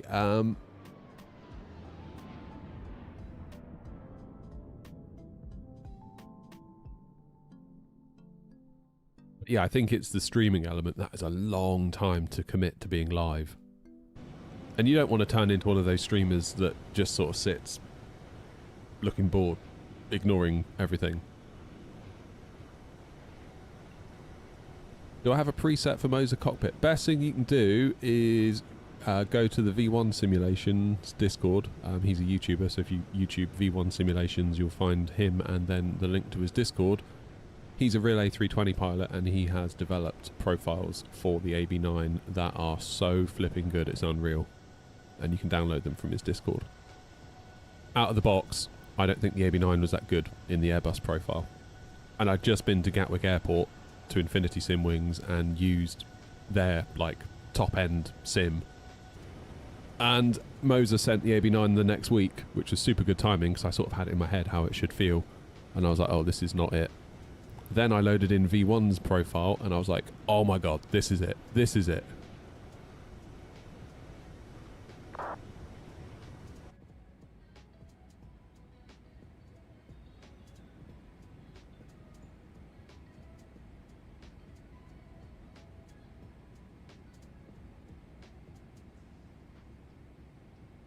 So yeah, highly recommend that.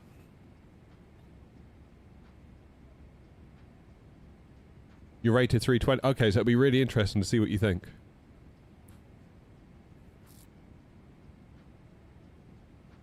Yeah, obviously as a simmer, it's hard to know what's realistic and what isn't, unless you've been in what could be considered a top-end simulator. And I remember just trying to memorise how that stick felt while I was there, because it's like, I knew the AB9 was coming that week, and I was like, damn, I need to sort of... This is such a good opportunity, you know? So I think V1 has two profiles, one for a CEO and one for a Neo. So I think he says the CEO feels a bit sort of looser, and the Neo feels a little bit stiffer, because he seems to think that the Neos in real life feel a bit stiffer. Possibly because they're newer? I don't know. Or maybe it's a different revision of the stick that goes into them, who knows. But yeah, have a go, see what you think. Do I use VRAS? No, I do not. Where did I get the little Airbus style cover? So the actual stick is from FS Projects, and that kind of mounts to the AB9. So it's all bought from them.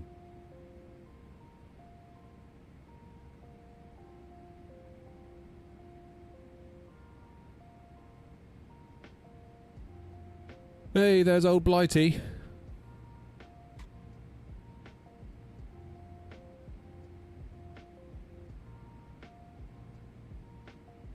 Anything on East Mids? No, it's not usually, is there?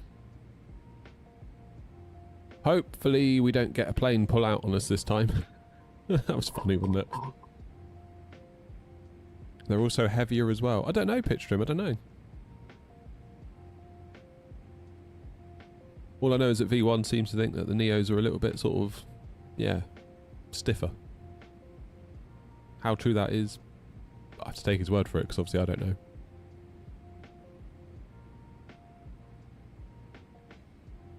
How long have I got left on the flight? About 30 minutes.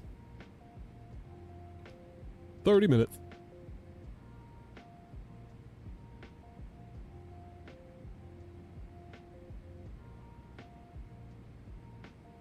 Yeah, the AB9 is just a marvel, really. An absolute marvel.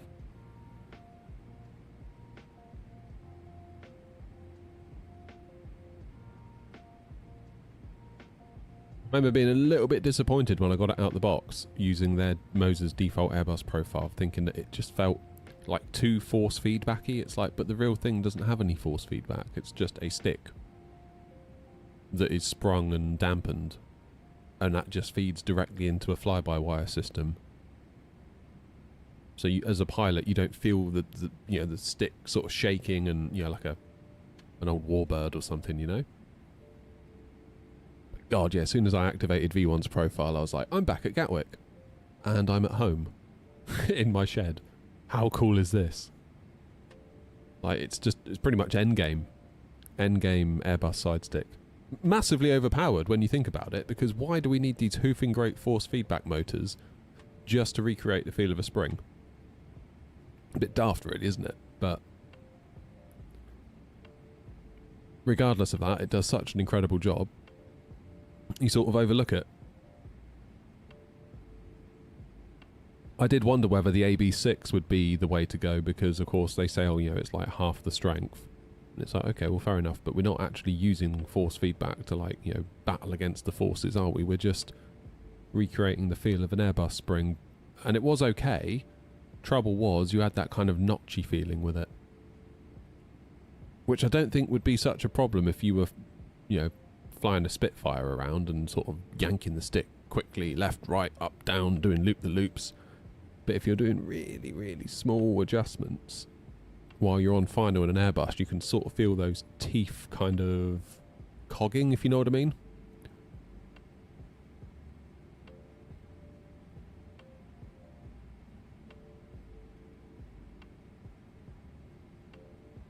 It almost feels like you can just feel the stick moving little bit, almost like a second hand on a clock ticking. You almost like feel the little notches. Whereas at AB9, you don't feel that. You don't feel the thermals and the wind drifts. Yeah. One thing that struck me, actually, when I went up to Infinity Simwings at Gatwick was I really struggled. So Hanny just took me up. I think we started in Cologne, and he's like, we'll just start do a little loop, do like a visual landing, just get a feel for it. I was like, okay, great. And got myself what I thought was lined up on final. And I couldn't land the thing. I couldn't line myself up. I was having a nightmare. I was like left, right, and I was like, Hanny, I can't feel where the centre is, because in a sim like this, you've kind of got, you know, a 2D, well, no, I know it's like 3D modelled, but essentially what is a 2D image of a cockpit, and you sort of see where the runway is, and you align it with like a certain point on the glare shield, and that becomes where the centre line is, in a way. But when I was in, obviously, Hanny's cockpit, it was a physical cockpit, and what was on the screen was just, well, there is no cockpit on the screen, there's nothing, it's just sky. Because they assume you're going to bring your own physical cockpit because it's ProSim. And when he said to me, use your right leg, or yeah, line the runway up with your, sort of with your right knee. As soon as he said that, I was like, oh my god, I can do it now. That was like a light bulb moment. But it just goes to show, like, you get used to what you get used to. For sure. You definitely get used to it.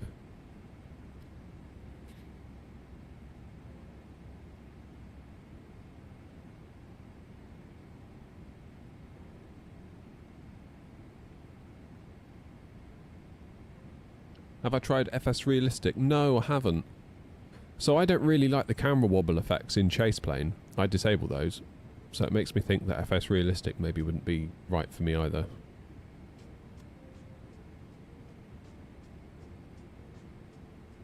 Right, 10935 is East Mids. Top of descent is coming up. And we need to descend down to 2,000 feet. Is there any ATC online?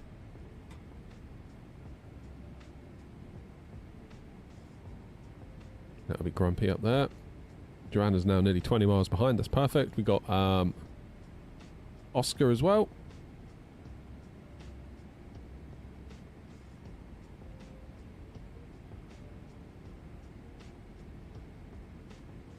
Yeah, I'd love to have a go in like one of those category. Is it Cat D they call it?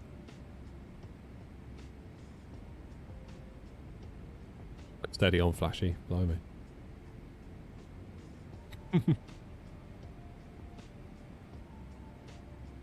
Where am I? That's going to be the Thames Estuary down there, isn't it?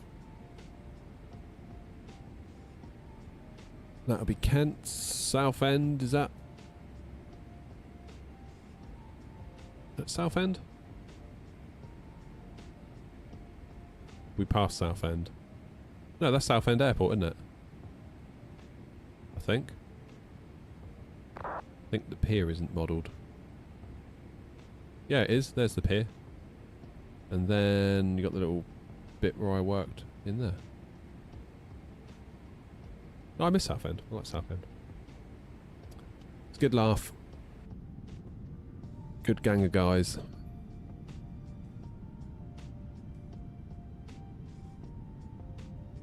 Bit high up here, David, to be honest.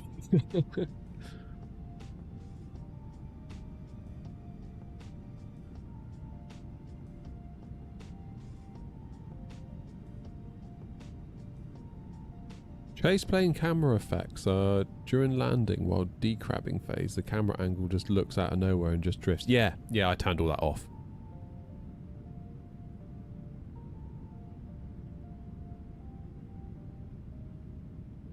That bit there's the Isle of Sheppey, isn't it?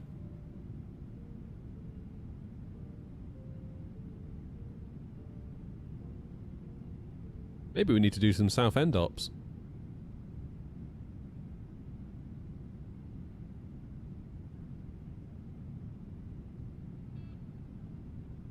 Where's London City? That's not it, is it? No. London City's going to be further up. Can we see it?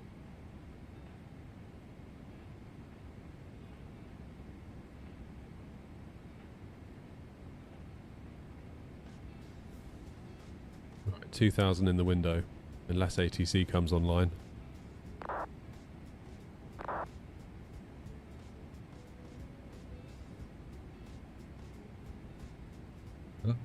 London City, where are you going to be? In there?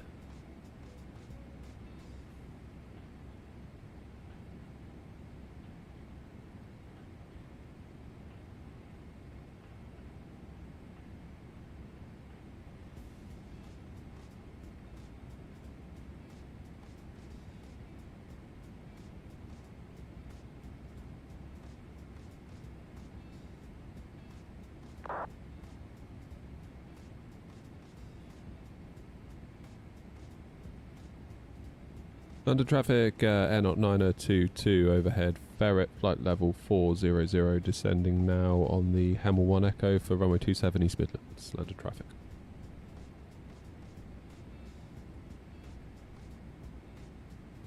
Beautiful. Arby, how you doing?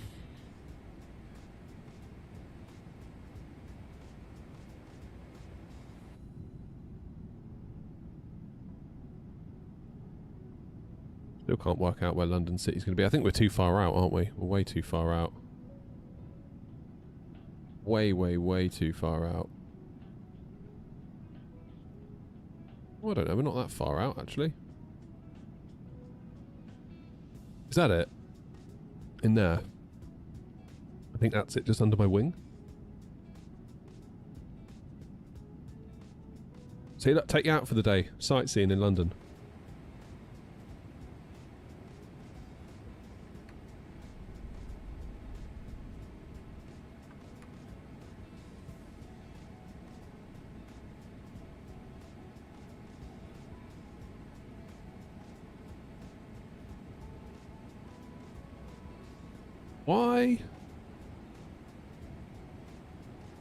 Why does it think? It's in the RadNav page. No, we've got the Lamborn VOR tuned, that's what it is. IBGH. Tuned at 20 miles. So something else around here must be 109.35 because it thinks we're 20 miles from it. Is that right? East Midlands, Rob. Going up to East Midlands. But we are just over Landon. Well, just over Lambourne, actually.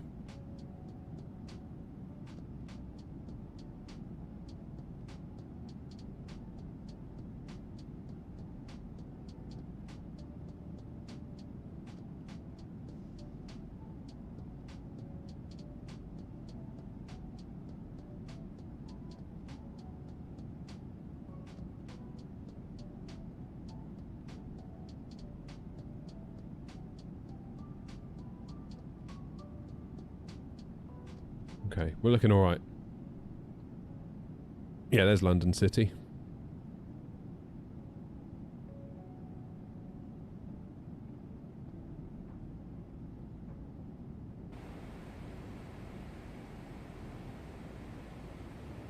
And we're on profile. Look at us go.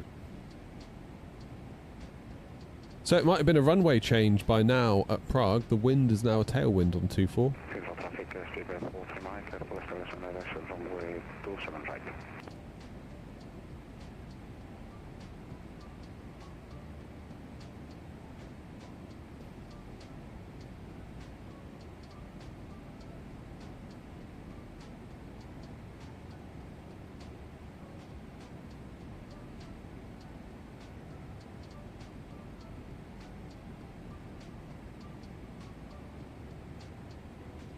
Yeah, next time, Rob.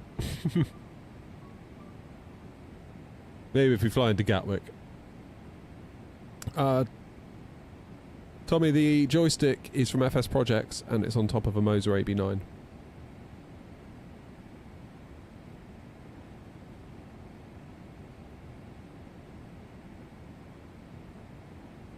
trying to think, like, why is it coming up with 25 miles? Because we're not 25 miles, obviously, from East Mids, are we? We're flying away from it. IBGH. What's IBGH? That Biggin Hill? Must be.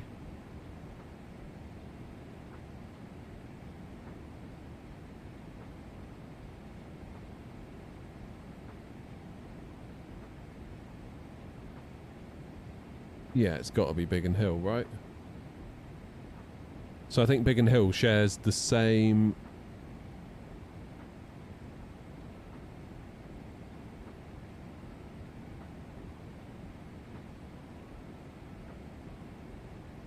Let's have a look.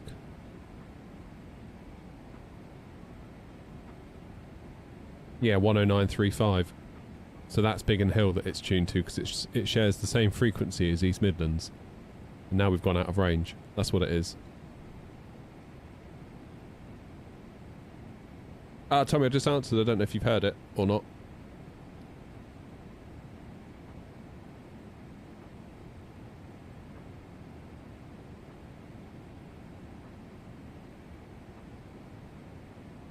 Hey, TFS.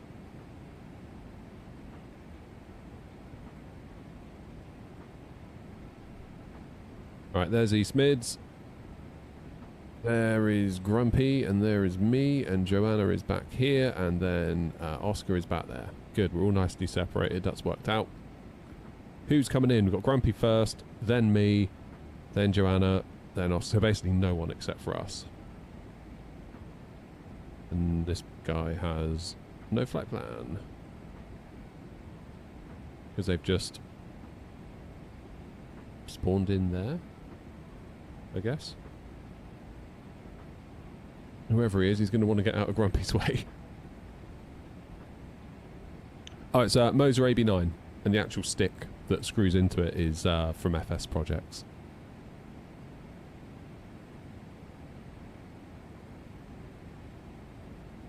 TFS, you're another one of those, give me a plane for an edit. It's only like 5 planes, can you not think of one?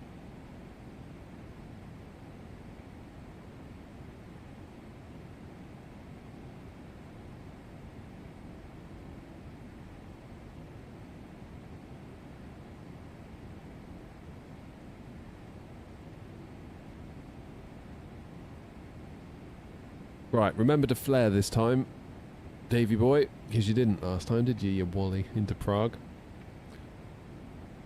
He's not even on Unicom, brilliant. Perfect. Like that other guy the other day into East Midlands. On like 124.850. Then when I messaged him being like, were you on Unicom? He's like, yes, I'm on Unicom. It's like, well, you are now. Because I think you realise the error in your ways, but you were not.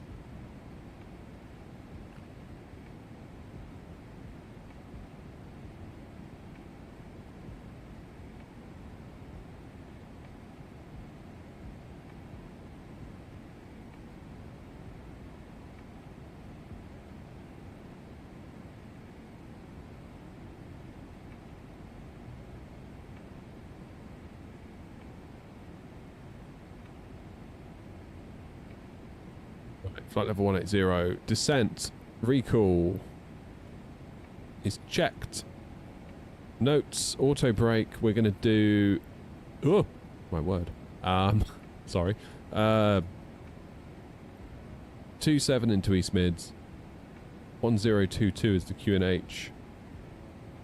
Auto brakes 2 will be nice actually because that will get us stopped in plenty of time.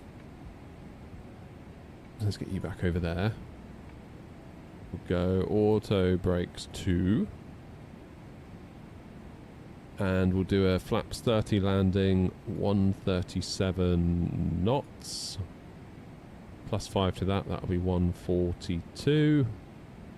Minimums into East Mids are 382. No, they're not 482.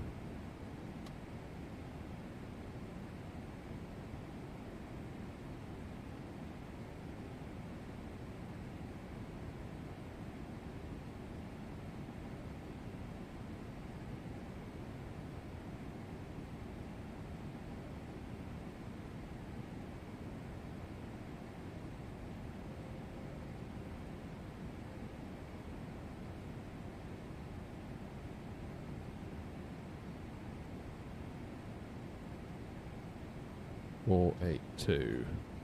Good. That's in.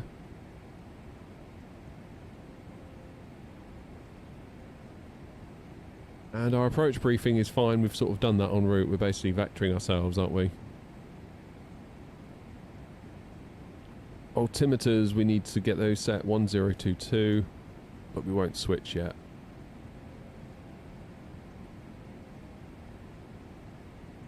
One 022.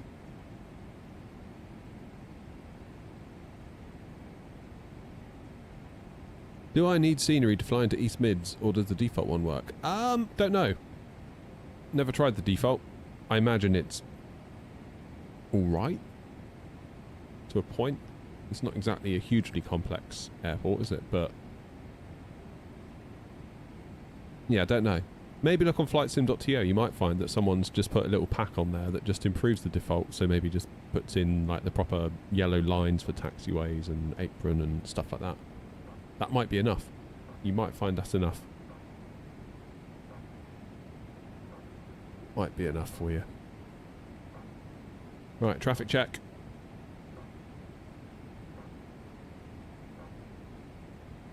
$23,000, $14,000.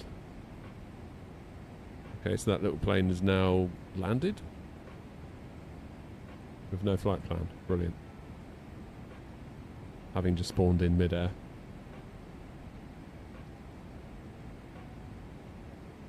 You're on default, Joanna, are you? Okay.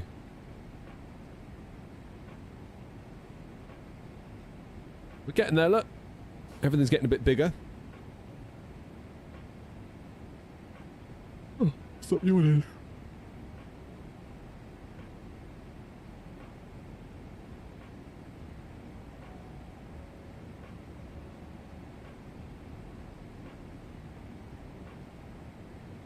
Edinburgh 328.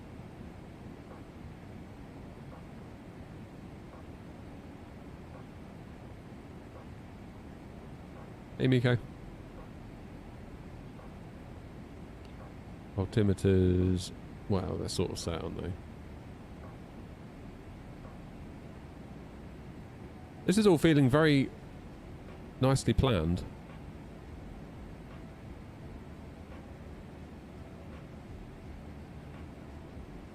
Almost a bit too well planned.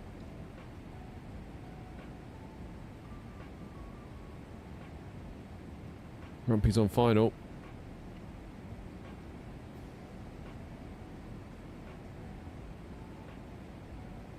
Good luck to you, Grumpy.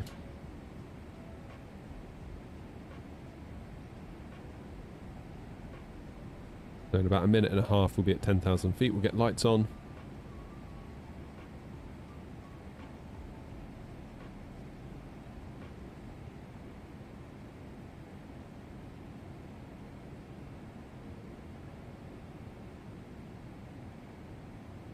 What's an FMP on VATSIM? It says observers EKDK underscore FMP. What's one of them?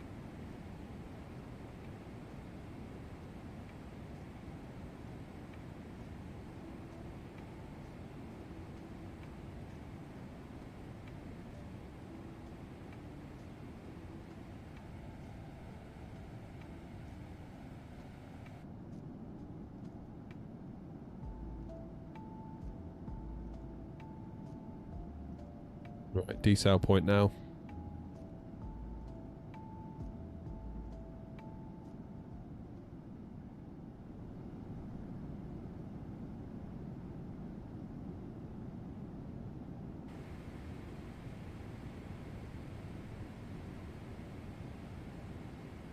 10,000 feet. Let's get lights on.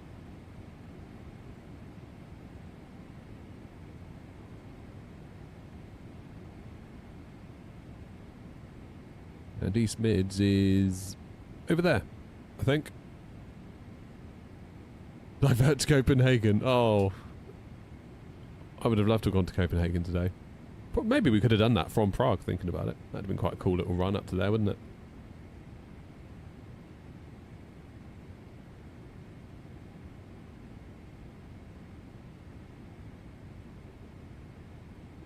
That would have been all right.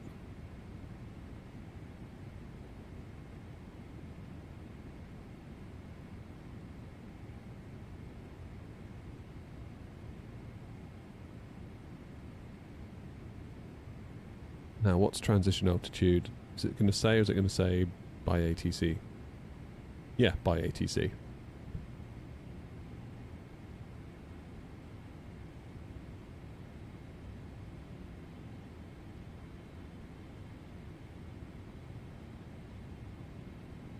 Now, what's going on here?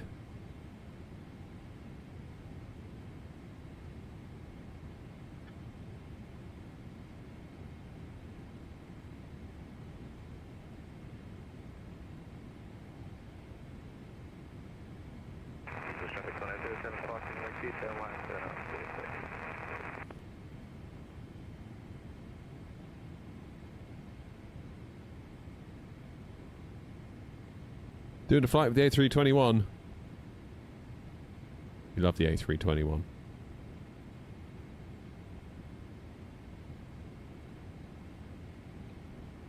We do love that plane.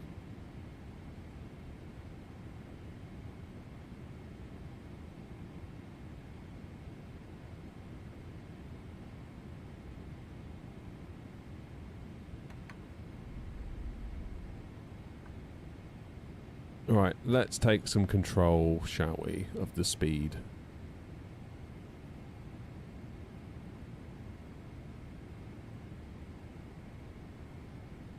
Let's go 220 knots. East Midlands traffic, Air Knot 922. We are flying base 427, approximately 12 miles until we make the turn onto final Sloane. Speed now 220 knots, East Midlands.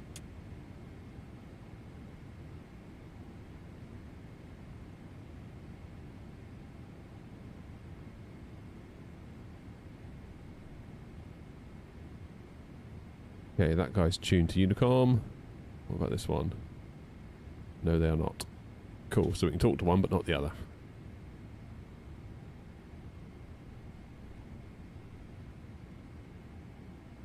Eastern traffic on 07 passing 27, right 7.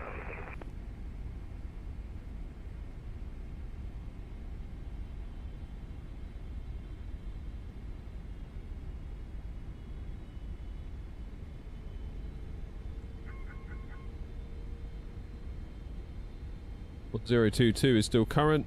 QNH local is set. Let's go speed 200 knots.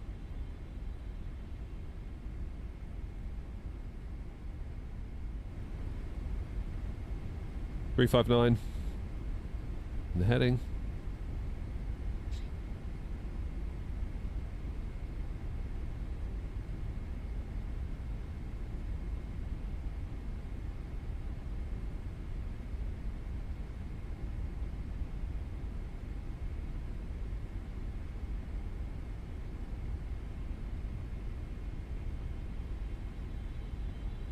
So we're currently at about, what, 12 DME?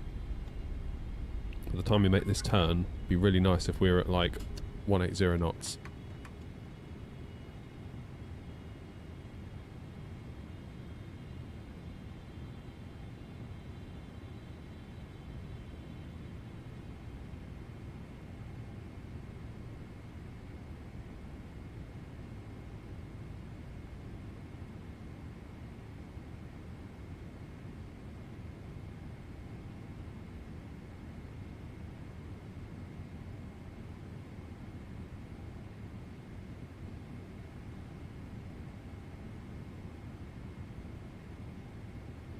East Midlands traffic, air not 922, slowing to speed 180 knots. We are about to turn final for 27. Flaps 1.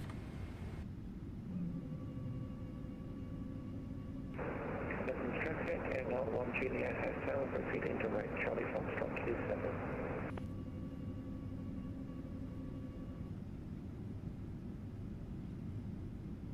Flaps 5.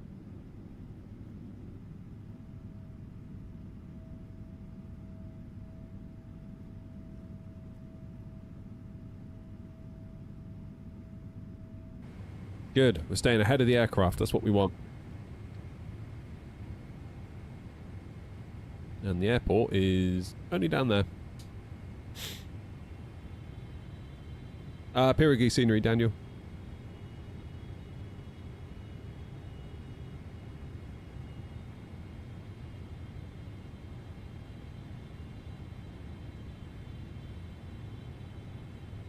Eastern traffic on 07 will be entering north-hand orbit at the end of the downwind leg. Eastern.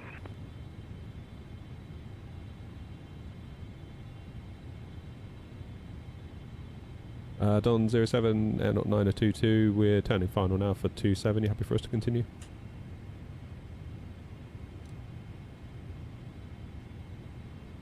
Yeah, we'll be way towards George Park to Appreciate it, thanks. No worries, Luffy.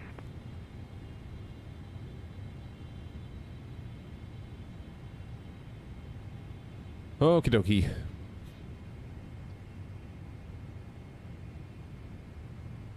$2,500. Get out.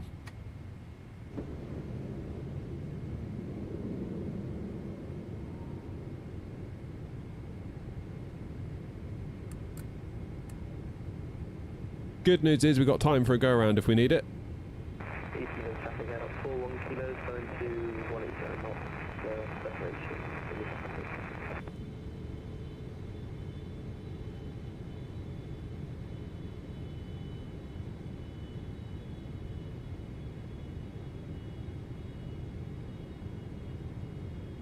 Not too much of a crosswind here, which is nice.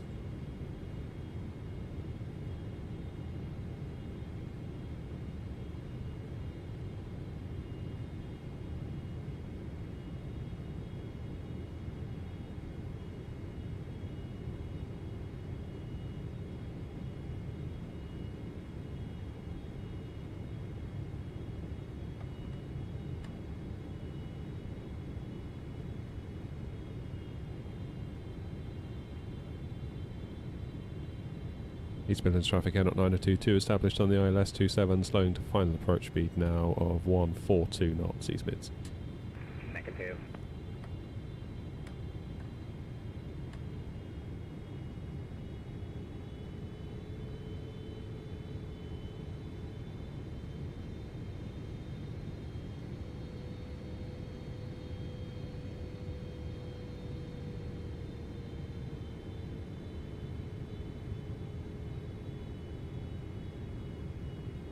Right, why is it saying we haven't got flaps 30 when we clearly have?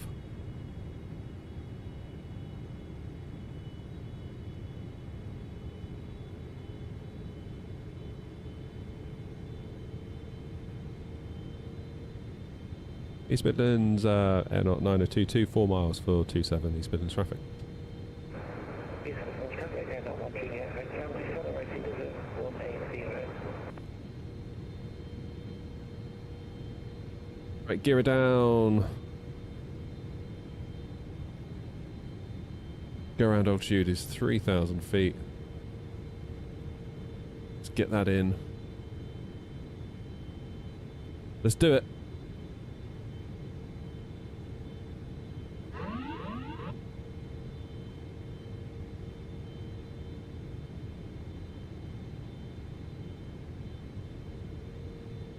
$1,000.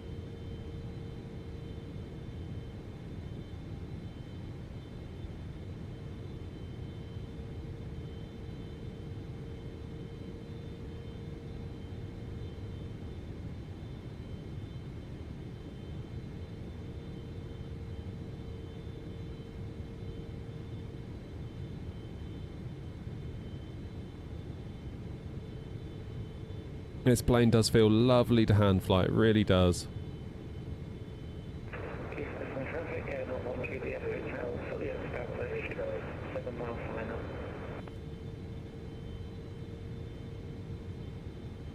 500. 400. Eastern traffic, air 01 Juliet Hotel, decelerating to final. 300. Approaching minimums.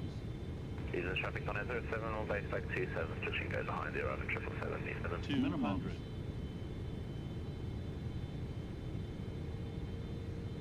100.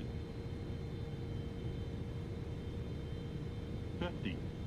40. 30. 20. 10. And you go. There we go. That's a bit smoother than Prague, right?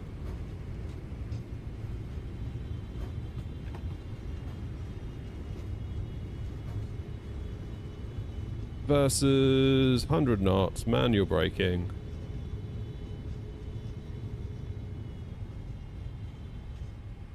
This is away. Disarm. Eastern traffic on 07, final runway 27, switching go. 161 feet per minute, that's better.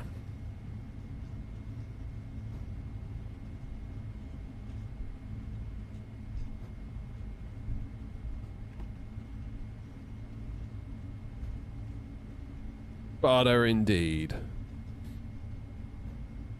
The annoying thing is we could have had that in Prague had I flared.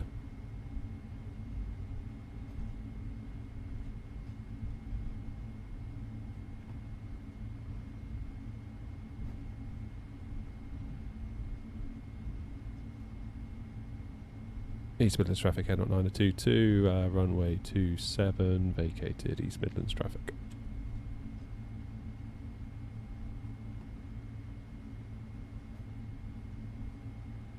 Jubbly. Right then. Come on, keep moving. Thank you, plane. Start the APU. Lose the lights. Keep the taxi lights on. Turn the strobes off. Let's tidy up the wing.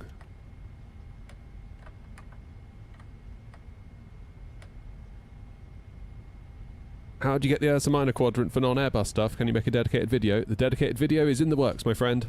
It'll be here soon. It does require, the way I've done it, a bit of payware software called spad.next. I would like to investigate how to do it with MobiFlight as well, which I believe would be free. But yeah. I just highly recommend SPAD in any case. It's very, very good. Very, very good. Right, let me get to a gate. I can see some messages. I will get to you all, I promise. I promise. Aviation A320, there'll be a video soon. I need to edit it tonight, basically, and hopefully get it out either tomorrow or the weekend.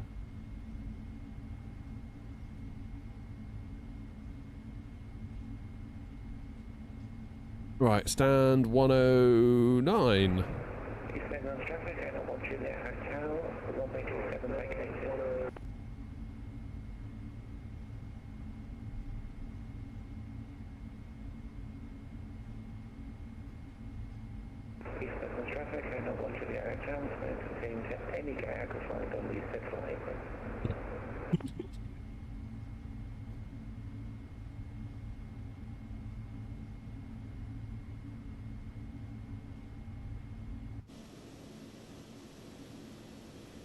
That was a good landing. I was really happy with that one. Traffic, not 4 kilos, I'm off on 127, East Midlands traffic.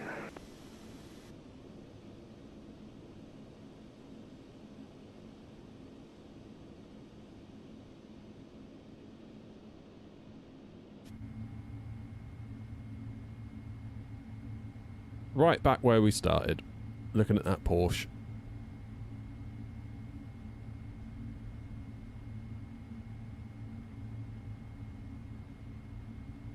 Eastern traffic on 07, downwind, runway 37.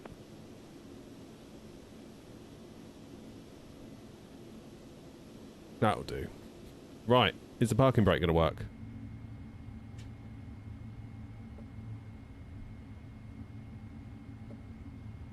Yes. Jolly good. Okay. APU is running, so we can do engines off. Beacon off. Let's see how much dollar we've made for the VA.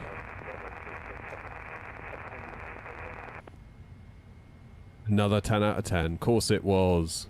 How much did we make? Only 15 grand. So there wasn't enough cargo wanting to go the other direction, which is a little bit annoying. But that's okay. We can live with that.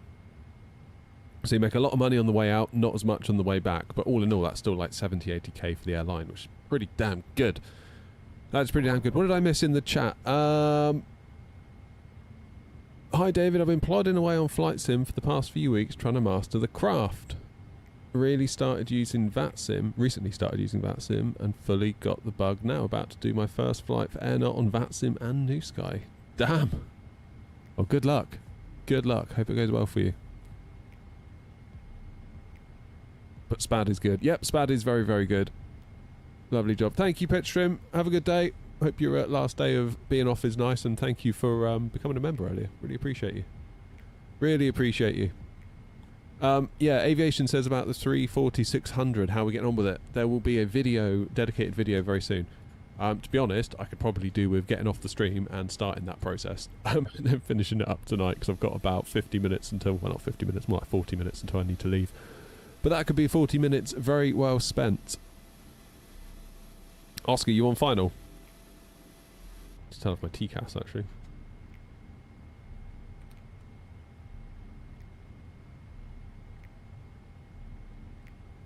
Midlands traffic on 07, final way 27, behind the arriving aircraft.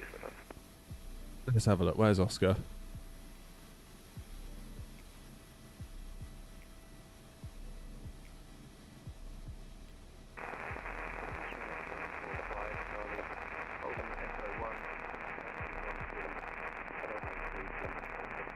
Cool little airport, isn't it? All the DHL stuff, and then you got like the actual passenger bit up there. There's Oscar.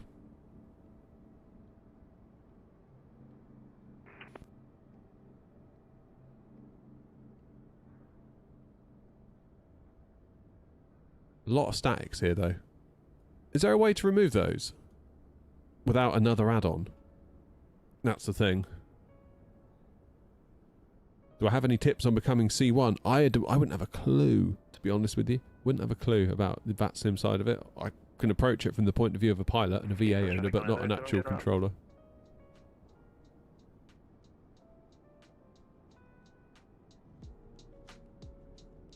Well done all. That was a nice little day trip to Prague, wasn't it?